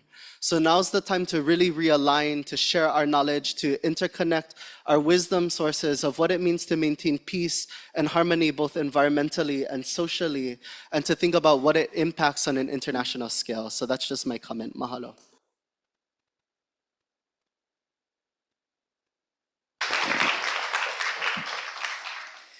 Mahalo nui. Mahalo nui, Bronson. I'm really grateful that you're at the table. And I think you couldn't put it any better, you know? And thinking of those movements and those great leaders that you referred to, those movements were fueled by the youth, you know? And there were important elders, there were important people in those movements that were older, that helped to give some leadership, helped give some structure. But that movement and that social change came with the youth. And I think you all have a lot of opportunity right now. And it's that juxtaposition of it's terrifying and there's opportunity in it. And I think some of the Indigenous youth who have had the honor and the privilege to work with are the most strategic people I have ever had the privilege to sit next to and listen to. And we need strategy. We need to be pragmatic right now because, like you said, we don't get to just sit around and talk about it anymore. Like, that time is done. The time's done. All of you are experiencing these impacts and the compound, the law of compound. There's a really amazing video that I really recommend everybody look up. It's by Chief Oren Lyons, who is one of the leaders of the Haudenosaunee Confederacy. And he talks about value change for survival. There was a caucus of Indigenous leaders at a UN climate change summit in the 90s. And they turned to this caucus of Indigenous elders and they said, what are we going to do? The climate's changing. And there was an Inuit elder that stepped up to the microphone and they said 4 words. They said, change values for survival. And they walked off. That was it. And Chief Oren Lyons, in his talk, he talks about we're in a time of great change. We're in a time where natural law will always prevail. It doesn't matter how profound your documents are. It doesn't matter how profound your policies are. The ice is melting. It doesn't care what your declaration says.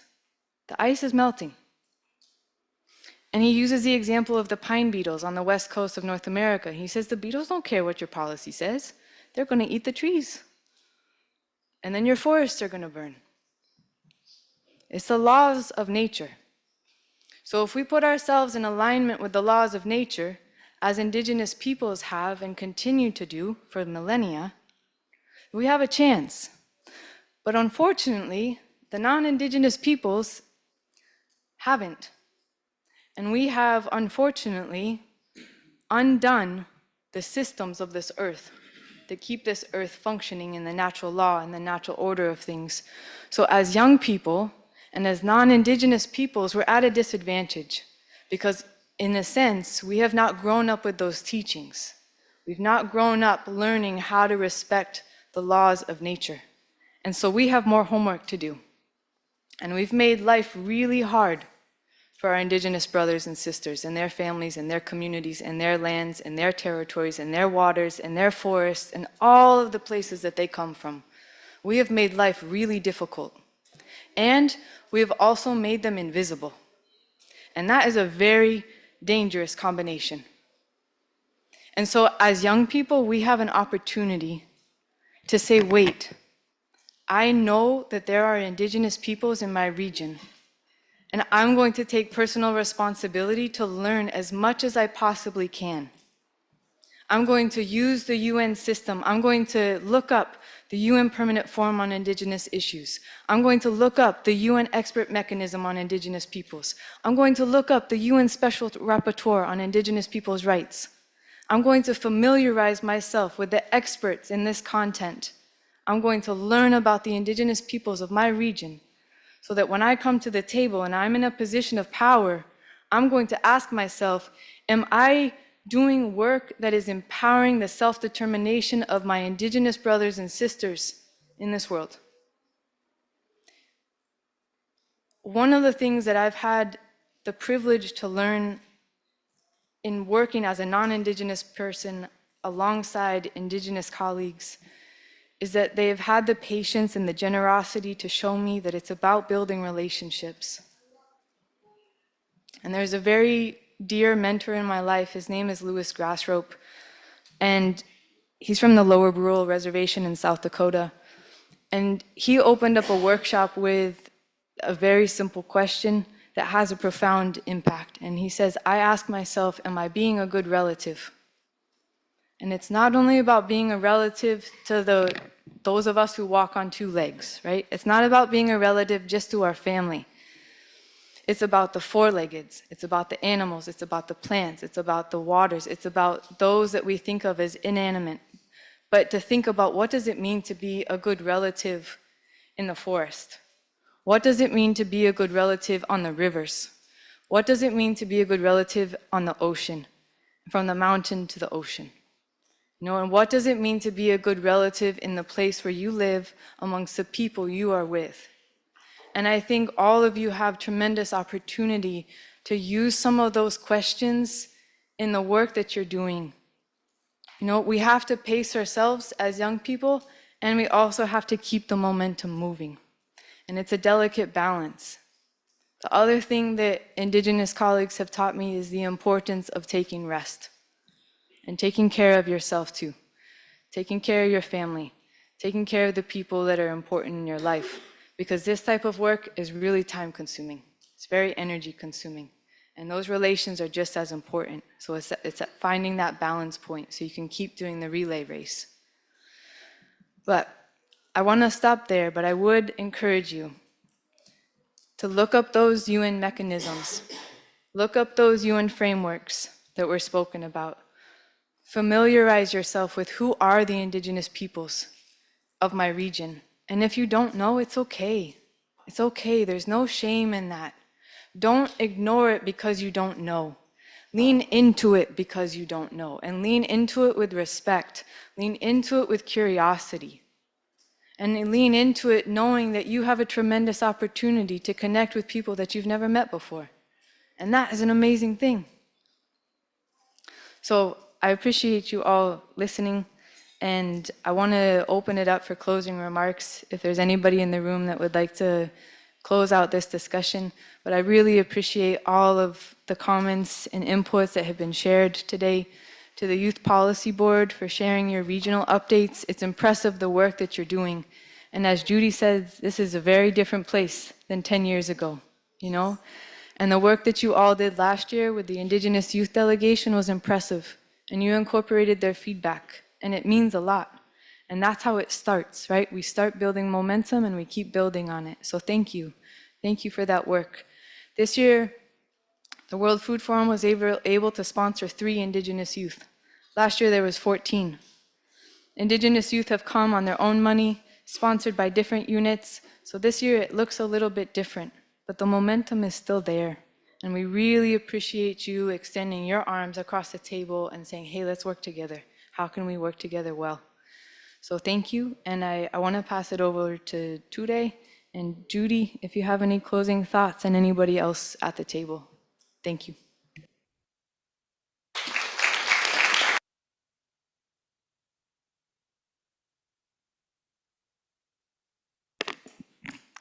You set a high bar for a closing remark. Uh,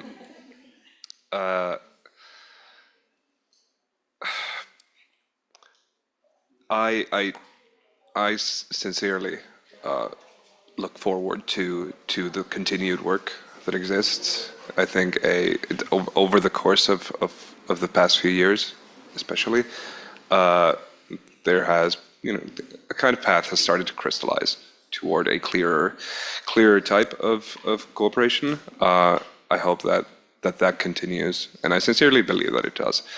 I'm sorry, I'm entirely blanked out by the change values for survival, because it was such a good thing to kind of end on. Yeah. No notes, I'm sorry. I don't have too much to say as far as closing, but I did just want to, I guess, reiterate a lot of what Ture was saying on, I think that these frameworks, like, yeah, they're frameworks, but it's really the opening to a relationship and the beginning of a relationship, and it's providing guidance, really, like FPIC, it provides guidance. It's no means to an end in having relationships with Indigenous peoples. I'd also say it's not a trend. I think that indigeneity is very trendy right now. And like, it's not like we're here, we've been here, obviously, but like to just maintain those relationships. Michaela has been an incredible ally from the moment I've met her, and I'm sure all the Indigenous youth here can agree that she's maintained relationships and followed up for years. And that's not very often. So I would ask you to just be very considerate in these relationships you're building with Indigenous peoples. I'd also ask just all the Indigenous youth here to maybe say what region you are from, so that the regions here can maybe connect with you and share a few words, because yes, we can be a resource, but it could be the opening to a relationship. So that's all I wanted to maybe advertise.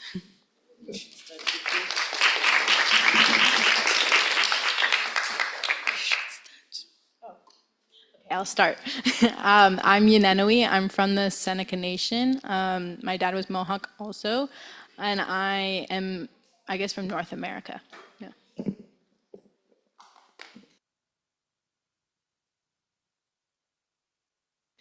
Hola a todos y todas.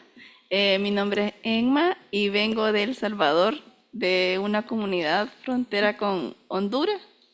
Ahí estamos bien cerca, de los pueblos Lenca, indígenas Lenca, y pues tengo esa visión mucho de proteger el medio ambiente, y creo que es una actividad que lo hacemos a nivel comunitario y familiar. Y desde pequeños a mis sobrinitas, pues mucho el cuidado del medio ambiente, siembra de árboles. Tal vez no podemos hacer un cambio a todas las personas, pero sí lo podemos hacer a nivel personal, y cada granito de arena que hagamos, cada acción que hagamos es para un bien de la casa en común que es el planeta. Así que eso es muy importante. No podemos cambiar a todo el mundo, pero nosotros podemos hacer un cambio cada persona.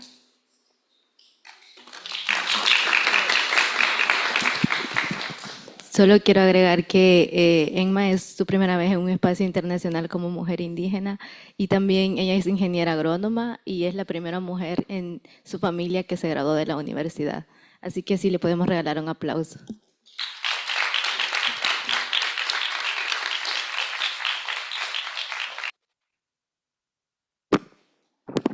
Good evening.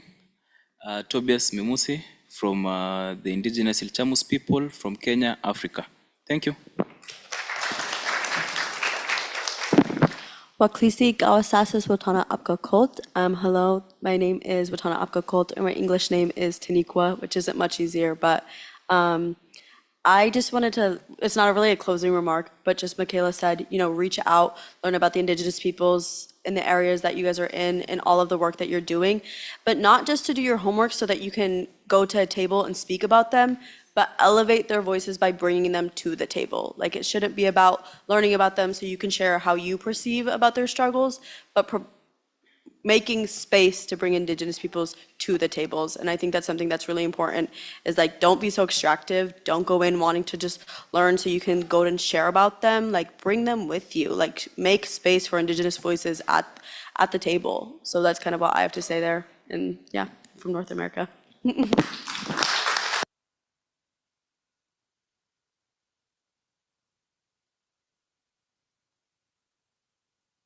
Oh, the pressure with the eyes. One of the things I'll just close on is a little bit of wisdom that we have here from Hawaii. In our language, there's no word for enemy. The word for enemy is actually enemy. It was learned and introduced to us because of how we operated. The idea of having an enemy when the people that you had to kill were your family members. Violence was the lowest form of communication. It was something that you had to do to defend, not to offend.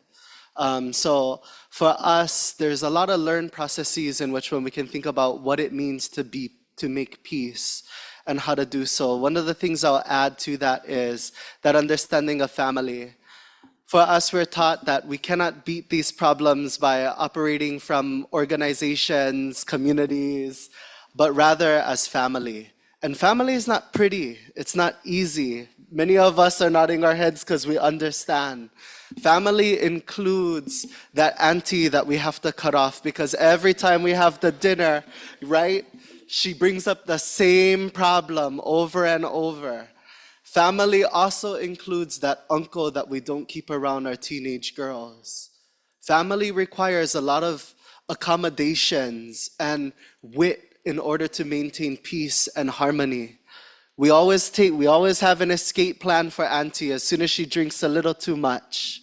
And we never keep uncle alone with the girls. So when we think about transforming this and not operating as nations, but rather as a broader family that shares the same earth mother, the same mother that is the sea, I think there's a lot of area for us to dream about what that future can look like and to not prescribe ourselves to the jurisdictions that we did not draw ourselves. So I don't think it's in the people that we may consider enemies' best interests to inherit a fallout world either. So how do we transform our relationships with each other to transform what it means to live in this space and to be in this place? So that's how I'll close on to Mahalo.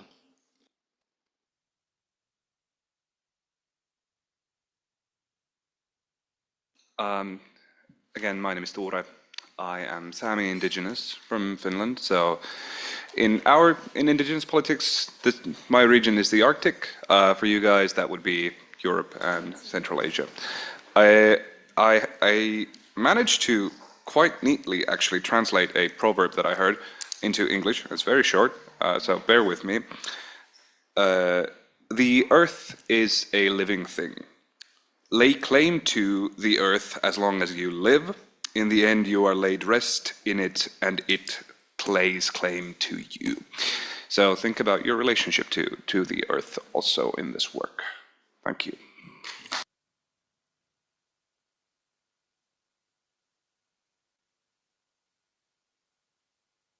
Thank you, everyone. With that, we will close this session. I do hate to be the person to say this, but we do have a session starting in about 2 minutes. So we do need to move quite fastly out of the room. Thank you all for being here with us today. We deeply appreciate it.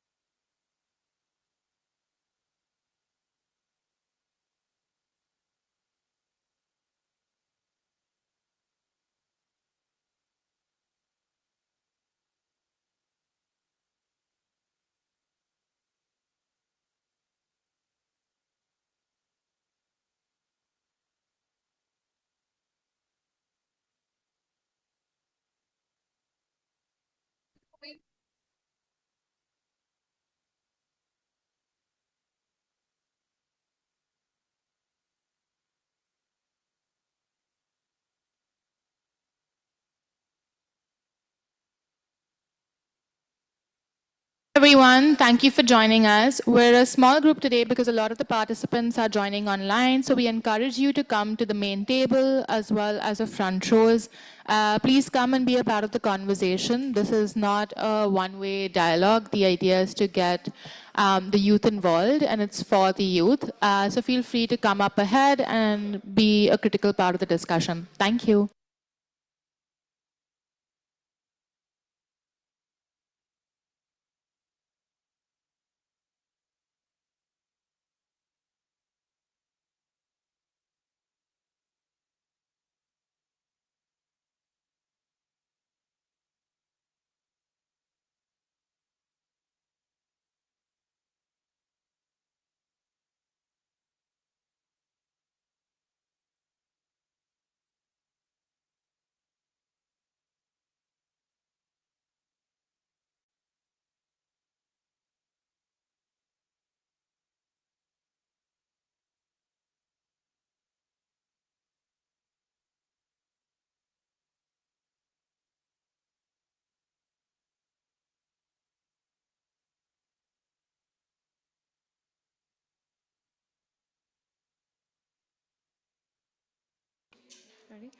Hello, everyone. Good afternoon.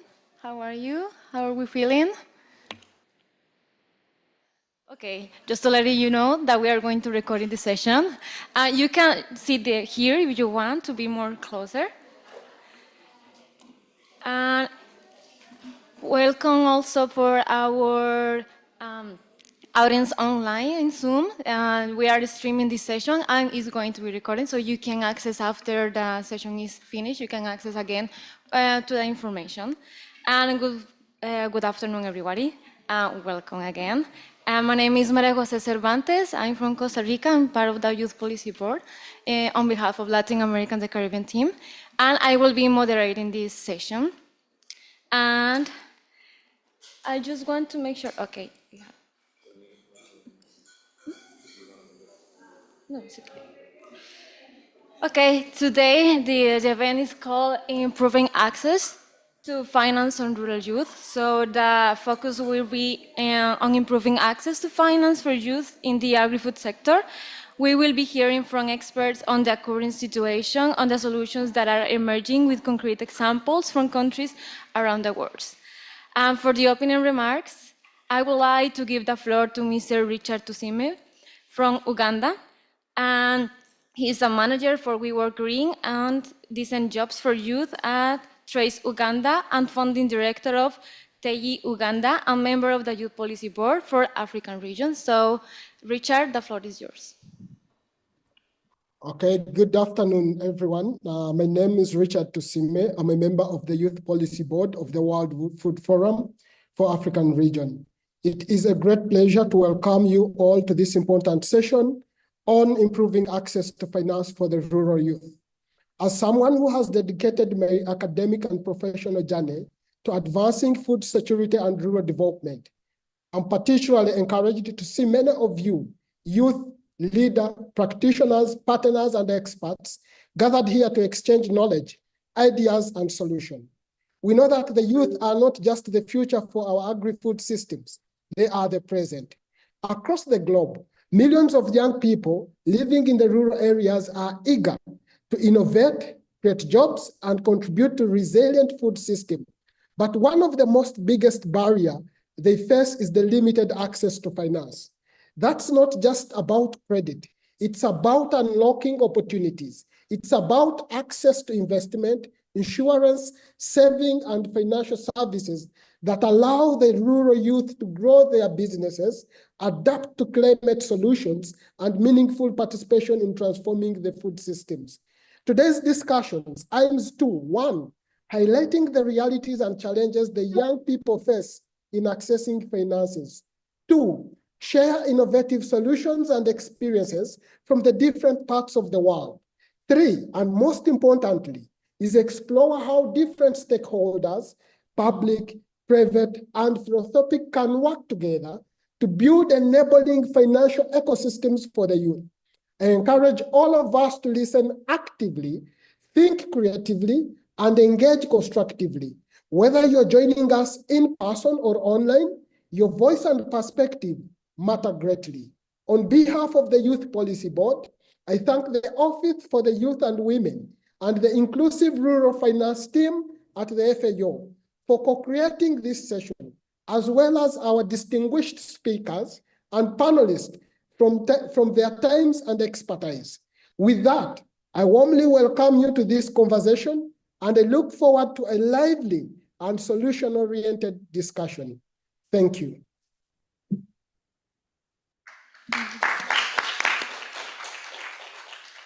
Thank you so much, Richard. And advancing on our agenda, I'm going to present to you how are we going to structure the session for today. So first of all, we're going to have a brief presentation, and then we're going to have a panel discussion with experts, and then we're going to have an open space for you to make consultations, suggestions, and comments as well. And other rules, for those connected from remote in the Zoom, please feel free to send your questions in the Q&A box on Zoom, and we will tackle those after the panel discussion as well in the open space. And we have a very tight time, so I would like to urge you, everyone, to please make every effort to be concise and stay tuned on time. And the event will be recorded, I already said that. And if you are going to talk here in the room, please feel free to use the mic, because we need to the people in Zoom to listen to you, okay? So please on the mic, and then please turn it off after your presentation, okay? Now I would like to invite Mr. Juan Bacno to share some findings and insights on key features on youth financial inclusion in the agri-food sector in developing countries, as well as some of the solutions that are being implemented. Juan is a senior financial sector expert specializing in agricultural finance and cooperative financial institutions. Until recently, he has with the World Bank Global's agricultural finance team, where, among other things, he led a community of practice on cooperative financial institutions, focusing on policy diagnostics and reform. Still for the bank, he managed several financial sector support programs in Latin America and the Caribbean. Before that, Juan worked for many years in the rural finance and microfinance sector in various capacities. He has a master's from the Universities of Hohenheim in Germany. Sorry for my German. And Juan, the floor is yours for the presentation. Thank you very much, Maria Teresa. Can you hear me? We can hear you. Excellent. So thank you very much, and good afternoon to everybody. Thank you for the introduction. I'm going to share with you some slides with results of a work that we did on how to enable markets to work also for rural youth that we did together with FAO 2 years ago. So if we can please project the presentation. Yes, Udine, thank you.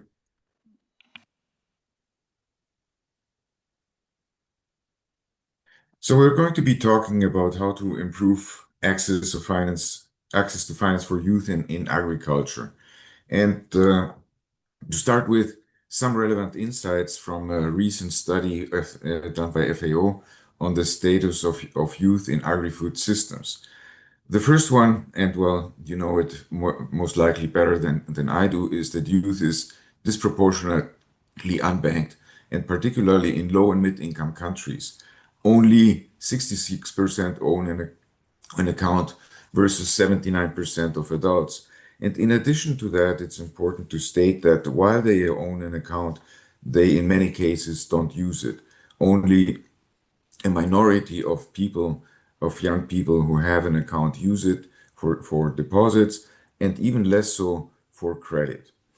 Then the second thing which is important to note is that there is a profound gender gap between account ownership, especially in traditional agri-food systems. Young women have much less access to accounts than young males. But on the positive side, we see that mobile money services are proving a major innovation, a major driver for rural youth financial inclusion. This is growing very fast, and it is providing hope that youth will be included relatively soon if additional measures are undertaken. Then we have one of the key restrictions is the age-related regulatory restrictions, which are out there for facilitate rural youth financial inclusion, especially restrictions such as a minimum age to open an account, which is very limiting, and which makes it difficult for young people to enter into the formal financial system. Then we have, as a last observation of this study, is that regulatory reforms that are carried out in the frame of national financial inclusion strategies are often key to address these basic barriers to the financial inclusion of rural youth. So where these type of strategies are there maybe there is also hope for progress in addressing these constraints. Next one, please. So there are, aside of the barriers that I already mentioned, there are a range of traditional barriers that limit the financing of rural young entrepreneurs. One is that there are specific regulatory barriers. I mentioned already the minimum age to open accounts. Then you have restrictions, for instance, in the type of ID that has to be provided, which in many cases is not accessible to youth and others. We have an issue with the lack of tailored financial services. Financial services for young people are rare. In many countries, they do not exist. In some countries, there are specific products which facilitate young people to enter and open accounts and in time to become full banking or full customers of financial institutions. Then young people have a lack of conventional collateral.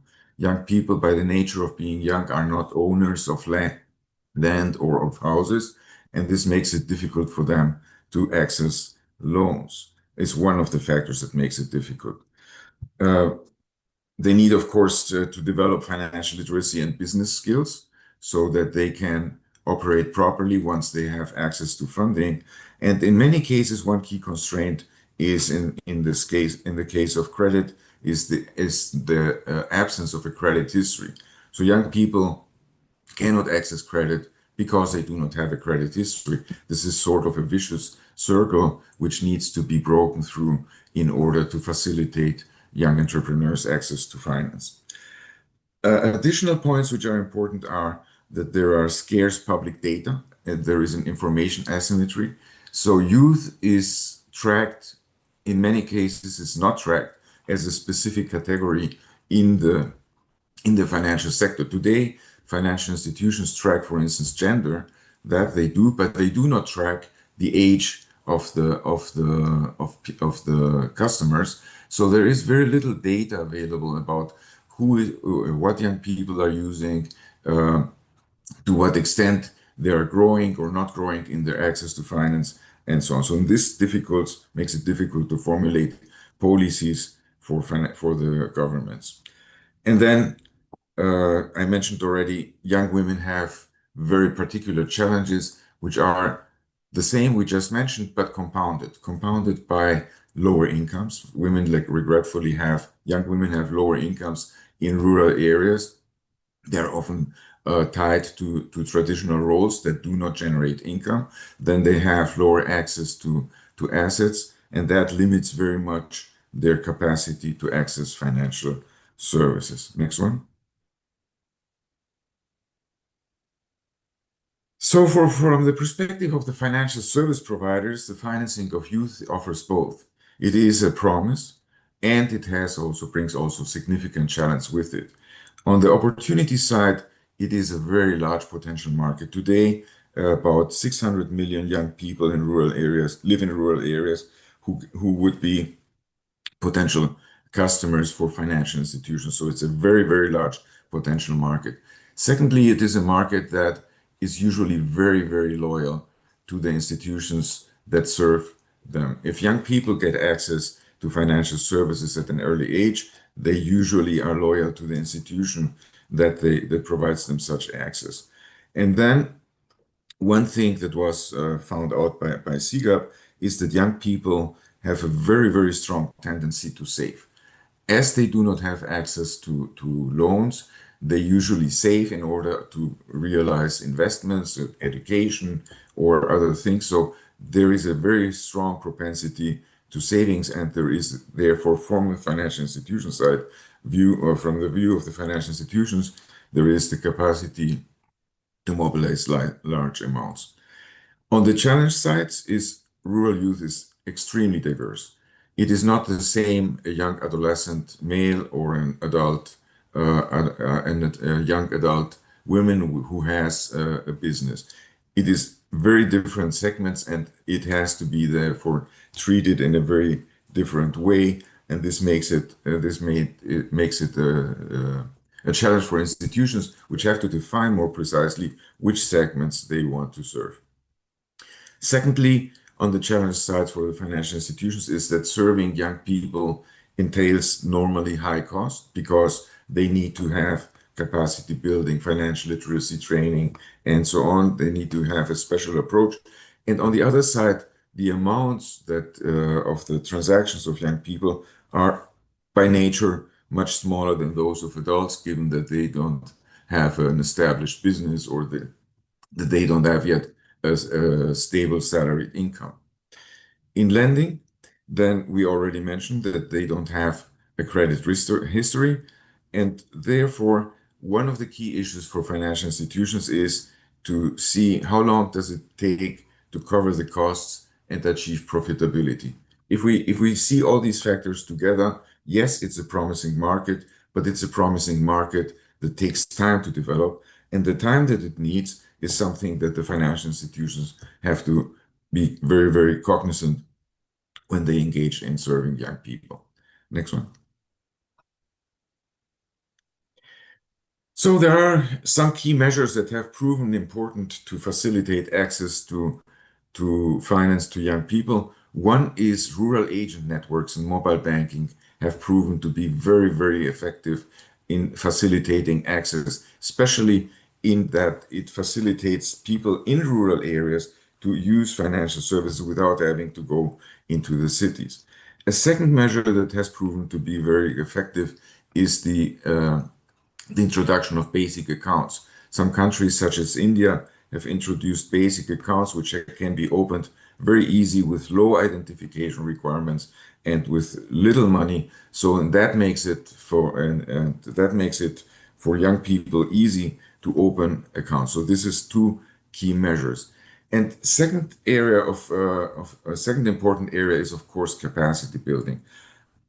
Capacity building of your rural youth, so that rural youth is better equipped to use financial services, but to use financial services in a way that it supports their economic development. So financial literacy is key, budgeting skills, economic abilities for income generating. This is all aspects of financial health that are important for youth to be able to use in a proper way financial services. On the side of the financial service providers, it's important the segmentation, which we just mentioned, and then the design of client-centric financial services and delivery channels. What does it mean? It means products that can fit the requirements of the young people. In the case of young farmers, for instance, it is loans that can be tailored to match the seasonalities. In the case of young women, it is products that help young women also to pass and to deal with events such as maternity at young age or with other eventualities. So these are products that need to be developed. And within those products, key are savings and transfers. Transfers because young people migrate oftentimes to get better income opportunities. So transfers is key for them to be able to develop their economy. And on the other side, savings as the central product that allows them to build their own assets in order to accumulate some money so that they can invest in businesses or in education. Next one. So at country level, what is needed to improve the conditions for youth-focused financing in agriculture? One, adequate laws and regulations. We mentioned already the minimum age requirement and the KYC. KYC stands for Know Your Customer, which is the requirements that people have to meet in order to identify themselves. And these can be very onerous. So these type of things have to be adequate for young people. In addition, also, collateral requirements are important. If collateral requirements are too tight, then young people simply cannot access finance. On the side of the policies and programs, it is very important that these policies and programs, which are implemented by governments, oftentimes with support from international organizations, is that these programs involve the right financial service providers. It doesn't make much sense to involve financial service providers that are targeting corporate clients and expect them to serve rural youth.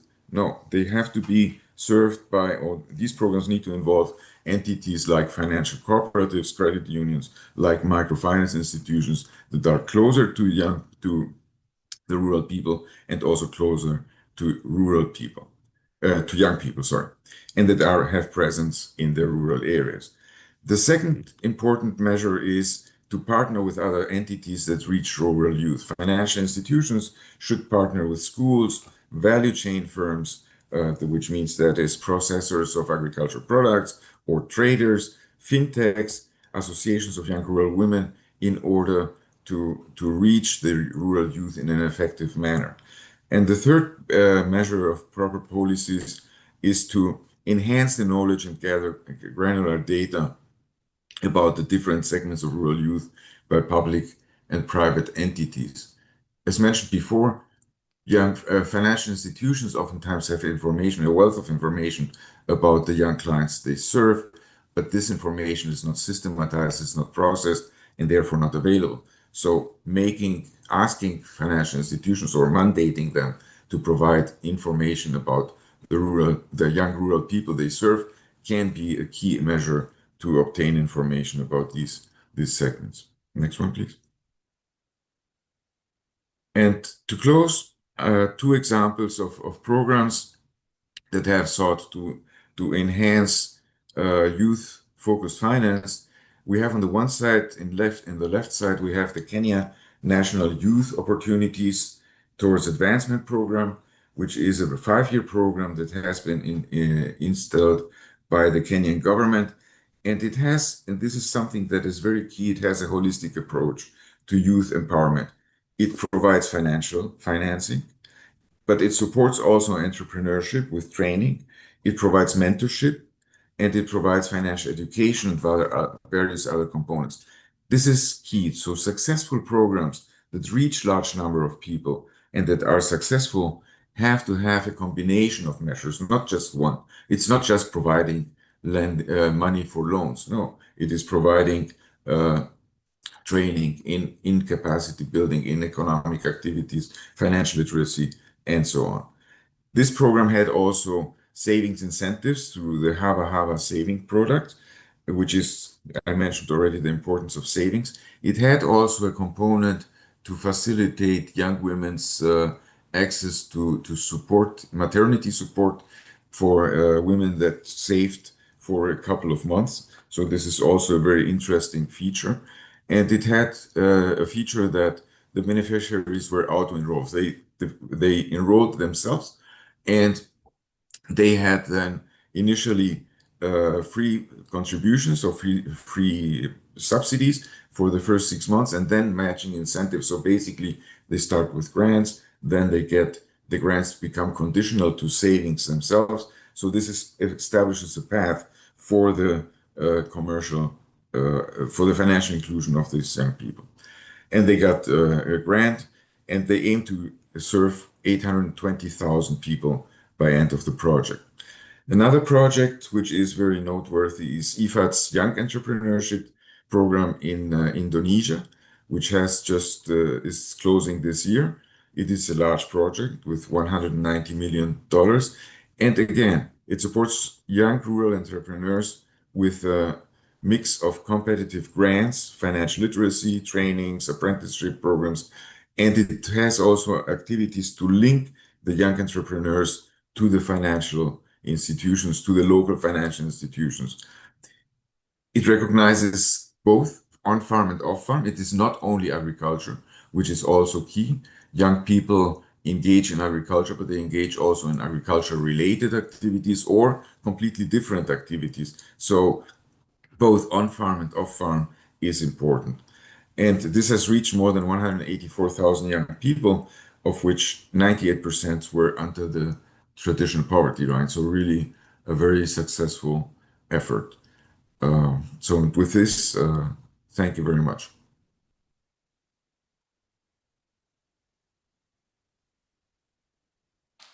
Thank you so much, Juan, for your insightful presentation. We will be coming back to some issues that you covered in your presentation during our panel discussions. Now, I would like to present our panelists for today. We have Nicholas. He is a rural and agricultural finance specialist with the Inclusive Rural Finance team in FAO. He works quite a lot on the financial inclusion of rural youth and women, digital agri-finance, and agricultural insurance, among other things. In the past, Nicholas has worked with the International Fund for Agricultural Development, United Nations High Commissioner for Refugees, and various other UN institutions and NGOs.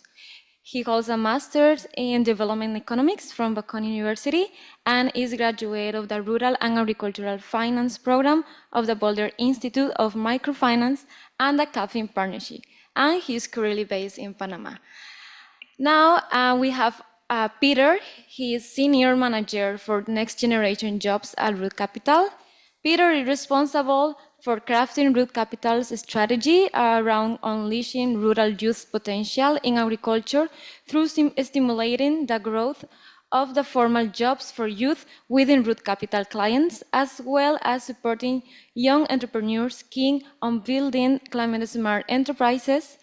Peter brought to Root Capital several years of managerial experience and management consulting work. He has a bachelor's degree from the University of Nairobi and one of the University of Navarra in Spain. Now, I would like to start a conversation with Nicholas. So I have a question for you, Nicholas.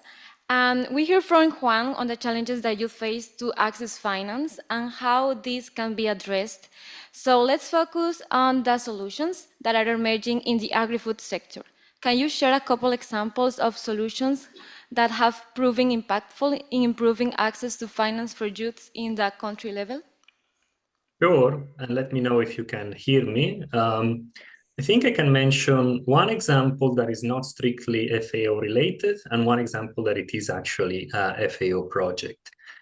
As for the first example, it's one of, I think, the most interesting innovations in the digital finance space as applied to agriculture.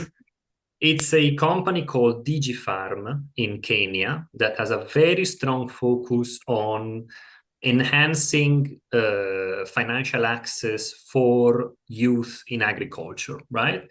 It was created in early 2017. it was originally started by Safaricom, which is one of Kenya's the largest mobile network operator, and with support from Mercy Corp.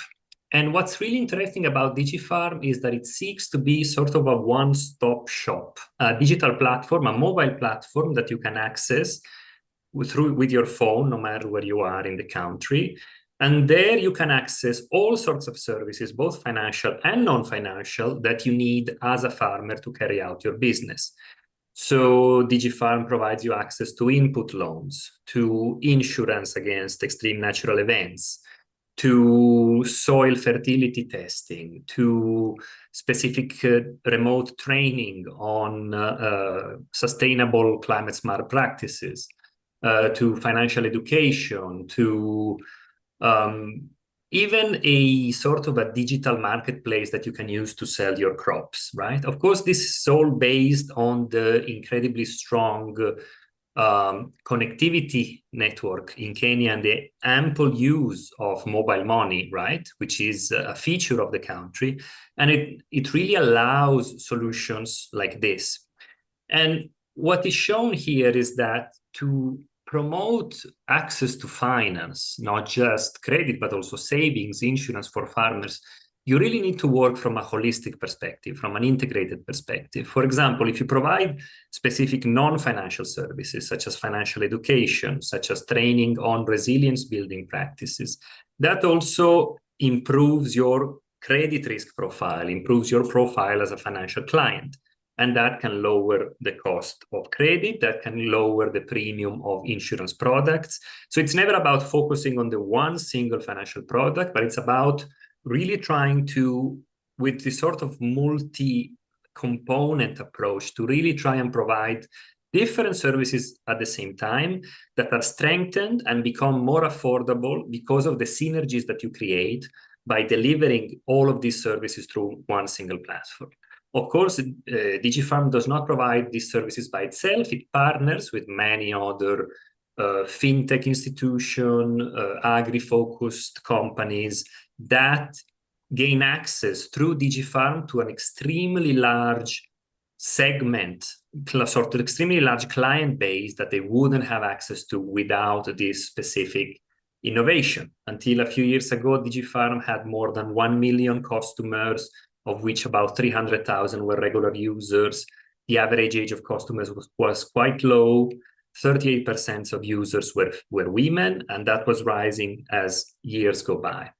So it's not a perfect solution. It has been improved and refined as years go by, but I think it really showcases the advantages that digital finance can hold, at least, to really sort of extend access and financial use to a traditionally financially excluded or marginalized categories, such as young agricultural entrepreneurs.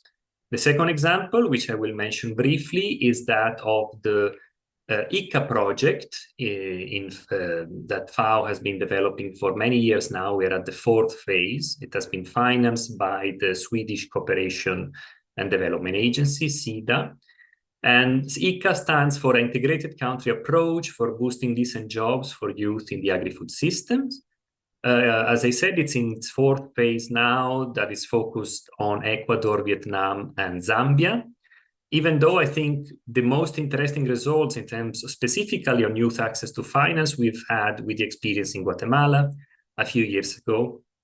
And in a way, the ICA project follows a similar philosophy in the sense that its approach is that to foster youth financial access, to foster entrepreneurship, to foster education, all these necessary interventions, they have to be enacted together in parallel, and they need to strengthen each other because of the fact that they are implemented in parallel. So, for example, if we wish to foster youth entrepreneurship, we absolutely need youth to be able to access that critical capital that they need to kickstart new business ideas.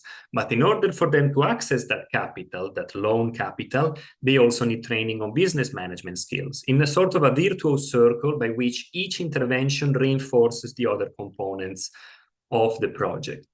One extremely important thing that the ICA project does, in my opinion, is that it recognizes that there is a deep lack of data on rural youth financial inclusion in most low and middle income countries. Financial institutions don't know much about these clients, don't know about their business dynamics, their financial needs. And so it's extremely challenging for them to develop targeted and tailored financial services for these young clients. And it's extremely hard for governments and public agencies to develop policies that can help these clients access financial services. So what the ICA project does is it carries out this very, I would say, detailed assessments of the financial inclusion, the current state of financial inclusion for rural and agricultural youth, that really sort of seek to establish a base of data, foundation of data, that it can be used to develop targeted financial services, tailor financial services for these clients. It can be used to develop public financial schemes that can help these clients access credit and other services. And also it can be used to create public-private partnerships that aim to really sort of unlock this segment, to provide financial services to this segment in a way that not only fosters development, but that also is a profitable business opportunity for the private financial sector, which is key in the long run to really build a sustainable offer for these kinds of services. Thank you.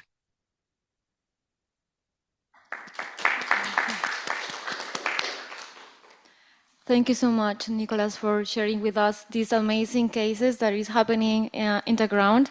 Now I would like to pass the next question to Peter.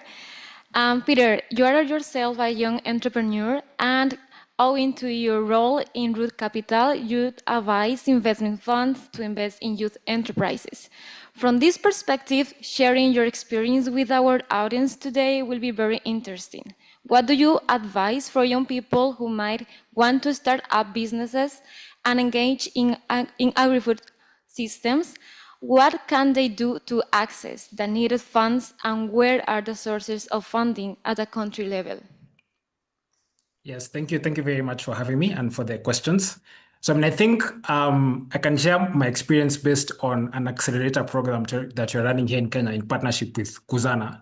Kuzana is an accelerator program that basically targets agribusinesses or businesses that are aligned to agribusiness. And we've done 2 batches so far, and it's been very interesting. We had thought initially that we'd get a lot of businesses coming in doing primary production, but a lot of the applicants coming through the pipeline have been, youth-led businesses that are doing aggregation and connecting farmers to markets, as well as providing logistics. And the reason for that is basically, it requires a lot more capital and access to land, obviously, for you to do primary production. And so, if you were to look at the entire value chain, the youth are really finding it a lot more easier to get in between the value chain, in between the primary production and the market. And I think it's an interesting way of thinking about it from a youth perspective. Fine, you may not be able to have access to the land that you want to for primary production, but could you potentially start with aggregation? Could you potentially start with logistics? Then, much later you could backward integrate. And then just adding on to that, one of the things that we noticed as we were talking to entrepreneurs who are going through this program was a lot of them came into the program with specific asks. They not really specific, but very, very general. They would come in and say, look, I need $100,000 or I need $50,000, right? I run this poultry business and I want to expand. But then they didn't really have a sense for the granularity of their ask, right? And so one of the exercises that we actually do with them is to actually get them to sit down and write down, okay, fine, this $50,000, what exactly is it going to? What are the things that you want to invest in? And it's surprisingly an exercise that a lot of entrepreneurs haven't done before, or if they've done it, they haven't really done it with structure. And so when they actually sit down and get a sense for, okay, fine, I think I need X amount for working capital. I think I need Y amount to buy a motorcycle to help me with distribution. I think I need this much to be able to expand my cold room, et cetera, then it really starts getting clearer as to what they need or what the ask is. And a lot of the time, you actually need different types of capital depending on the different types of needs that you have. right? And so at the beginning of the program, they might come thinking, I'm going to be getting equity from this accelerator program to fund all these things, or I'm going to be looking for debt from a commercial bank to fund all these things. But the reality is that you actually sometimes need different types of capital for different types of needs, right? And so that exercise that we have them go through basically enables them to have a list, and it could be 5 to 10 lists of different things that they need, and then justify why they need to raise money for that particular thing.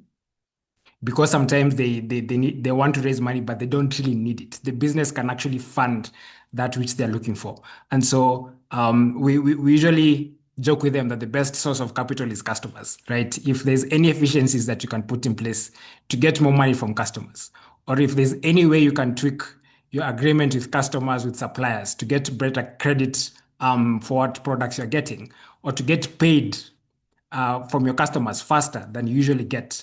That's the best form of credit, right? And so once they've really broken down what their needs are, and they could be, I need working capital for me to be able to buy my supplies, I need to invest in basic infrastructure, etc. Then you really get down into the conversation for, do I really need debt? Do I need equity? What do I need debt for? What do I need equity for? And so it really gets them into that mode of thinking around, when is the best time to raise equity, right? And so if the business is really, really new, it doesn't really have a proven business model, etc., that could be an interesting time to raise equity, because there's a significant risk in the business, as well as if the business is already established, but you want to expand, you want to go into new markets, you want to go into new regions. That's also a good time to think about getting equity into the business. If it's simply running the everyday operations of the business, perhaps then that could be something that you could think about raising working capital, right? If I need to buy a truck, if I need to buy a motorcycle for me to be able to distribute my products, then that is something I can think about asset financing, right? And so really having that exercise in mind and breaking it down in terms of what kind of capital I need, then the next step after that usually is who are the partners or who are the financial institutions that are best placed to give me this particular type of capital, right? And that's extremely important, because a lot of the times, people would pitch, as I mentioned, they'd come and say, I need $50,000. But if I'm a debt provider, I wouldn't be in a position to give you debt for all those things that you need. But if you're very specific and you said, I'm only raising working capital, I need $10,000 from you because I have this contract, I have to supply this organization. I already have my suppliers, but I need to be able to pay them upfront for me to be able to supply this. It's a very clear business case, right? And it's tailored to the financier, right? So that particular case, if I'm a debtor and someone is giving me a very compelling case for why they need working capital, then it's easier for me to give that working capital to them.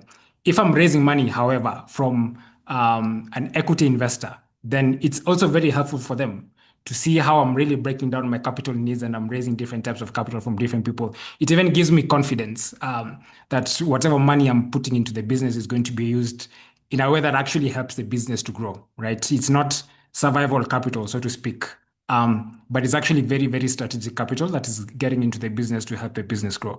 So I think that's a very, very powerful thing. Obviously, it needs a lot of financial literacy, but it's something that we have seen here on the ground that a lot of entrepreneurs really need as they get on to professionalizing their business and getting into agribusiness. Again, thinking about which parts of the value chains are easier to enter, right? A lot of the times you don't need you don't need a lot of capital to enter. So it's important also to have that in mind as a young person. Where in the value chain is the easiest for me to get in, then once I have my foot through the door, it's definitely easier to raise capital because people can see this is a going concern. And then later on, you can decide if you want to backward integrate, forward integrate. It's easier to do that once you already have something going.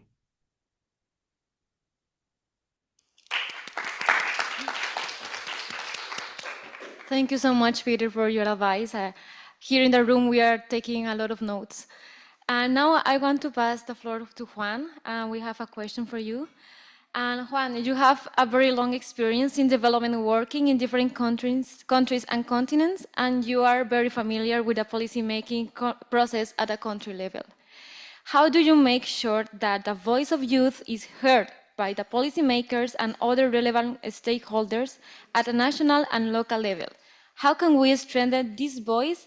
How can youth participate in policy making that aims to improve their access to finance and investments? Well, that's not an easy question. So thank you very much. The youth, it depends. Youth is both. It's individuals and it is also young people's organizations. And I think the young people's organizations have a particularly important role to play in this by making themselves present and by joining the discussions, especially when strategies such as financial inclusion strategies are being discussed. These are prime moments where young people should be present and should make themselves heard in order to be participating. The organizations of young people play a especially important role because they can bring together several people. They can also define more clearly what they demand, what they need from the policymakers, so that they can present them with clear requests. A little bit thinking like Peter was just saying about presenting clear requests to the funders. It's the same. Bring clear requests to the policymakers so that the policymakers can then react to them. The request can be along the lines of addressing the constraints which we mentioned before on collateral constraints, on IDs, on regulations for know your customer and so on that restrict access to finance. So these are very, very important pieces. Young people can participate in these discussions in sorry.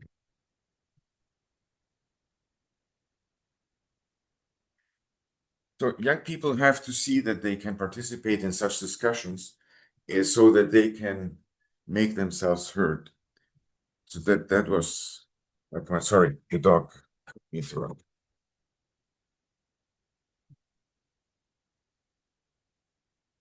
No, back to you. Okay, great. Thank you, Peter. And now we heard a lot of challenges and advice on how to be engaged with policymakers. And I would like to open this space for you to make consultation, suggestion, questions for our panelists. So if you want to speak, just raise your hand and I can give you the floor. Yes, please. Is it working? Perfect. Okay. Hi, everyone. It's Zehra Imas. I took some notes during the presentations, but I would like to start mentioning the thing that I believe that the youth is very underestimated, unfortunately, because of the lack of experience they have. So, for example, when you go to the bank to take some credits, for example, if they see someone who is around 40s, men, with the very good suites, probably you are not so likely to get the opportunity to get the credit from the bank. And anyways, there can be some solutions that could be produced. I believe that, like, for example, the economic literacy knowledge can be improved, as is mentioned many times. And it can be also involved in the curriculums, starting from the very easy way, from the adolescents, from the toddlers to adolescents. And also maybe low-income people are most likely to spend their money they receive instead of investing and growing their assets. So for the people who are starting to get in the age of teenagers can be educated in this way to learn how to invest their monies. And young people must be involved in the field as the observers, I think, because nowadays, if you would like to be involved in any kind of programs, the easiest way is to be an internship, which has like 20 steps or something. And at the end, you can receive an email that you are rejected. So with no obstacles, maybe the youth can be involved in the process as observers, and who are really interested and are going to stay, I believe, in the system. And the meaning of the term most favorable state in the international relation way can be enlarged, just not, I mean, in a way not involving only the people or the youth who are really in need, but maybe there are some people who seems in the developing countries but still needs the help. So in this case, we can maybe enlarge the meaning of the most favorable state. And not only the providing projects, training, or etc. Maybe they can also consider to provide some monitoring and supporting mechanism to watch and provide assistance for the period after the projects or the trainings are applied. The programs are not known enough, as I see, because I do write projects for the Erasmus Plus as a part of one NGO in Istanbul based. And unfortunately, when we're looking for participants, our biggest challenge is to see the same people all the time who are applying again and again and again. So in this case, maybe the field operations can be enlarged by the professionals reaching the local governments, etc., or to the schools, or I don't know, anyone who has some authority in the community who wants to, who has the willing to provide these opportunities for these people. And there are a lot of steps to take to reach the funds and the credits, like a lot of paperworks, etc. And you may even give up applying for a credit. You know, like a lot of documents that you need to provide. And in this case, maybe the procedures can be simplified for the youth. It can be considered in this way, because it is also so important to read the generation, as we call the youth generation, as we can see the Gen Z, maybe like they change all the, how can I say, the standards of living, or practicing daily stuff. So if we can manage to read the generation coming, maybe we can also provide better solution for the youth. And not only the youth, maybe also, I believe, we can educate the people and institutions, as we call professionals, to understand what is going on to reach these people, the youth. And I don't know, maybe some more basic activities can be applied in the daily life, and like, I don't know, prepare them like a warm-up, prepare your youth to make like a warm-up for them. I don't know, just an idea. Thank you so much. I don't know if you present yourself. Do you say your name? Sorry. My name is Zehra Uyumaz. I'm from Turkey. Okay. Thank you. Thank you for sharing. I think that we agree in about what you said, and we are going to open the floor for 2 more interventions. So, yeah, please. Yes. Okay, is it working now? Okay. Hi, my name's Georgia. I'm from Italy in Australia. And from what they were saying, it was really interesting that the topic of like micro credits wasn't brought up. I think we talk about this a lot in the women's empowerment area in development economics. So institutions where women come together, they save together, usually as a product of their husbands not saving the money, and then they are liable for each other. So in case one farm has a drought or has some sort of problem, these collective funds, they can decide autonomously whether to use that for these sort of purposes. And I wanted to ask the experts whether there were studies into how we could use micro credit schemes for youth in rural areas, you know, not just because it creates community, but because they have a less individualistic culture in finance. You know, these communities work together, and I think this could be a way to collectively learn from each other and embrace the collective identity of rural communities, more than just relying on sort of phone bank apps. They are already the future in many places, but I think the transition needs to be more of a collective transition. So yeah, I wasn't sure whether they did research into microcredits, but it'd be nice to know a bit more about that. Yeah. Thank you. Now I will open the floor for the panelists. Either Peter, Nicolas, or Juan wants to answer the question about microcredits. Maybe I can briefly answer that so I can connect myself to the previous question as well, to the previous intervention. So yes, microcredit, I'm ambivalent towards microcredit in the sense that I believe that, for example, yes, when it's used as a basis for self-help groups, for rotating savings and credit associations to work, often, enabled and driven by women entrepreneurs, I think they can be phenomenal in some ways, but I don't think that they really help to create a sustainable market for financial services with a strong presence by the private sector. So I believe that they have a very important role to play in specific cultures. Sometimes they can go horribly wrong, as you can see with the microfinance bubble in India a few decades ago. But in general, at least the approach that we have here is that we want to involve the private sector as much as possible.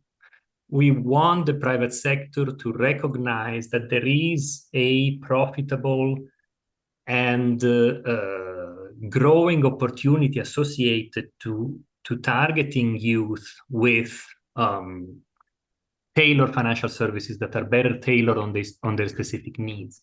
And so FAO's interventions are often focused in showcasing to the private sector that this opportunity exists, and showcasing to the private sector that at least with some initial financial assistance, which could happen in the way of public guarantees or grants or technical assistance to the financial institution, you can create the supply, you can convince financial institutions, and not just extremely rural-focused financial institutions that work mainly with microcredit, so microfinance institutions or financial cooperatives, but even larger agricultural banks, that there is a sizable investment opportunity. And so we can connect to what was said in the previous intervention, right? On one side, the critical importance of preparing the supply, convincing and showcasing that there is a sustainable business opportunity to these financial providers.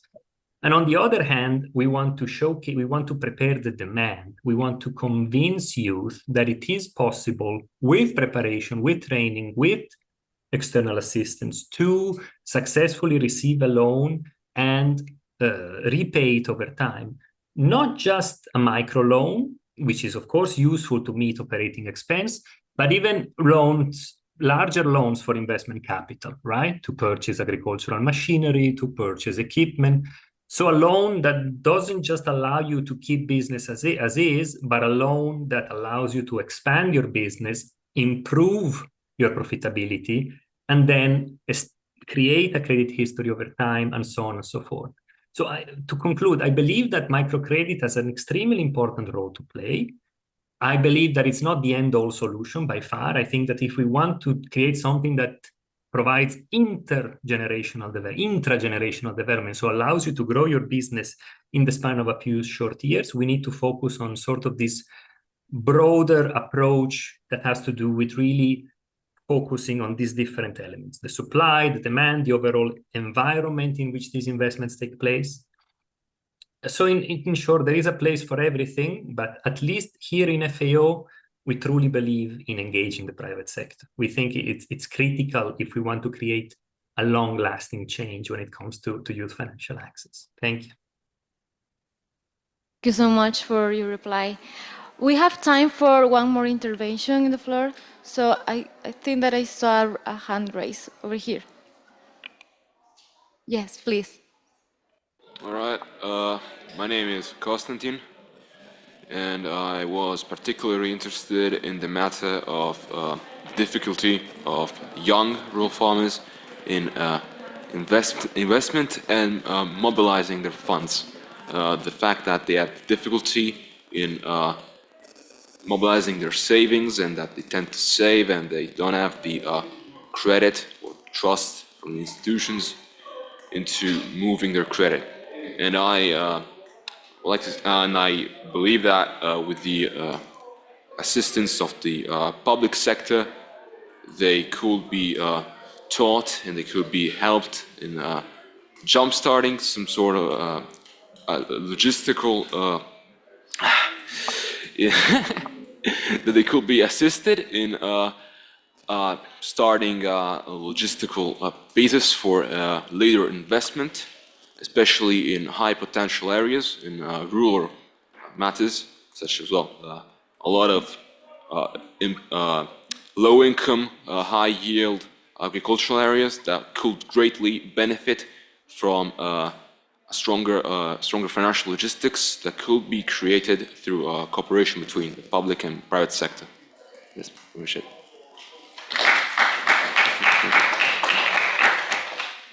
Thank you so much. If one of the panelists want to react to this comment.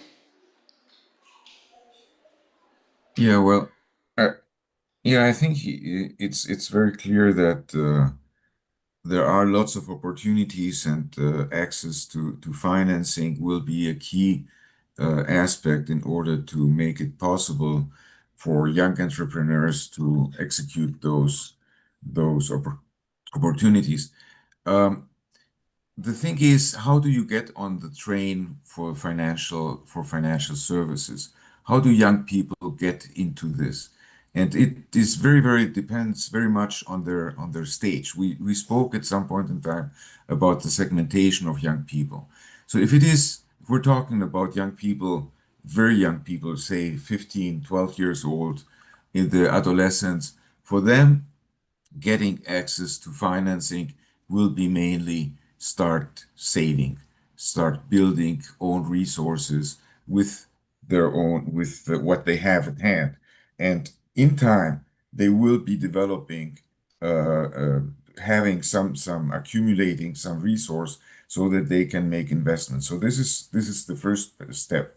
But in addition to that, then once this is done, then access to credit can become possible.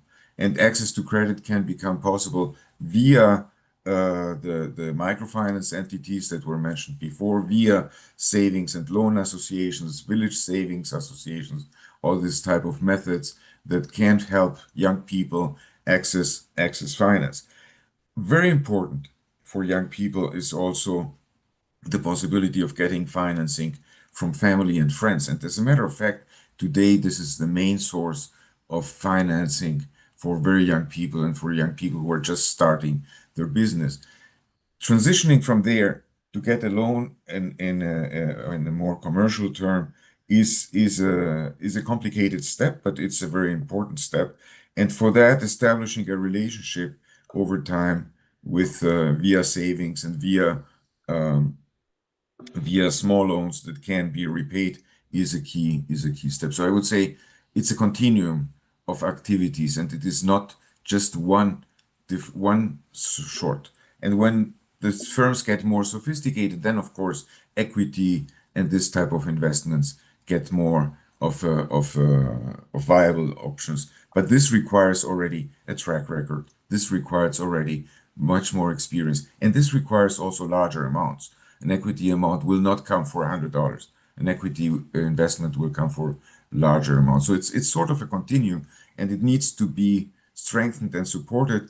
And the public sector has their particularly important role to play in building capacity, in helping the young entrepreneurs develop their business plans, in helping them have clarity of where their business is going and what options they have. Thank you so much, Juan. And with that, I want to close this session. Thank you so much for your interventions. I think that we have a lot to reflect, a lot of things to make reflections today, a lot of challenges, examples on the ground, and also some advice in how to advance in order to close those gaps. Thank you so much for all the panelists and also for our audience in the Zoom. And let's make a round of applause. Thank you so much, Juan, Peter, and Nicolas. Thank you. Thank you. Get to know the people who are sitting besides you, and we'll begin shortly. Thank you again for being here.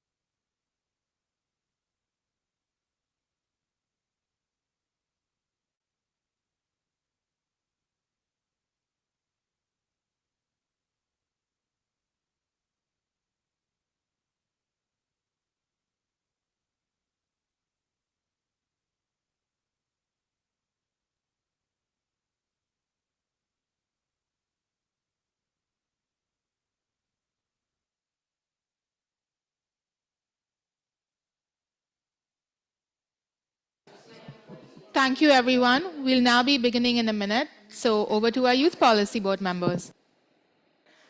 Amazing. Thank you all. We are just still getting started. We know we have a few more people trickling in, but we just want to say thank you so much for joining us. Good morning, good afternoon, good evening, everyone in the room, and to everyone joining us online. Maybe we can just get everyone in the room to look up at that camera there. Sometimes when you join virtual sessions, it feels a little bit detached, but we just want to say thank you for joining. Thank you all for appeasing me. So we're very excited to get started, but as we get settled into the room, we just wanted to do a quick interactive icebreaker. So if you could humor me and grab your phones and participate in the Menti on screen. We just wanted to start with a fun way to get everyone involved and see the diversity of perspectives in the room, to get a sense of where everyone is joining us from. And you can participate by scanning the QR code there or visiting Menti and using the code provided. And there are just 3 easy questions on there that we'd love to hear from you on.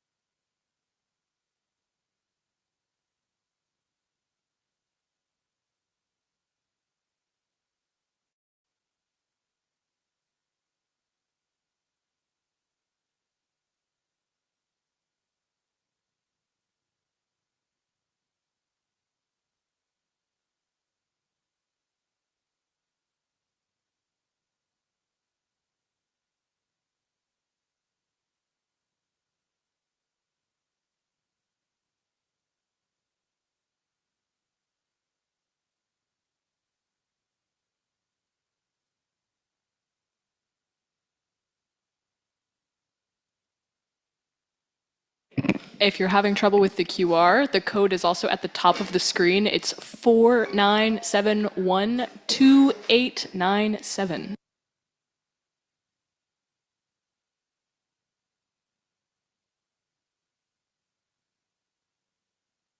Amazing. So thank you everyone for starting to fill that in. Apologies for those of you who have to currently reside in the ocean. Hard to get a map on Mentimeter that has the whole world, but we're very happy to have so many people joining us from North America and from beyond. We really value all of the perspectives being brought to the conversation today.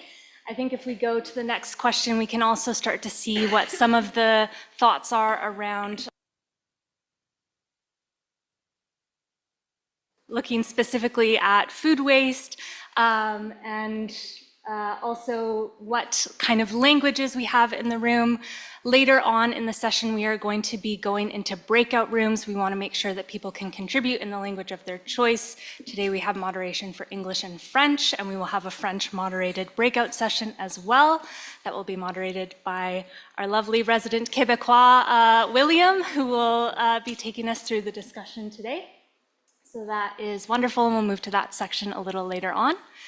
And then lastly, we'd love to hear some questions on food waste.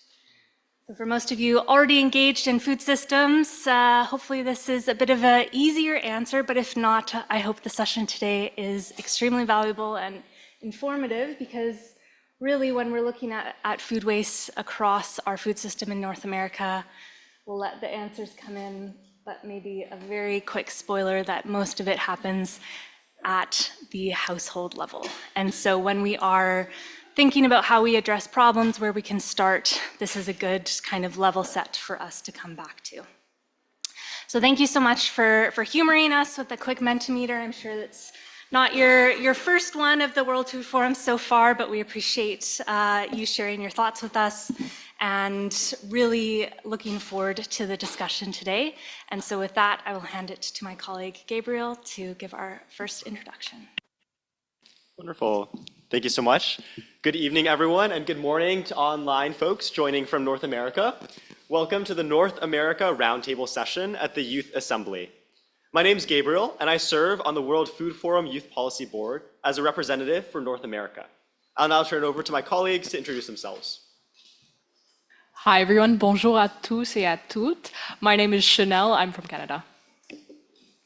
Hi everyone, my name is J-Ro, I'm from the US. Hi there, my name is Sarah Kate Smith from Canada. Bonjour, mon nom est William McManaman et je suis du Canada.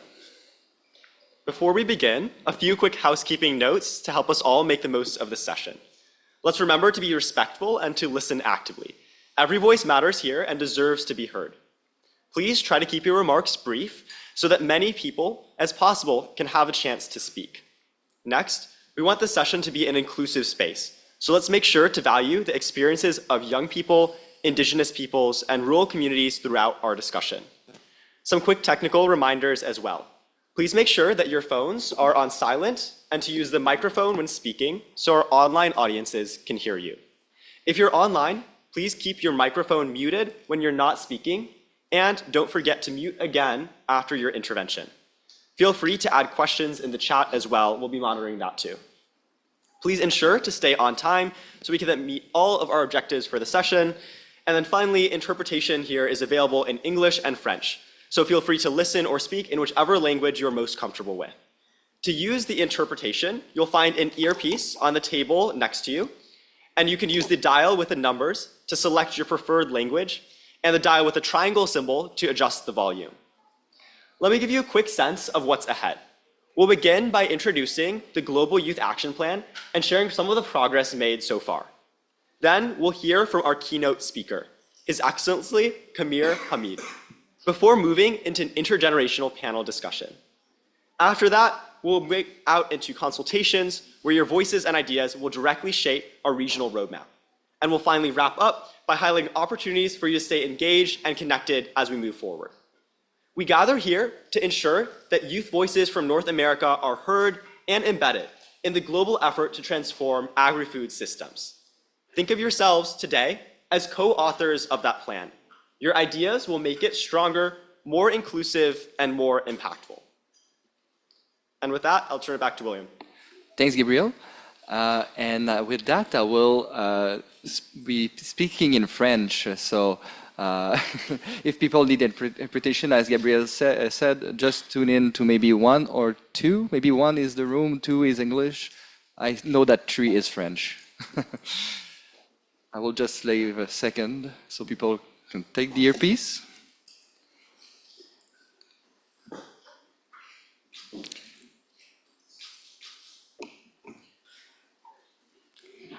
Donc, le plan d'action mondial des jeunes du Forum alimentaire mondial, ou le GYAP, comme on abrévie en anglais, pour 2025-2026, est une feuille de route élaborée par des jeunes pour transformer nos systèmes agroalimentaires.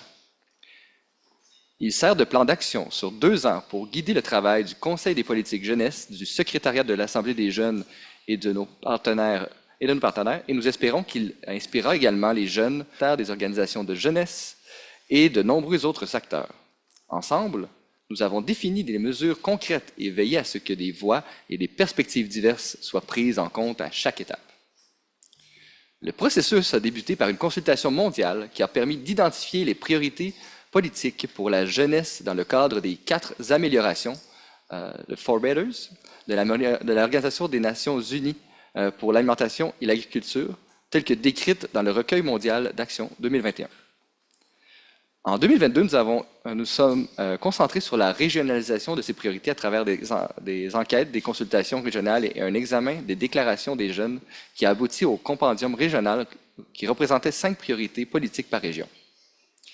Puis en 2023, nous avons mobilisé plus de 2600 jeunes à travers le monde afin de réduire le nombre de priorités politiques clés de 5 à 1 par région. Ces priorités reflétaient les plus grandes lacunes identifiées par les jeunes. Et pour chacune d'entre elles, les participants ont proposé 2 mesures concrètes combinant renforcement des capacités, plaidoyer politique et partenariat, tout en visant à transformer les engagements en changements réels sur le terrain.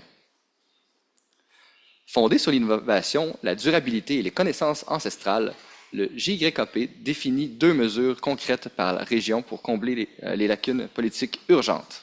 Il sert avant tout de modèle adaptable qui amplifie la voix des jeunes et favorise la transformation au niveau local, régional et mondial. En Amérique du Nord, la priorité politique consiste à promouvoir une transition rapide et durable vers une chaîne d'approvisionnement alimentaire en circuit fermé, qui minimise le gaspillage et maximise l'efficacité des ressources. Cela implique de s'adapter aux obstacles politiques et de mise en œuvre dans les universités, d'identifier des solutions transversales et de tirer parti des recherches et des expériences existantes pour favoriser les initiatives menées par les jeunes. Pour aider à combler le fossé identifié par cette priorité, l'accent est mis sur 2 mesures concrètes. Premièrement, améliorer l'accès aux jeunes et aux connaissances et aux ressources sur les stratégies de réduction du gaspillage alimentaire. Et deuxièmement, de créer un cercle consultatif avec les Autochtones en partenariat avec le Global Indigenous Youth Caucus afin de garantir que les voix autochtones soient au cœur de ce travail. So I will switch back in English. So here's where we're at now. And now to highlight or go deeper in the key action we took in the past few months, I will invite my colleagues. So Sarah Kate will give you more information about the webinar series we have conducted over the past few months. Jiru will talk about a resource guide we are elaborating with fresh ideas, initiative, and solution we learned from the webinar series. And then to complete the overview of our work on the Global Youth Plan of Action, Chanel will give you more detail about the partnerships with the Global Indigenous Youth Caucus. Without further ado, Sarah Kate, it's your turn. Thank you, William. Over the past 5 months, the Youth Policy Board in North America has been really implementing one of our key goals, and it was looking at how can we enhance youth knowledge and engagement when it came to food waste education? How can we better collate resources that exist across our region, make it easier for youth to understand food waste solutions that they can use to help mitigate waste and the impacts that come with that?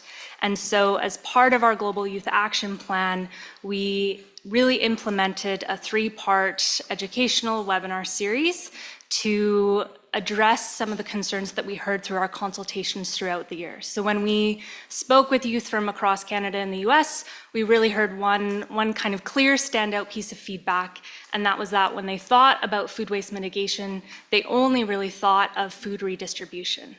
And we're not really understanding or considering the rest of the food waste hierarchy when it came to food recycling or food repurposing, which are crucial actions as part of our overall efforts to mitigate waste.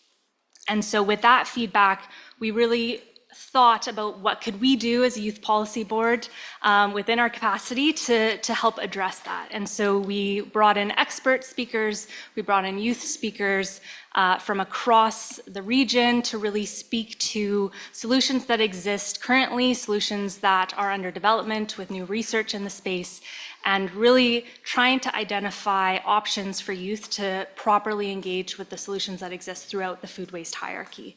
And so we structured it, step by step. In July, we worked with teams across Canada and the US to really put on a food waste prevention session, looking at introducing the food waste hierarchy, looking at, how people can better understand the sources of food waste, who's responsible, why it occurs, and how we can properly mitigate it.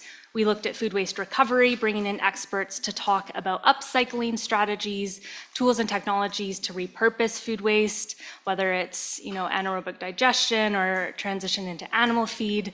And that also informed our food waste recycling session, really diving deeper into that composting, biodigestion, and other methods of food waste mitigation technology. And so across those 3 sessions, we had over 160 participants from across North America and beyond, really fostering intergenerational dialogue between the experts that we were able to bring in and bringing together youth innovators who were able to share their practices, pilot examples that we could look to, and really, the right insights, materials, and directional ideas to form the foundation of what we're developing next, which is a food waste resource guide. And so with that, I'll pass to my colleague Jayru to speak a little bit more. As a follow-up, if we could go to the next slide, please. As a follow-up to our panel series, we are excited to be launching our food waste resource guide soon. The resource guide will highlight key takeaways from our panel series and focus on our 3 topics: food waste prevention, food recovery, and food recycling. This resource guide will provide links to practical resources and actionable steps that you can take in your own communities. And if you are interested in supporting the resource guide, either for content or as a graphic designer, please do reach out. The guide will be accessible on our website very soon, and we'll share an official launch announcement in the coming months. Now I'll pass it to Shana. Hi, everyone. So as William kind of mentioned, through our consultations, we identified that one of the key gaps in our region is the integration of Indigenous people's perspectives and knowledge into our policy work and into our implementation. So our goal was to create a partnership with the Global Indigenous Youth Caucus in order to create an Indigenous Advisory Council that would serve as a bridging mechanism between us, the North America Regional Youth Policy Board, and various Indigenous peoples and youth from Indigenous peoples across the region. Unfortunately, Daryl Kootenay, who has been pushing for this initiative and has been so central in this work, he was supposed to be here to kind of introduce the intentions behind it, introduce the work that's being done, but he is not feeling well and he deserves his rest.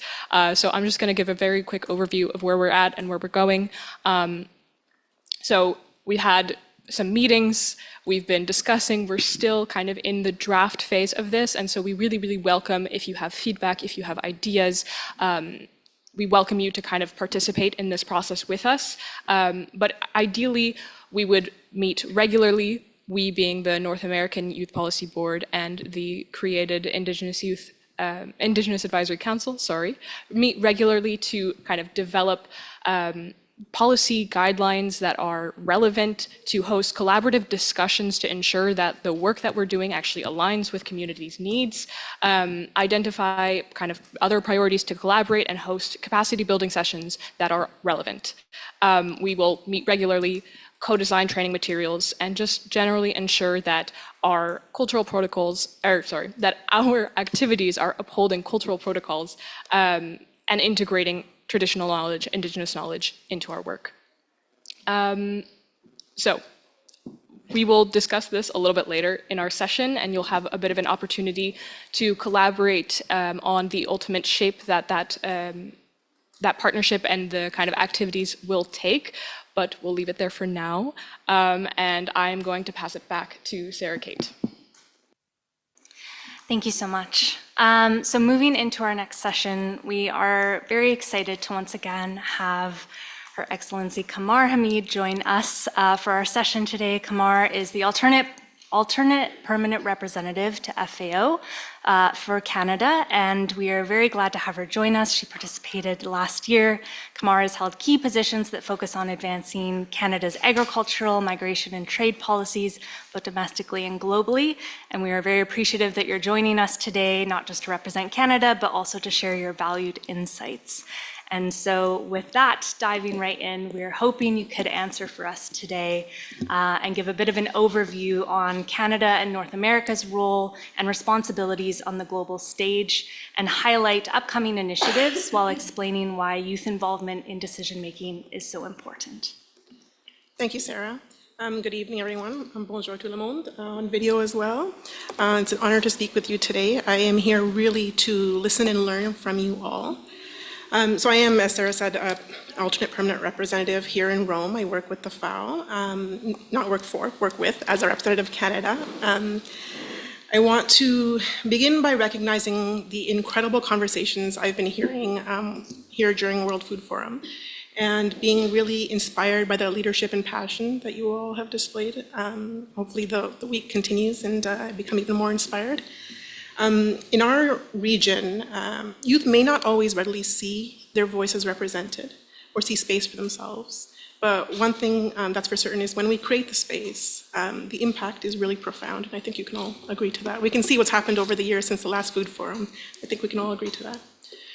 From climate smart farming to food waste innovation, you are driving the change. You're driving in a way that's inclusive. A way that's inclusive, circular, innovative, and able to bridge barriers and gaps and consider how better to work with and provide space for Indigenous knowledge as well.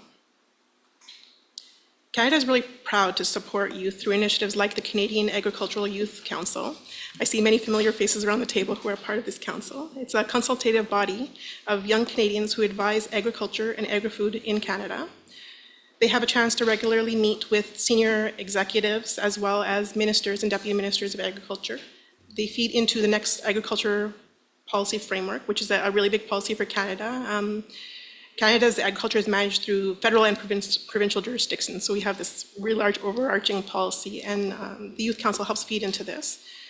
They also feed into programming such as agri-communication, which is designed to build public trust in sustainable farming.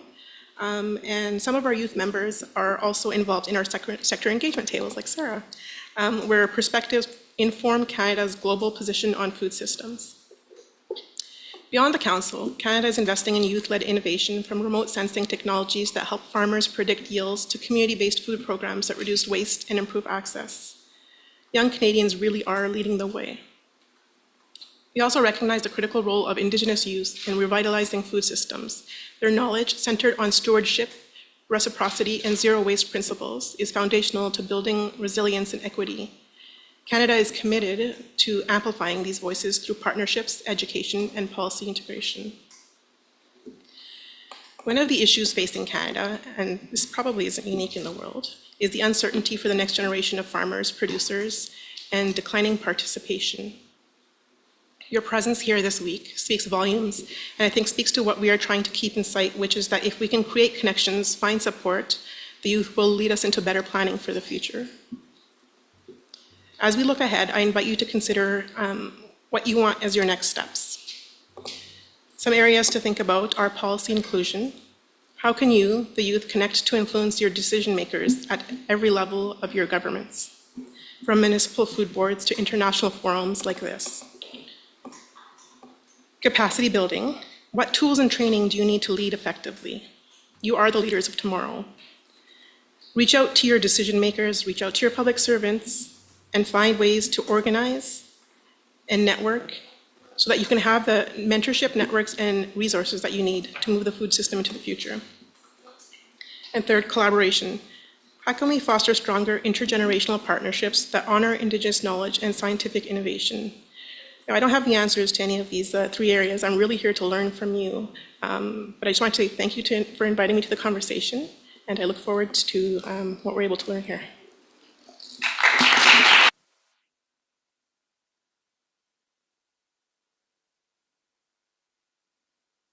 Thank you so much, Kamar. I think we really appreciate your insights today and for sharing a little bit of that roadmap for how youth can engage, whether it be in Canada or in other countries around the world when it looks to advancing solutions on food waste or otherwise. And so really appreciate your thoughts today and for having you join us. Yeah, echoing Sarah Kate, thank you so much, Kamar, for those wonderful insights, especially emphasizing really creating opportunities and finding opportunities as the leaders of tomorrow. And with that, we're now moving into our intergenerational panel, where we'll hear from a diverse group of experts and youth leaders about ongoing progress and youth engagement in addressing food waste in North America. Each panelist will share their insights and experience, and after each intervention, we'll provide a short reflection to highlight their key points. Let me introduce you to our incredible panelists. First, we have Luciana Delgado, who is a technical advisor in the Governance and Policy Unit at the FAO. Next, we have Chef Stephanie Bearluck, co-founder of NIHA. Then we have Aja Bywater and Alejandra Armesto Gomez, who are Penn State Academic Delegation leaders. Next, we have Jarrett James Lash, UNA USA Youth Observer to the United Nations. And finally, but not least, we have Yananoe Logan, Indigenous Youth Leader and Columbia Climate School graduate student. Luciana, I'll start with you. Luciana, you have a PhD in production ecology and resource conservation, and your research on food loss and practical solutions to reduce losses across agri-food systems has been published in leading journals, including Food Policy and the Journal of Rural Studies. Could you provide a general overview of food waste at the global scale and highlight some notable global initiatives or opportunities that young people should be aware of or could be more involved in? Okay, first, thank you for the invitation. It's very challenging to be in a youth panel and in a youth group. So I want to start with a quick image to frame this. Imagine that you just done your weekly grocery shopping. You walk out with 6 full bags of food, and then without a second thought, you drop 2 of them in the parking lot, and drive away. So it doesn't make any sense, no? But that's basically what's happening around the world every single day. So globally, around 14% of food is lost and 19% of food is waste. That's roughly 1.3 billion tons of food lost and waste every year. And this isn't about just money or food. It's also a major environmental issue. Food waste is responsible for 8 to 10% of the global greenhouse gas emissions. So tackling this problem is key part of fighting also climate change. But first, let's go to the basic. What is food loss and what is food waste? As you for sure may already hear, food loss occurs from harvest up to wholesaler, excluding the retail, and food waste happens from retail to the final consumer. Most of the time, this terminology is interchanged, and that's the first big issue we have in the topic. Okay, so to have a global picture, food loss and waste happens at every step of the supply chain. In some lower income countries, a lot of losses happens early during harvest, pre-harvest, storage, transportation, and most of this is because of the lack of building capacities or lack of infrastructure. But in wealthier regions like North America, most food waste happens later in the chain, in the stores, restaurants, and in our own homes, as we saw in the survey you show. So to address this, the world has committed through the SDG 12.3 to halve per capita food waste by 2030, and this is a big goal. And it needs everyone, governments, companies, and just young people like you to afford this, to fight with this problem, no? So let's take a look at North America more closely. So in 2019, the average person here in the region wasted about 79 kilograms of food per year. By 2022, these have dropped to 69 kilograms per person, so that's a progress, but it's still a lot of perfectly good food going to waste. If we talk in the US, the Environmental Protection Agency estimates that 30 to 40% of the food supply is never eaten. In 2019, the US generated 66.2 million tons of food waste, where 40% came from home, 40% from restaurants, and the rest 20% from the retailers. If we put this in how many kilos this is per person, 73 kilos or 160 pounds per person per year at household level, 74 kilos at food services, and 12 or 26 pounds at the retail. And most of this food at the end ends in landfills. Okay, so and a small share gets donated, composted, or turned into energy. However, this is some encouraging news. In 2024, household survey found waste levels had dropped to around 45 kilos per person per year. So this suggests that awareness and interventions may be helping on the topic. Okay, the story is similar in Canada. In 2022, household waste was around 79 kilos per person, food service wasted 80 kilos per person, and retail wasted 30 kilos per person. A study in Ontario found that each household sent about 2.8 kilos of food waste to landfill every week, and more than half of that was avoidable. So the good news is there are a lot of creative and practical initiatives already working to reduce food waste, and many are open for youth involvement. So for example, at the household level, in the US, in Ohio, there is an initiative that is called Save More Than Food, and it's a campaign use neighborhood-focused messaging, and households cut their waste food by 23%, while national trends were rising. In Ontario, the Weeknight Super Savers program gave families a food waste toolkit, recipes, and online cooking classes. So families found it fun and practical, and it actually changed their habits. So national campaigns like Love Food, Hate Waste in Canada and Let's Talk Trash in the US use simple, relatable messages to help people rethink their everyday food choices. So in terms of food service and retail, in the US, the Food Loss and Waste 2030 champions involve business pledging to cut food waste by half by 2030. The Food Waste Reduction Alliance works with the food industry to include donations and divert unavoidable waste to composting or energy use. And in Canada, the Food Waste Reduction Challenge invites entrepreneurs to design new solutions, while the Pacific Coast Food Waste Commitment brings business together to collaborate. Also, schools across the US are using shared tables, where students can place unopened items they don't want to eat. So this has reduced fruit waste by 54% in cafeterias. And as you maybe already heard, there is at the retail level are experimenting with selling the ugly produce. the Agrifood at a discount. But the research showed that people are more accepting of imperfect food where there is a price break, okay, especially if the imperfection is just cosmetic, mostly on the color. So where do young people come in? So honestly, everywhere. Food waste is a systemic problem, but that also means that there are many ways to get involved. So for example, it could be by volunteering with food rescue groups, gleaning projects, or community kitchens. Also with starting initiatives like these groups on your campus or in your community, like share fridge, awareness campaigns, or recovery programs from cafeterias. Also innovated by joining hackathons or competitions that focus on food system, developing apps, platforms, and logistic solutions can make a real difference. Here at FAO, we have developed 2 apps, one to measure food losses and the other to measure food waste. We are going to measure food waste in the schools in Dominican Republic. Just to start with the kids to change the behavior, because food waste is a behavioral problem mostly. And the most important, also advocate for policy changes like clearly date labeling, composting system, or mandatory waste reporting. But the most important, of course, is lead by the example. And this is us, no? Planning meals, using leftovers, freezing food, and understanding what's the difference between best before and use by labels.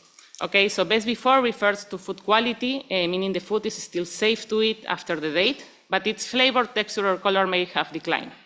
While use by indicates it is not safe to eat the food past this date. So to wrap up, food loss and waste is a global issue with environmental, economic, and moral dimensions. North America has made some progress, but there is still a long way to go. The good news is solutions already exist, and young people can help drive them forward. So whether through volunteering, innovation, advocacy, or everyday action, each of us can play a part in reshaping our food system for the better. So the next time you look at your fridge or you go to a buffet place, please remember that every small action counts. Thank you.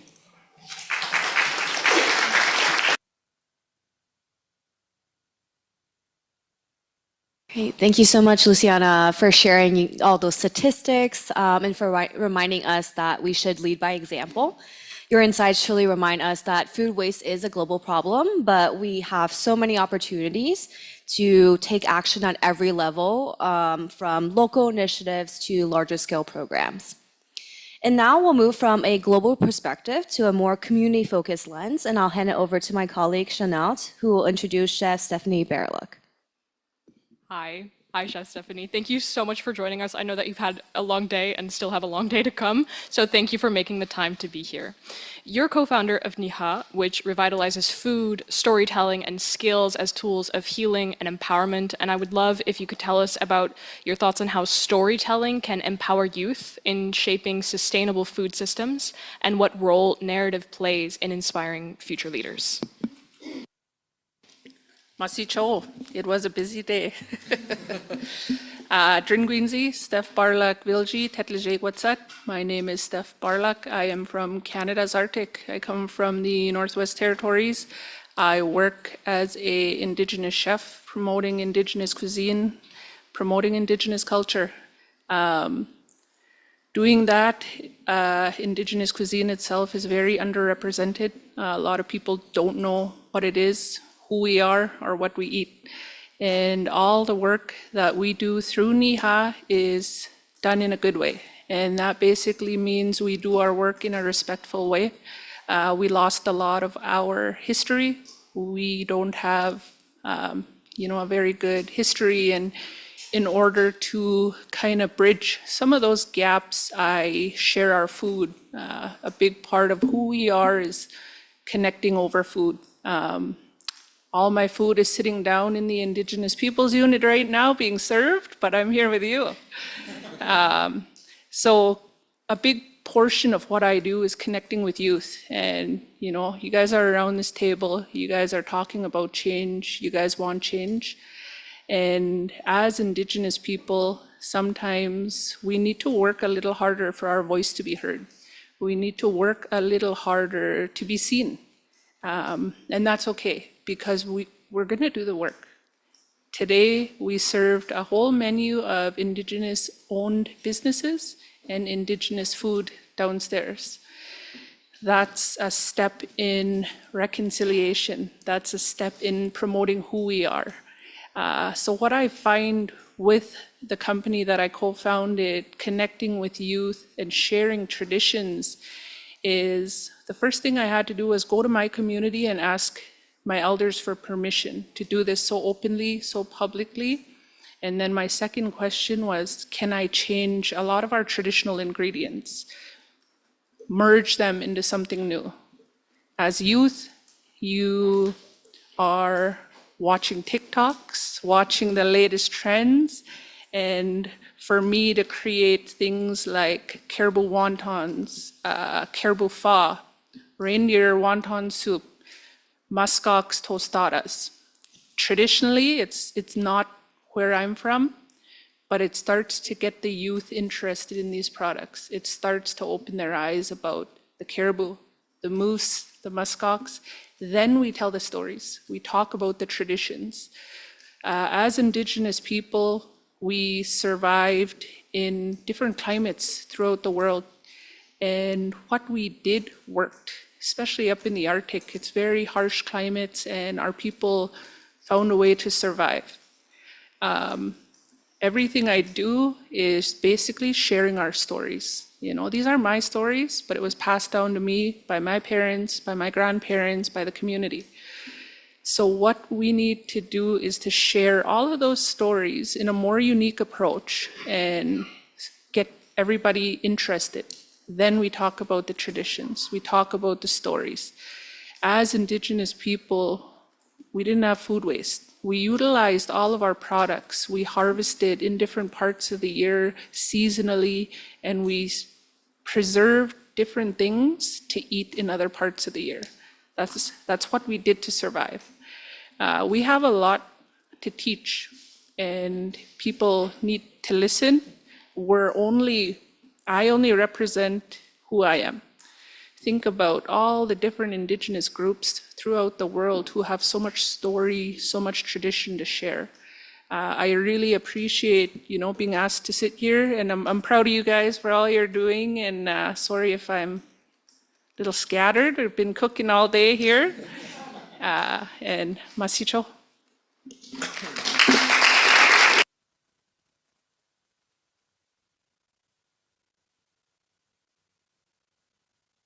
Thank you so much for that. I find it so inspiring, the link that you made between food as a gateway to story and story as a gateway to food.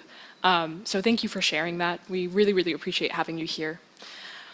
We're going to take a little bit of a shift now to talk about an academic perspective, exploring how education and research can drive youth-led solutions. For that, I'm going to hand it over to my colleague, William. Thank you very much. So we'll now turn to Aja Bywater and Alejandra Mestos Gomez, our delegates from Penn State University. So Penn State is launching an exciting new online module aimed at educating the general public about food waste. So how are you leveraging an intersectional system technique approach to help identify the root cause of food waste? And how can it help us create more inclusive and effective solutions? I know there is also a video on screen. Oh, yeah. So, yeah. Thank you. Good afternoon, everyone. I am Alejandra Ernesto Gomez. I am a PhD student in Development Community Engagement at Penn State University. Hello, everybody. My name is Aja Bywater. I'm also a PhD student at Penn State studying food science. And we're both co-leading the Youth Food Lab for North America. And we're here today on behalf of other 16 delegates that are working hard, in Penn State. And we're basically working to showcase the many voices and projects, initiatives that individuals and organizations in North America are doing in order to reduce food waste. And so to do that, we've been approaching these many individuals and organizations, and today we wanted just to showcase and play a little video about our work and with a few examples of what they're doing.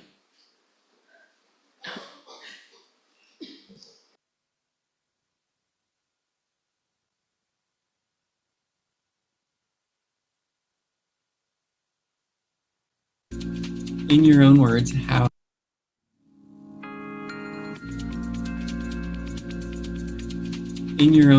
how are you reducing food waste or food loss? So in my personal life now, most of my food comes from the land, from the community that I live in. And so one of the other keys is sourcing my food outside of the fossil fuel industrial system.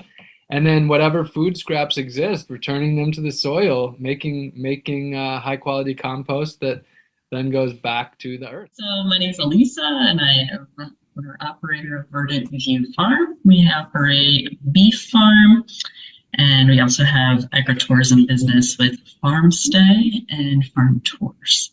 And so we not only are producing food, but we're also serving it. So we do a lot of different things. We compost any food waste. We also have a pig, chickens, and goats that get produce waste from a produce farm next door. Our cows get brewer's grain from a brewery up the street. So even though it's not our own food waste, we're helping them reduce what they have to put in the dumpster. My dream is that every single person in this nation and the world is walking distance from a community compost site. And so for me, a community compost site is ideally a place where the compost is actually processed locally rather than, really heavily fossil fuel oriented as well. So my vision is that these community compost sites would exist by, many per square mile in a city, but the more that the people can be involved in it, that's what I really seek through the community compost initiative. What I'm most passionate about when it comes to food waste is creating locally resilient systems where the food is in the hands of the people and the communities. And so I live to be the change I wish to see in the world and to inspire and educate as many people as I can. It's awesome to see for people to feel equipped, like they can go home and say, yeah, I can do this too. Thank you.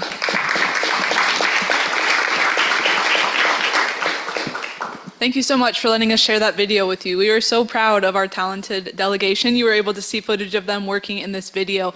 They've been really working hard to go capture these stories of local people in the agri-food chain that are working to reduce food waste. And I just want to point out that these are only a few of the very exciting things that we've seen in North America. And there's a lot more, but we're really looking forward to an approach on how could we reduce food waste. And instead of coming up with a new program and trying to reinvent the wheel, we decided that it would be helpful to elevate the stories of those who have been successful to inspire others. And so really to help extend the reach of this effort, we are going to put these into an online module. And this online module will be free and it will be accessible to anybody all over the world with the hopes that these stories will inspire them to make changes in their local communities. I know this is a North America delegation, but it's not limited to North America. So in this video here, we saw activists, we saw a farmer, but we also have policymakers, we have stories from grocery stores and community efforts. So it's something really exciting that we have to offer that we're looking forward to sharing with you soon. And so again, we're just excited to offer this and really focus on the entire agri-food system chain, all the way from production to the consumer and all of these other areas as well. Thank you for letting us share this video, and we look forward to giving you the module soon. Thank you.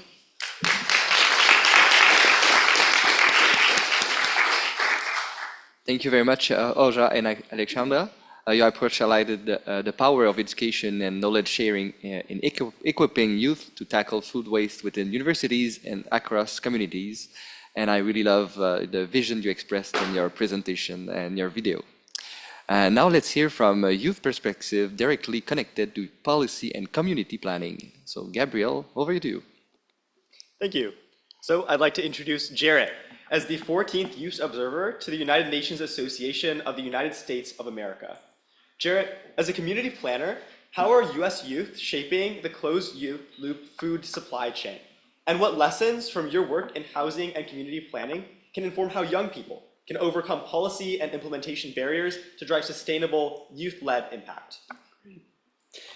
Well, good evening, everybody, and thank you for the opportunity to be here. Gabriel, thank you for the question. If you haven't had the opportunity to meet Gabriel, please do take advantage of that. You are an inspiration to me, so thank you for all that you do. Now, as the UNA USA Youth Observer to the United Nations, I've spent the past 2 months since my appointment meeting with young Americans, understanding what they're looking for from college campuses to the 80th UN General Assembly, to understand how they want our generation to lead in this world. And in every corner of our country, young people are eager to match their ideals with action.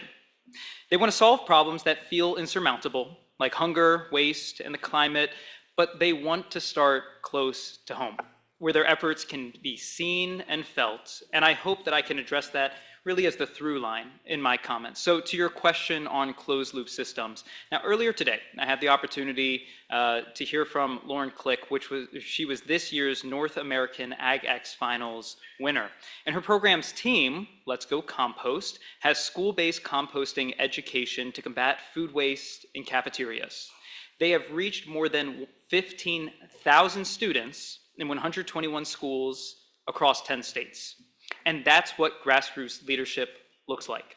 Lauren and her peers are showing that sustainability is learned as a habit, even for our youngest citizens. And their work turns food waste into soil and classrooms into laboratories for agricultural renewal. Now, I could easily see this scaling towards universities, shaping a generation that understands not only how systems work, but how we can improve them. And to the second part of your question, as Gabriel alluded to, my day job is as a city planner, and I firmly believe that good urbanism is good conservationism. According to the American Farmland Trust, the United States loses an average of 2,000 acres of arable farmland every single day. We can't build a sustainable food supply if we're paving over the land that feeds us. Our housing demand is very real in the United States, like it is in so many countries, but endless sprawl is not the answer to this. Smarter growth means focusing new housing and jobs where infrastructure already exists, preserving open space and protecting farmland that keeps our food systems strong. And we can see this play out in the late night planning commission meetings where decisions on our land use or infrastructure expansions determine whether farms endure or are depleted. To achieve sustainability, resilience, and abundance, we need to focus on local action and political will. Young people can shape that will by reminding our elected leaders that responsible growth is what this generation supports. More housing where it belongs, more farmland where it's needed, and a better balance between the two. Some say Tip O'Neill's old phrase, all politics is local, no longer holds true. But real progress can still begin in our own backyards, where our zoning codes or compost bins influence the health of a neighborhood and the strength of a local food chain. Now, during my listening tour, I met with students at Lehigh University who spoke about combating hunger in the United States. And they recognize that solving hunger requires all hands on deck. Every level of government plays a critical role. Local governments decide whether a grocery store is within walking distance for families or seniors who aren't able to drive. Many counties and states protect farmland through preservation and the transfer development right programs. And the federal government supports farmers through nutrition and conservation programs like SNAP and USDA Rural Development. And yes, internationally, the Food and Agricultural Office strengthens food security by reducing loss and waste, improving soil health, and ensuring fair access to agricultural markets worldwide. In each of these arenas, youth voices matter. We can testify at city council meetings, we can work in state legislatures, we can serve on boards like the World Food Forum Youth Policy Board. Because improving our food systems takes understanding bureaucracy, but it begins with young people willing to engage within it. I often tell students that their experience compounds like dollars do, that the earlier we invest in youth and give them real opportunities to lead, the greater the return will be for our communities and for our country at large. And now we might not hold the keys quite yet, but we're already shaping the foundation on which our future leadership will stand.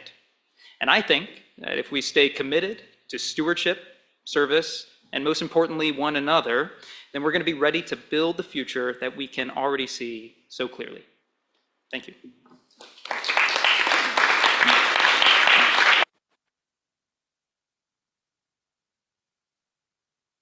Thank you, Jarrett. Your perspective really does show that youth can drive systemic change. And I'll remember that. Good urbanism is good conservatism. Finally, to close the panel, we'll hear from an Indigenous perspective, which is critical to understanding circular and zero waste practices. And for this, I'll hand it over to Sarah.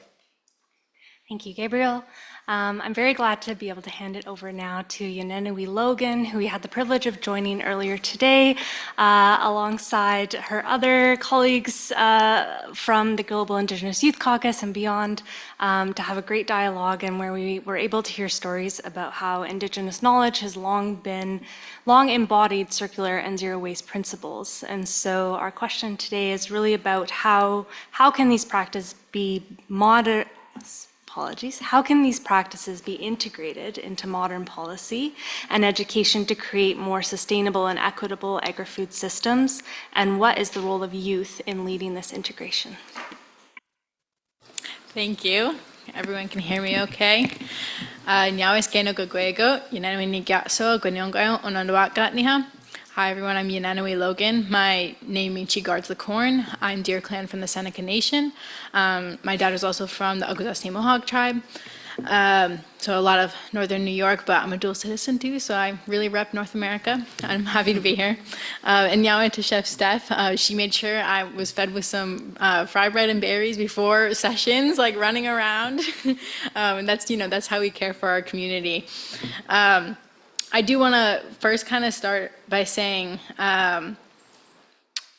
in Canada, I recently heard from a colleague, an environmental advocate, Ariel Derringer.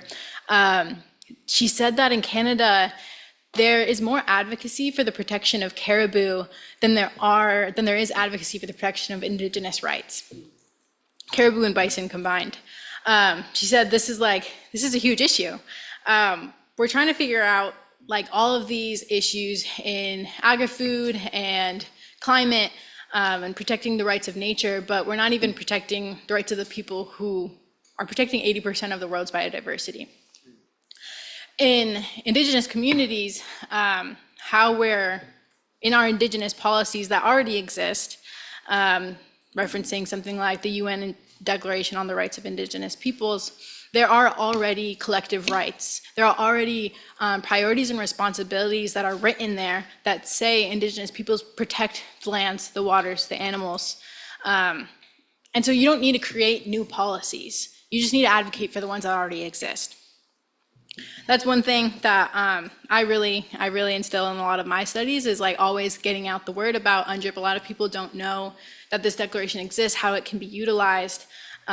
So when you are writing new policy, you can reference that, you can consult with Indigenous people, you can create these relationships, but we are modern people with modern technology, and we have modern principles in our policies that already exist. So that I think is first and foremost, that we don't need to rewrite the book. We've been doing this. Another thing I would like to say is that Indigenous knowledge is localized. As Chef Steph said, it's seasonal, it's specific, it has specific knowledge or a specific care to the land and knowledge that is a science and should be tended to as such.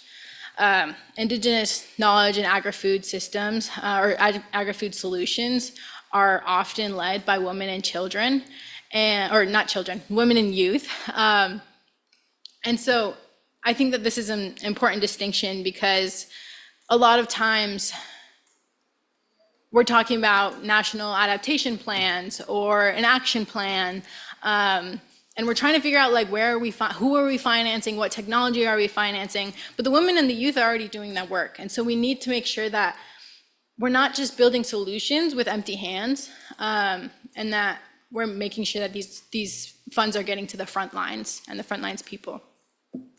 I think that's pretty much a lot of what I wanted to share with you guys today. I didn't have a ton of remarks prepared, and I'm really grateful to be included in this panel today and introduced to the Youth Policy Board. Yeah, I think that really closes it for me. I've had some other stuff planned, but I think essentially, yeah, making sure we're referencing these documents. And I would like to thank you guys for inviting Indigenous peoples to sit on this panel, but it's more than thanks than doing the bare minimum. Like this should be a standard in a lot of these rooms, and it's often not. So I'm just grateful to be here, and thank you.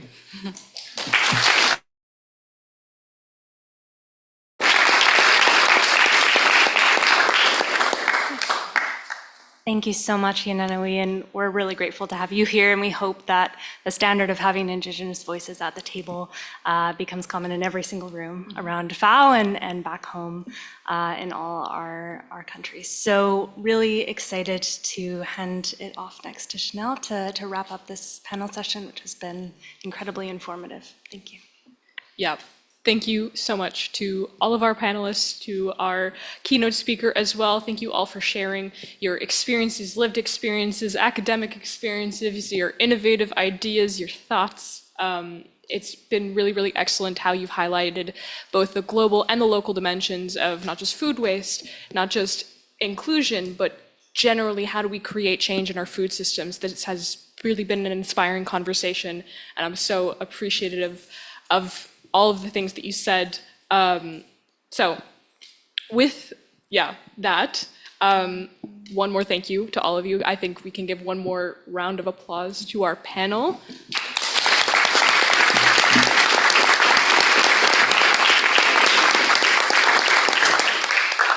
And your insights, the things that you shared, are going to be integrated into the Youth Policy Board's work, to our upcoming priorities, and to our resource guide. In fact, some of the people that some of our speakers mentioned they've already participated in our panels, and they will make their way into our resource guide.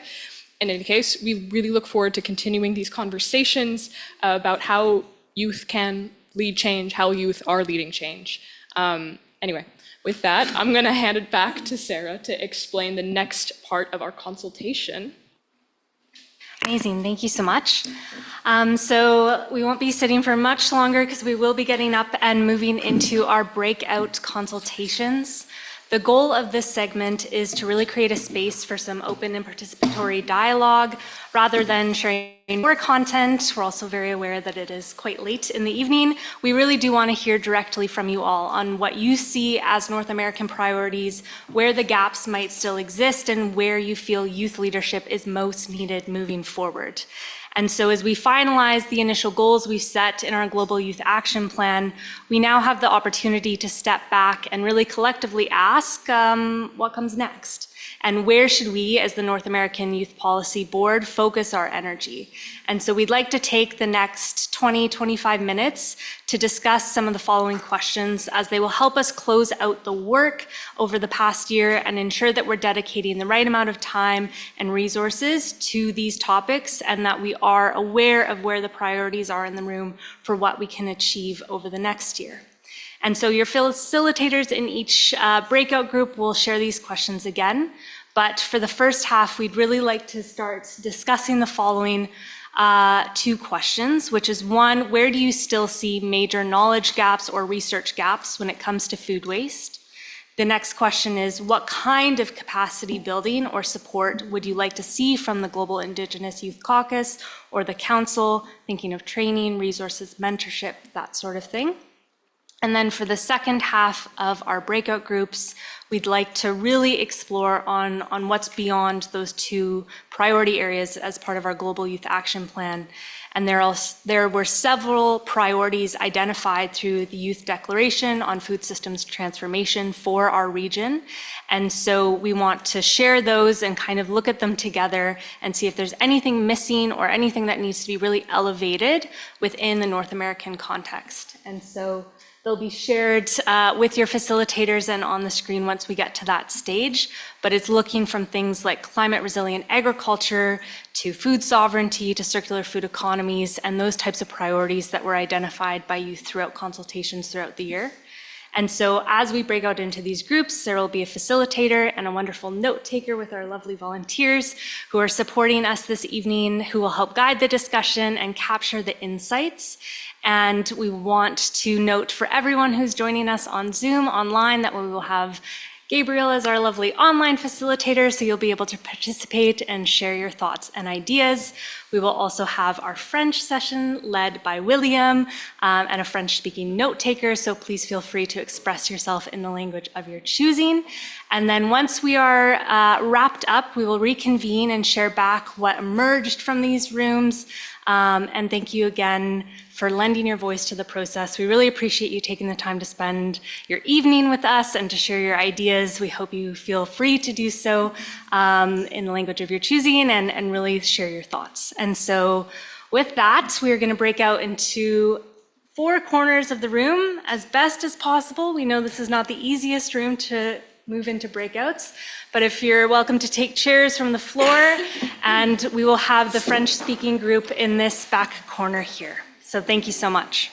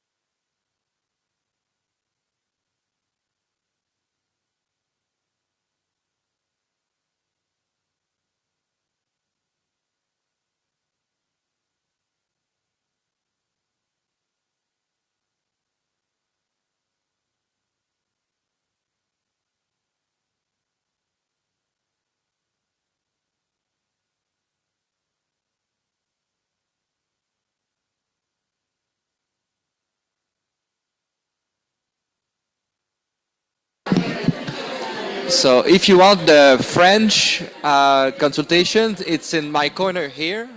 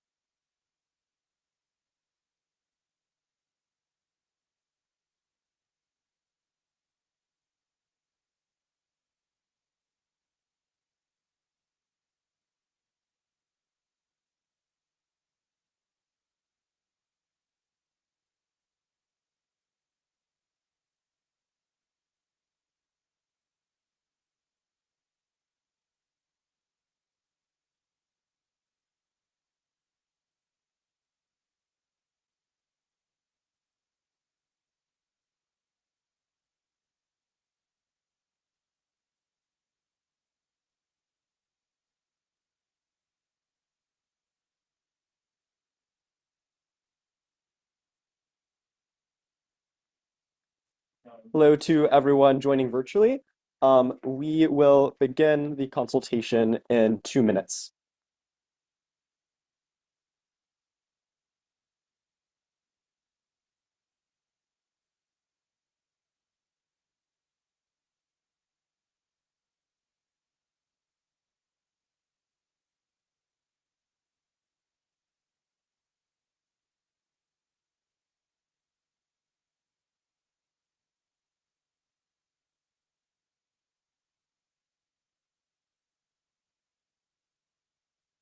Okay. Here we go. Can everyone virtually hear us? If you can, just message in the chat. Oh, okay. Oh, there's okay. Never mind. Chat disabled. Oh, if anyone could unmute to confirm that they could hear us. Perfect. Thumbs up. That's great. Okay. So in that case, we are going to start the consultation now. For the first segment of this, we'll spend approximately 10 minutes, and then we'll have some additional youth priorities that we can get to if we have additional time. So this will be primarily in English, but also if you speak French, we have a translator available. So if you'd like to make an intervention or comments, feel free to do so in whichever language you are most comfortable with. So to begin, the first question that we'd like your input on is, where do you see major knowledge or research gaps when it comes to food waste? For instance, if you're from an academic institution, are there specific gaps or resources that would be helpful to you? Are you struggling to implement a food waste program at school? Would it be helpful to be connected with a successful program? Are you feeling interested but lost? What would a landscape map do to help this effort? So that's a lot of ideas that we could get to now, but we'd love to hear some of your initial thoughts. You could just feel free to unmute, and then we will be able to take your notes here.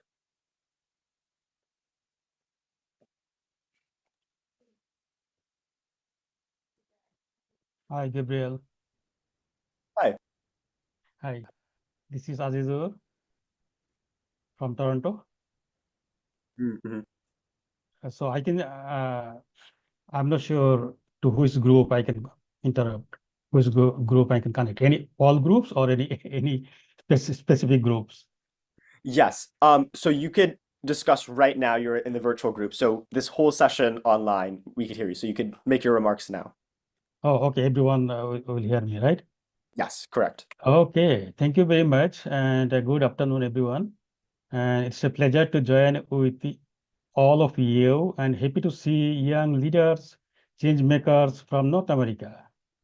So I'm joining today from Toronto, but even from afar, I feel deeply connected to the energy, the purpose, and the shared commitment that unites us in advancing agri-food system transformation. So in North America, we are facing a lot of problem for food waste, and we've identified two key areas that are both timely and transformative. So regarding the research gap, so I believe we have a lot of issues and problem, and we need to develop new technology, and we need to collaborate with investors, we need to collaborate with private sectors and academia and every corners, and also especially to develop research. For example, if we develop new technology to convert food waste into productive potential products that could be valuable, then that will be a good business, and then people will be encouraged, to do that, and then we're going to collect all food waste and to make productive and valuable products. So that is very important, and if we can do that, and then our environment will be clean. Very easy to uh, clean our environment and food waste, to collect food waste, and many business people will be involved with us to that. And for that, we need to make some pilot project for food waste reduction and to also management. And as I mentioned, you to develop new technology. Absolutely. Thank you so much for those remarks. And I also wanted to mention, just so we can keep track of who is making comments virtually, could you please just say your name again, and we'll note it down, and also your organization. And my name is Azizur Rahman, Mm-hmm. and I'm one of the mentors for Youth Policy Board North America. Perfect. Thank you so much. And next, we could turn it over to anyone else who'd like to make an intervention on this topic of, again, where do you see major knowledge or research gaps when it comes to food waste? As we can't see if you're raising your hand, just feel to unmute, and then we could hear your interventions directly. Hello, can you hear me? Yes, we can. Hi, my name is Baruch, and I'm from the Global Center of Health Diplomacy and Inclusion. I live in New York City, and last year the city mandated a composting program, a citywide composting program where all building owners are required to have a compost bin or they'll get a fine. And while there's been a pretty wide implementation of the program, it's still not been taken up by all building owners. And even further, I think most residents, like most renters, aren't aware of why composting is important. And I think that's a pretty large knowledge gap I'm identifying within like the general population. So I think education of like closing the waste cycle, why that's important, and also just what composting is going to be really essential in decreasing food waste. Absolutely. Yep, that's a huge pillar of food waste. Next, we'll open up to anyone else who has remarks. Hi there, this is Jessica Ratto, and I'm a young beef farmer from Alberta, Canada. And I really appreciated William's intervention and his role on the livestock policy side, and where we saw in your framework already, there's recognition of livestock feed as an important part of upcycling. And I think that's part of one of the knowledge gaps too, is seeing the important role that the livestock sector can help play in the circular economy, whether it's upcycling some food from grocery store waste, crops that don't meet human feed consumption grade, etc., and how they take that and make it a nutrient-dense protein that can contribute locally to food security and also be exported around the world. And I think part of that too is on the policy side, it's more so on the innovation side where we need help of taking that next step of how do you take that even further for a solution in the food system. So drawing young people's attention to that gap, and that's an area of food waste that can be an important part, I think would be helpful to get some young innovators in there. Absolutely. Yeah, thank you so much for sharing that specific suggestion around livestock feed as upcycling. I would also encourage participants as well to offer any specific suggestions that you have. We'll leave space maybe for perhaps 2 to 3 more people on this question before we turn to the next.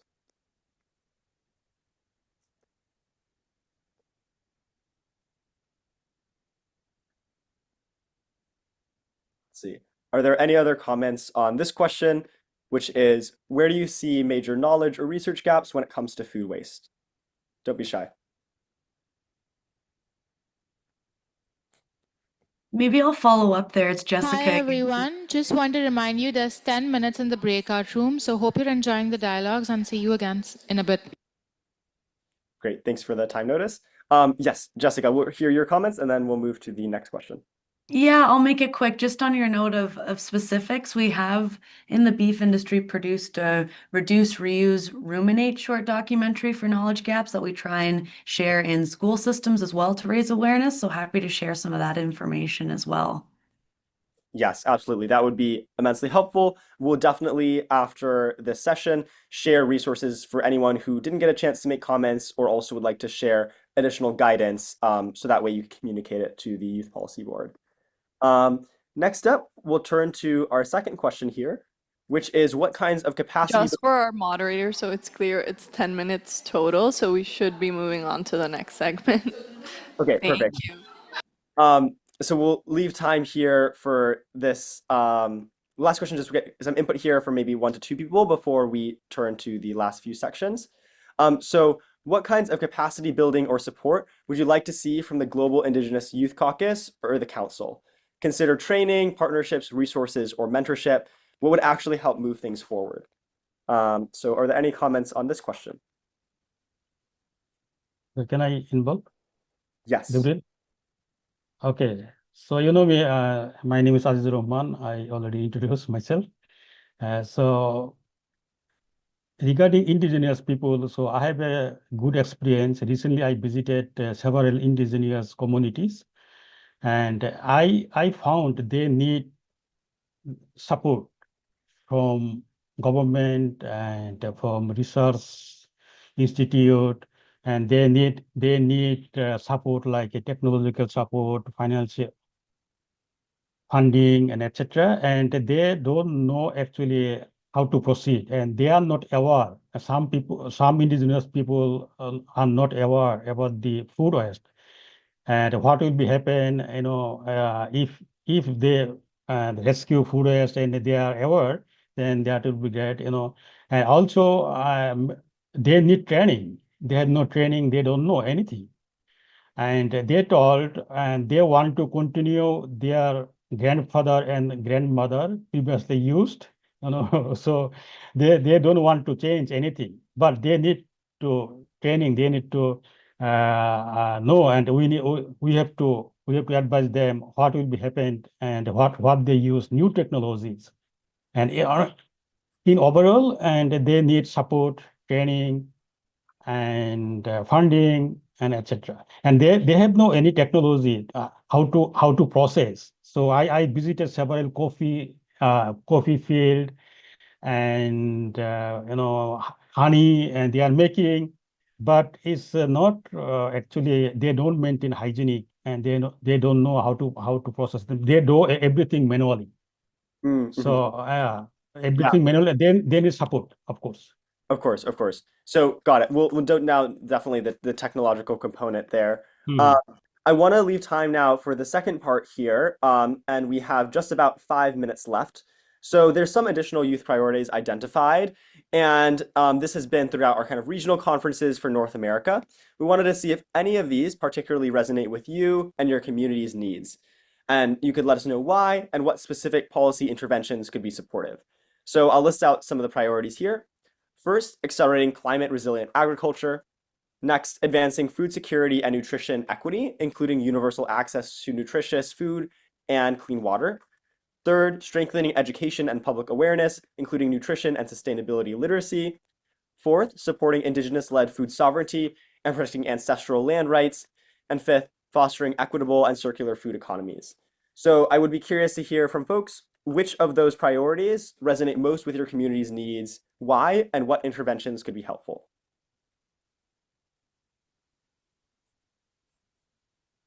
I would say food security is the most important. So when you say about the food security, everything is included, like a climate change, and you can go to climate actions.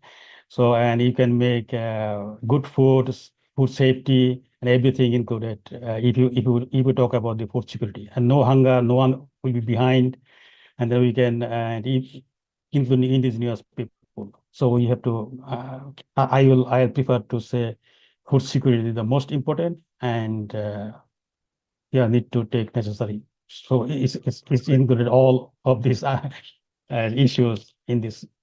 That makes sense. Yeah, food security certainly we'll focus on. And I also would like to open the floor up to other folks who have not gotten a chance to speak.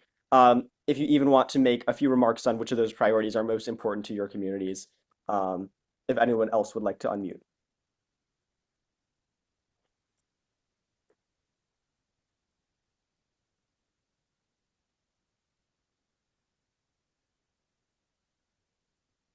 And as a refresher, those are accelerating climate resilient agriculture, advancing food security and nutrition equity, strengthening education, supporting Indigenous food sovereignty, and fostering equitable and circular food economies. So would love to hear from other folks which of those resonate the most with their communities.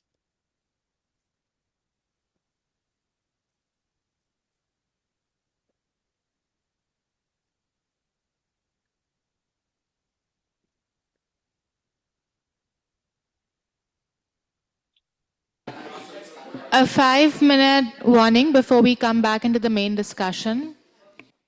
Great, thank you. We really encourage you to speak up now or forever hold your silence. We have just about 5 minutes left. Of course, if you feel more comfortable, we could take your comments offline as well after the session, but we'd encourage you to make it now.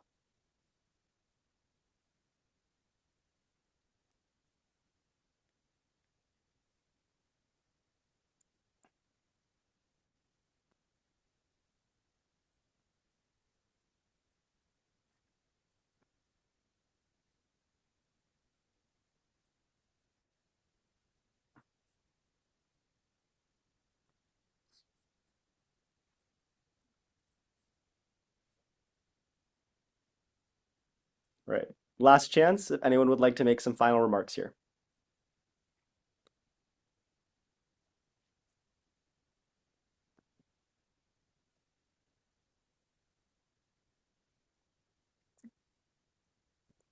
We'll also open up to people who've spoken before as well, too, if you'd like to add additional comments, if no one else has comments.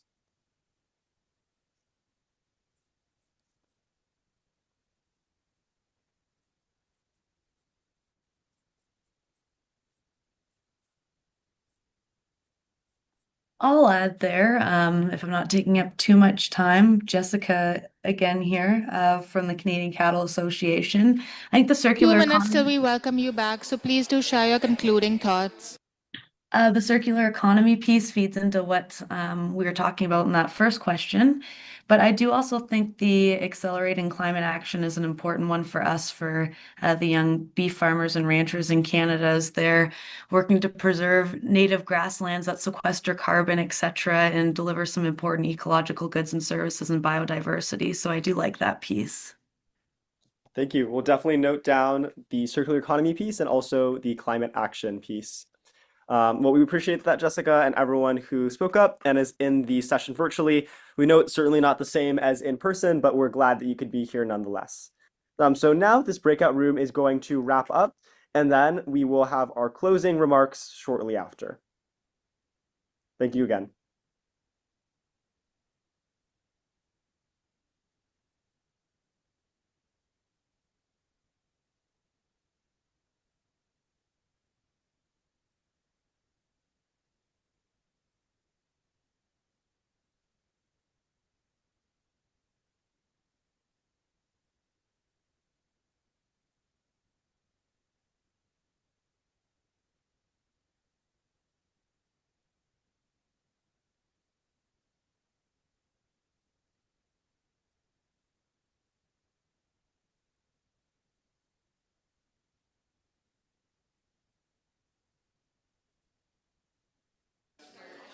Thank you, everyone. We hope you're having engaging discussions. We would now like to welcome you back.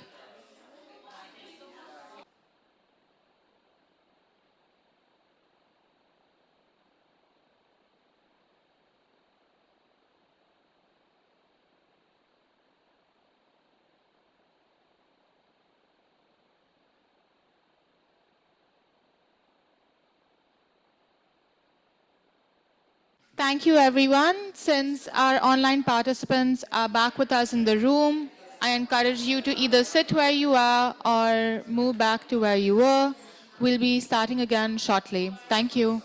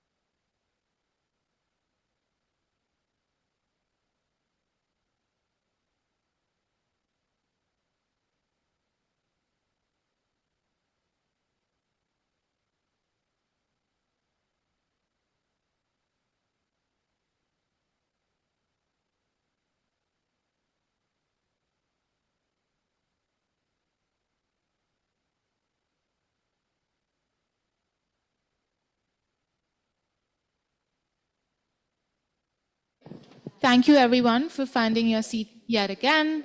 In a minute, I'll now hand it back to the Youth Policy Board. So welcome back everyone to the main room. So I hope you had a very insightful, enthusiastic and inspiring discussion that will not only make you reflect and think about the great opportunities in the agri-food systems, but will also make you one of the great people who would shape the next cycle of the regional youth action plan with impactful solutions. To report from the consultation we had today, we are happy to have with us two people that will give you their views on what they have heard. First, we have Monica Hu, the Ontario Chapter Operation Lead, and Natasha Lanuzzi, a young scientist group member. Sorry. I know I can talk about I can talk about everything about the great discussion we had for all the evening, but we'll definitely do this after this session. But we have planned about 8 minutes for this discussion, so around 4 minutes each for the discussion. So let's start with the Ontario chapter. What are the most relevant subjects we have heard today? Thanks, Will. And thank you for the great conversation back at the back of the room for our breakout room.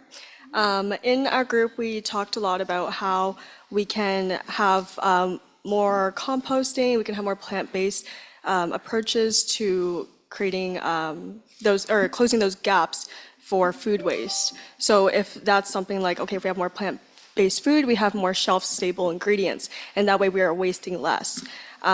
We can have waste dining centers, someone brought that up, and that means, hey, this is how much food I want, and therefore I won't waste any because I know exactly how much I want to eat. So you're being a little more strategic when you're eating with your eyes.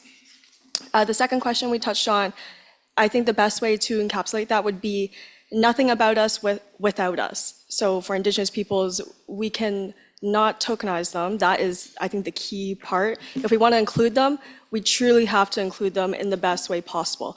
And in that context, in our group, we were talking a lot about how universities have different initiatives to approach supporting Indigenous peoples, but that must be with them in conversation. So if that's something like a community garden, how are we incorporating more Indigenous practices, such as in Canada, there's the Three Sisters, and that's corn, squash, and beans. And those three crops together work beautifully. And that's something that has kind of been erased as we do more and more monocropping. So that's just one example of how we can bring back that Indigenous knowledge. That is a part of reconciliation, right? And we all play a part. This is not something only for Indigenous people to carry. It's something that we should all care for, right? Because that's that big community conversation. But bringing it back to the Ontario chapter, something that we are really hoping to do in this whole conversation about food waste is to bring it to the schools, bring it to the youth, right? I mean, this whole conversation is about the youth, right? And it starts at age 0, truly, right? If food security and food waste is a mindset that people have to understand, then it is habits.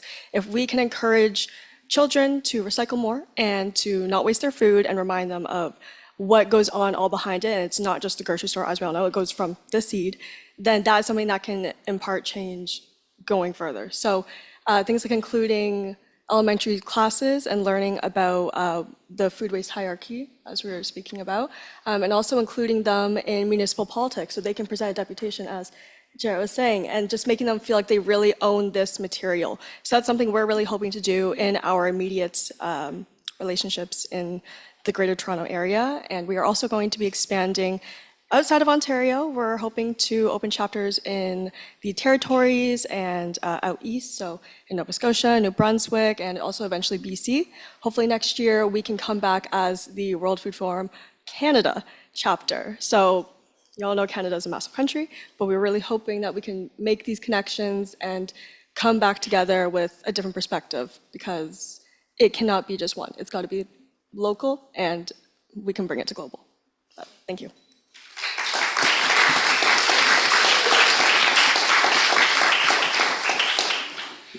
Thank you very much. And I see that it's all come back also to listening to Indigenous communities. It's something we had also in our breakout sessions. Now we can move to the perspective of our YSG group member. So what are the most relevant subjects you have heard today? Hi, thank you for having me. My name's Natasha Iannuzzi. I'm part of the Young Scientist Group Better Life team. A large theme of what I've noticed today is an emphasis on storytelling and locality in relation to our food systems. For a bit of background context, I work outside of Boston trying to connect local farmers to local school districts in school feeding programs and for ages K through 12, because it is extremely important for children at a young age to have an understanding of where their food comes from, and there's a large disconnect of that I see in our school systems. So through that, I work in a fishing community, so we really try to emphasize to the students, we have local fish on the menu through a storytelling initiative. These are your friends' parents, your friends' uncles, your own cousins who are providing your food, and it really strengthens your economy and it's fresh, and really trying to emphasize this to students at a young age. So this is something that we really try to do through storytelling, which was a large theme of the conversation today, and I think it holds a lot of value. And tying that to the Young Scientists group, our most recent thematic article focuses on gender disparities for young women in agri-food systems. So something that we've really tried to emphasize through our most recent thematic article was a storytelling initiative and how we can really have the voices of young women in agri-food systems heard. So through that, we'd hope to, in seeing the importance of that today through today's discussion, hope to continue that theme in our future research as well. And continue that emphasis, because even though there are local voices and local connections and emotion tied to our food systems, globally we all share that in common, that we have a social and emotional connection to our food that can be looked at through many different lenses.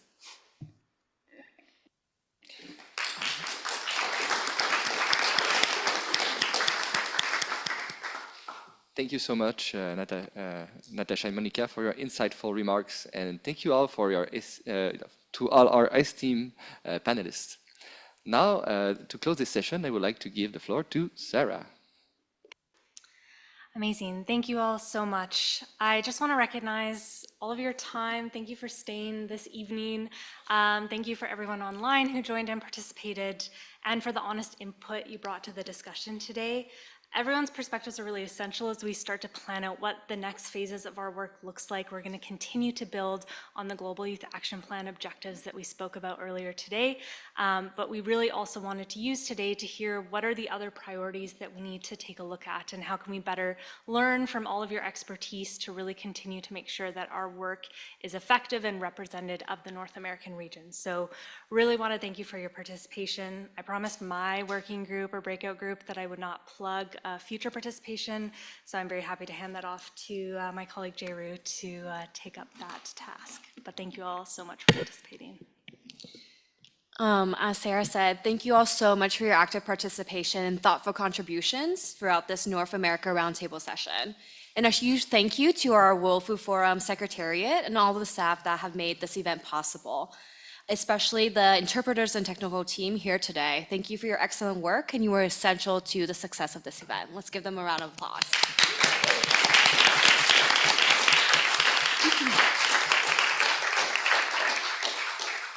I encourage each of you to stay connected, continue collaborating, and keep amplifying the voices of your communities.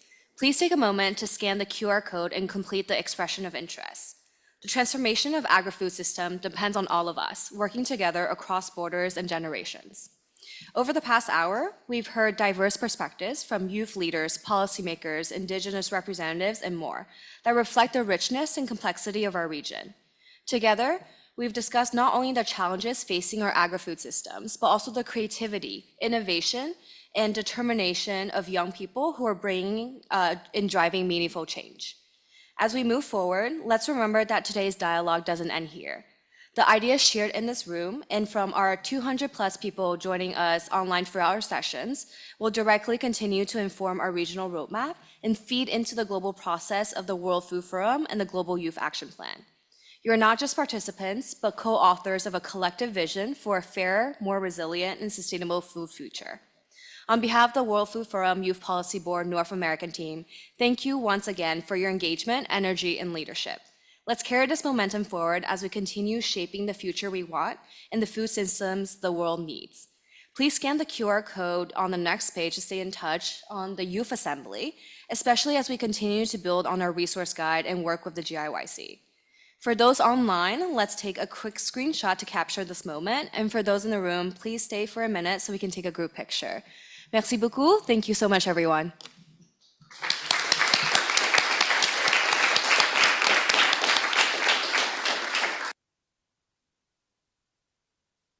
Thanks, everyone.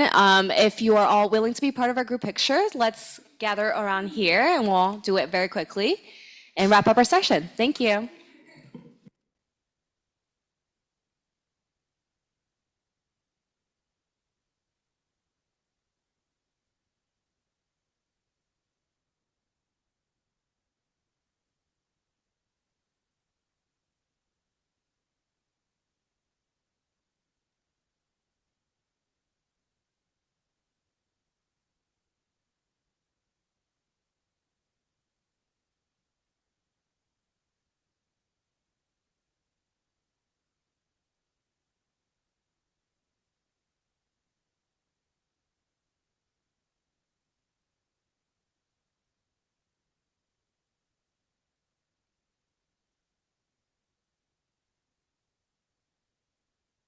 Okay, it's time for a countdown. 10, 9, 8, 7, 6, 5, 4.5, 4, 3.5, 3, 2, 1.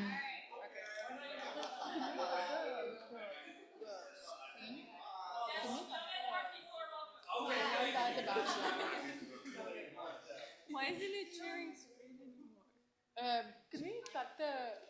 Yeah. Oh my God. Hello. Everyone wave before we leave. So. No. Wait. We're waving to him. So. Sorry. Okay, let's say North America. Like you're excited. Thank you. Thank you, everyone. Good evening. Oh yeah, sorry, my boomer self took it in landscape and not. This is why we need the youth.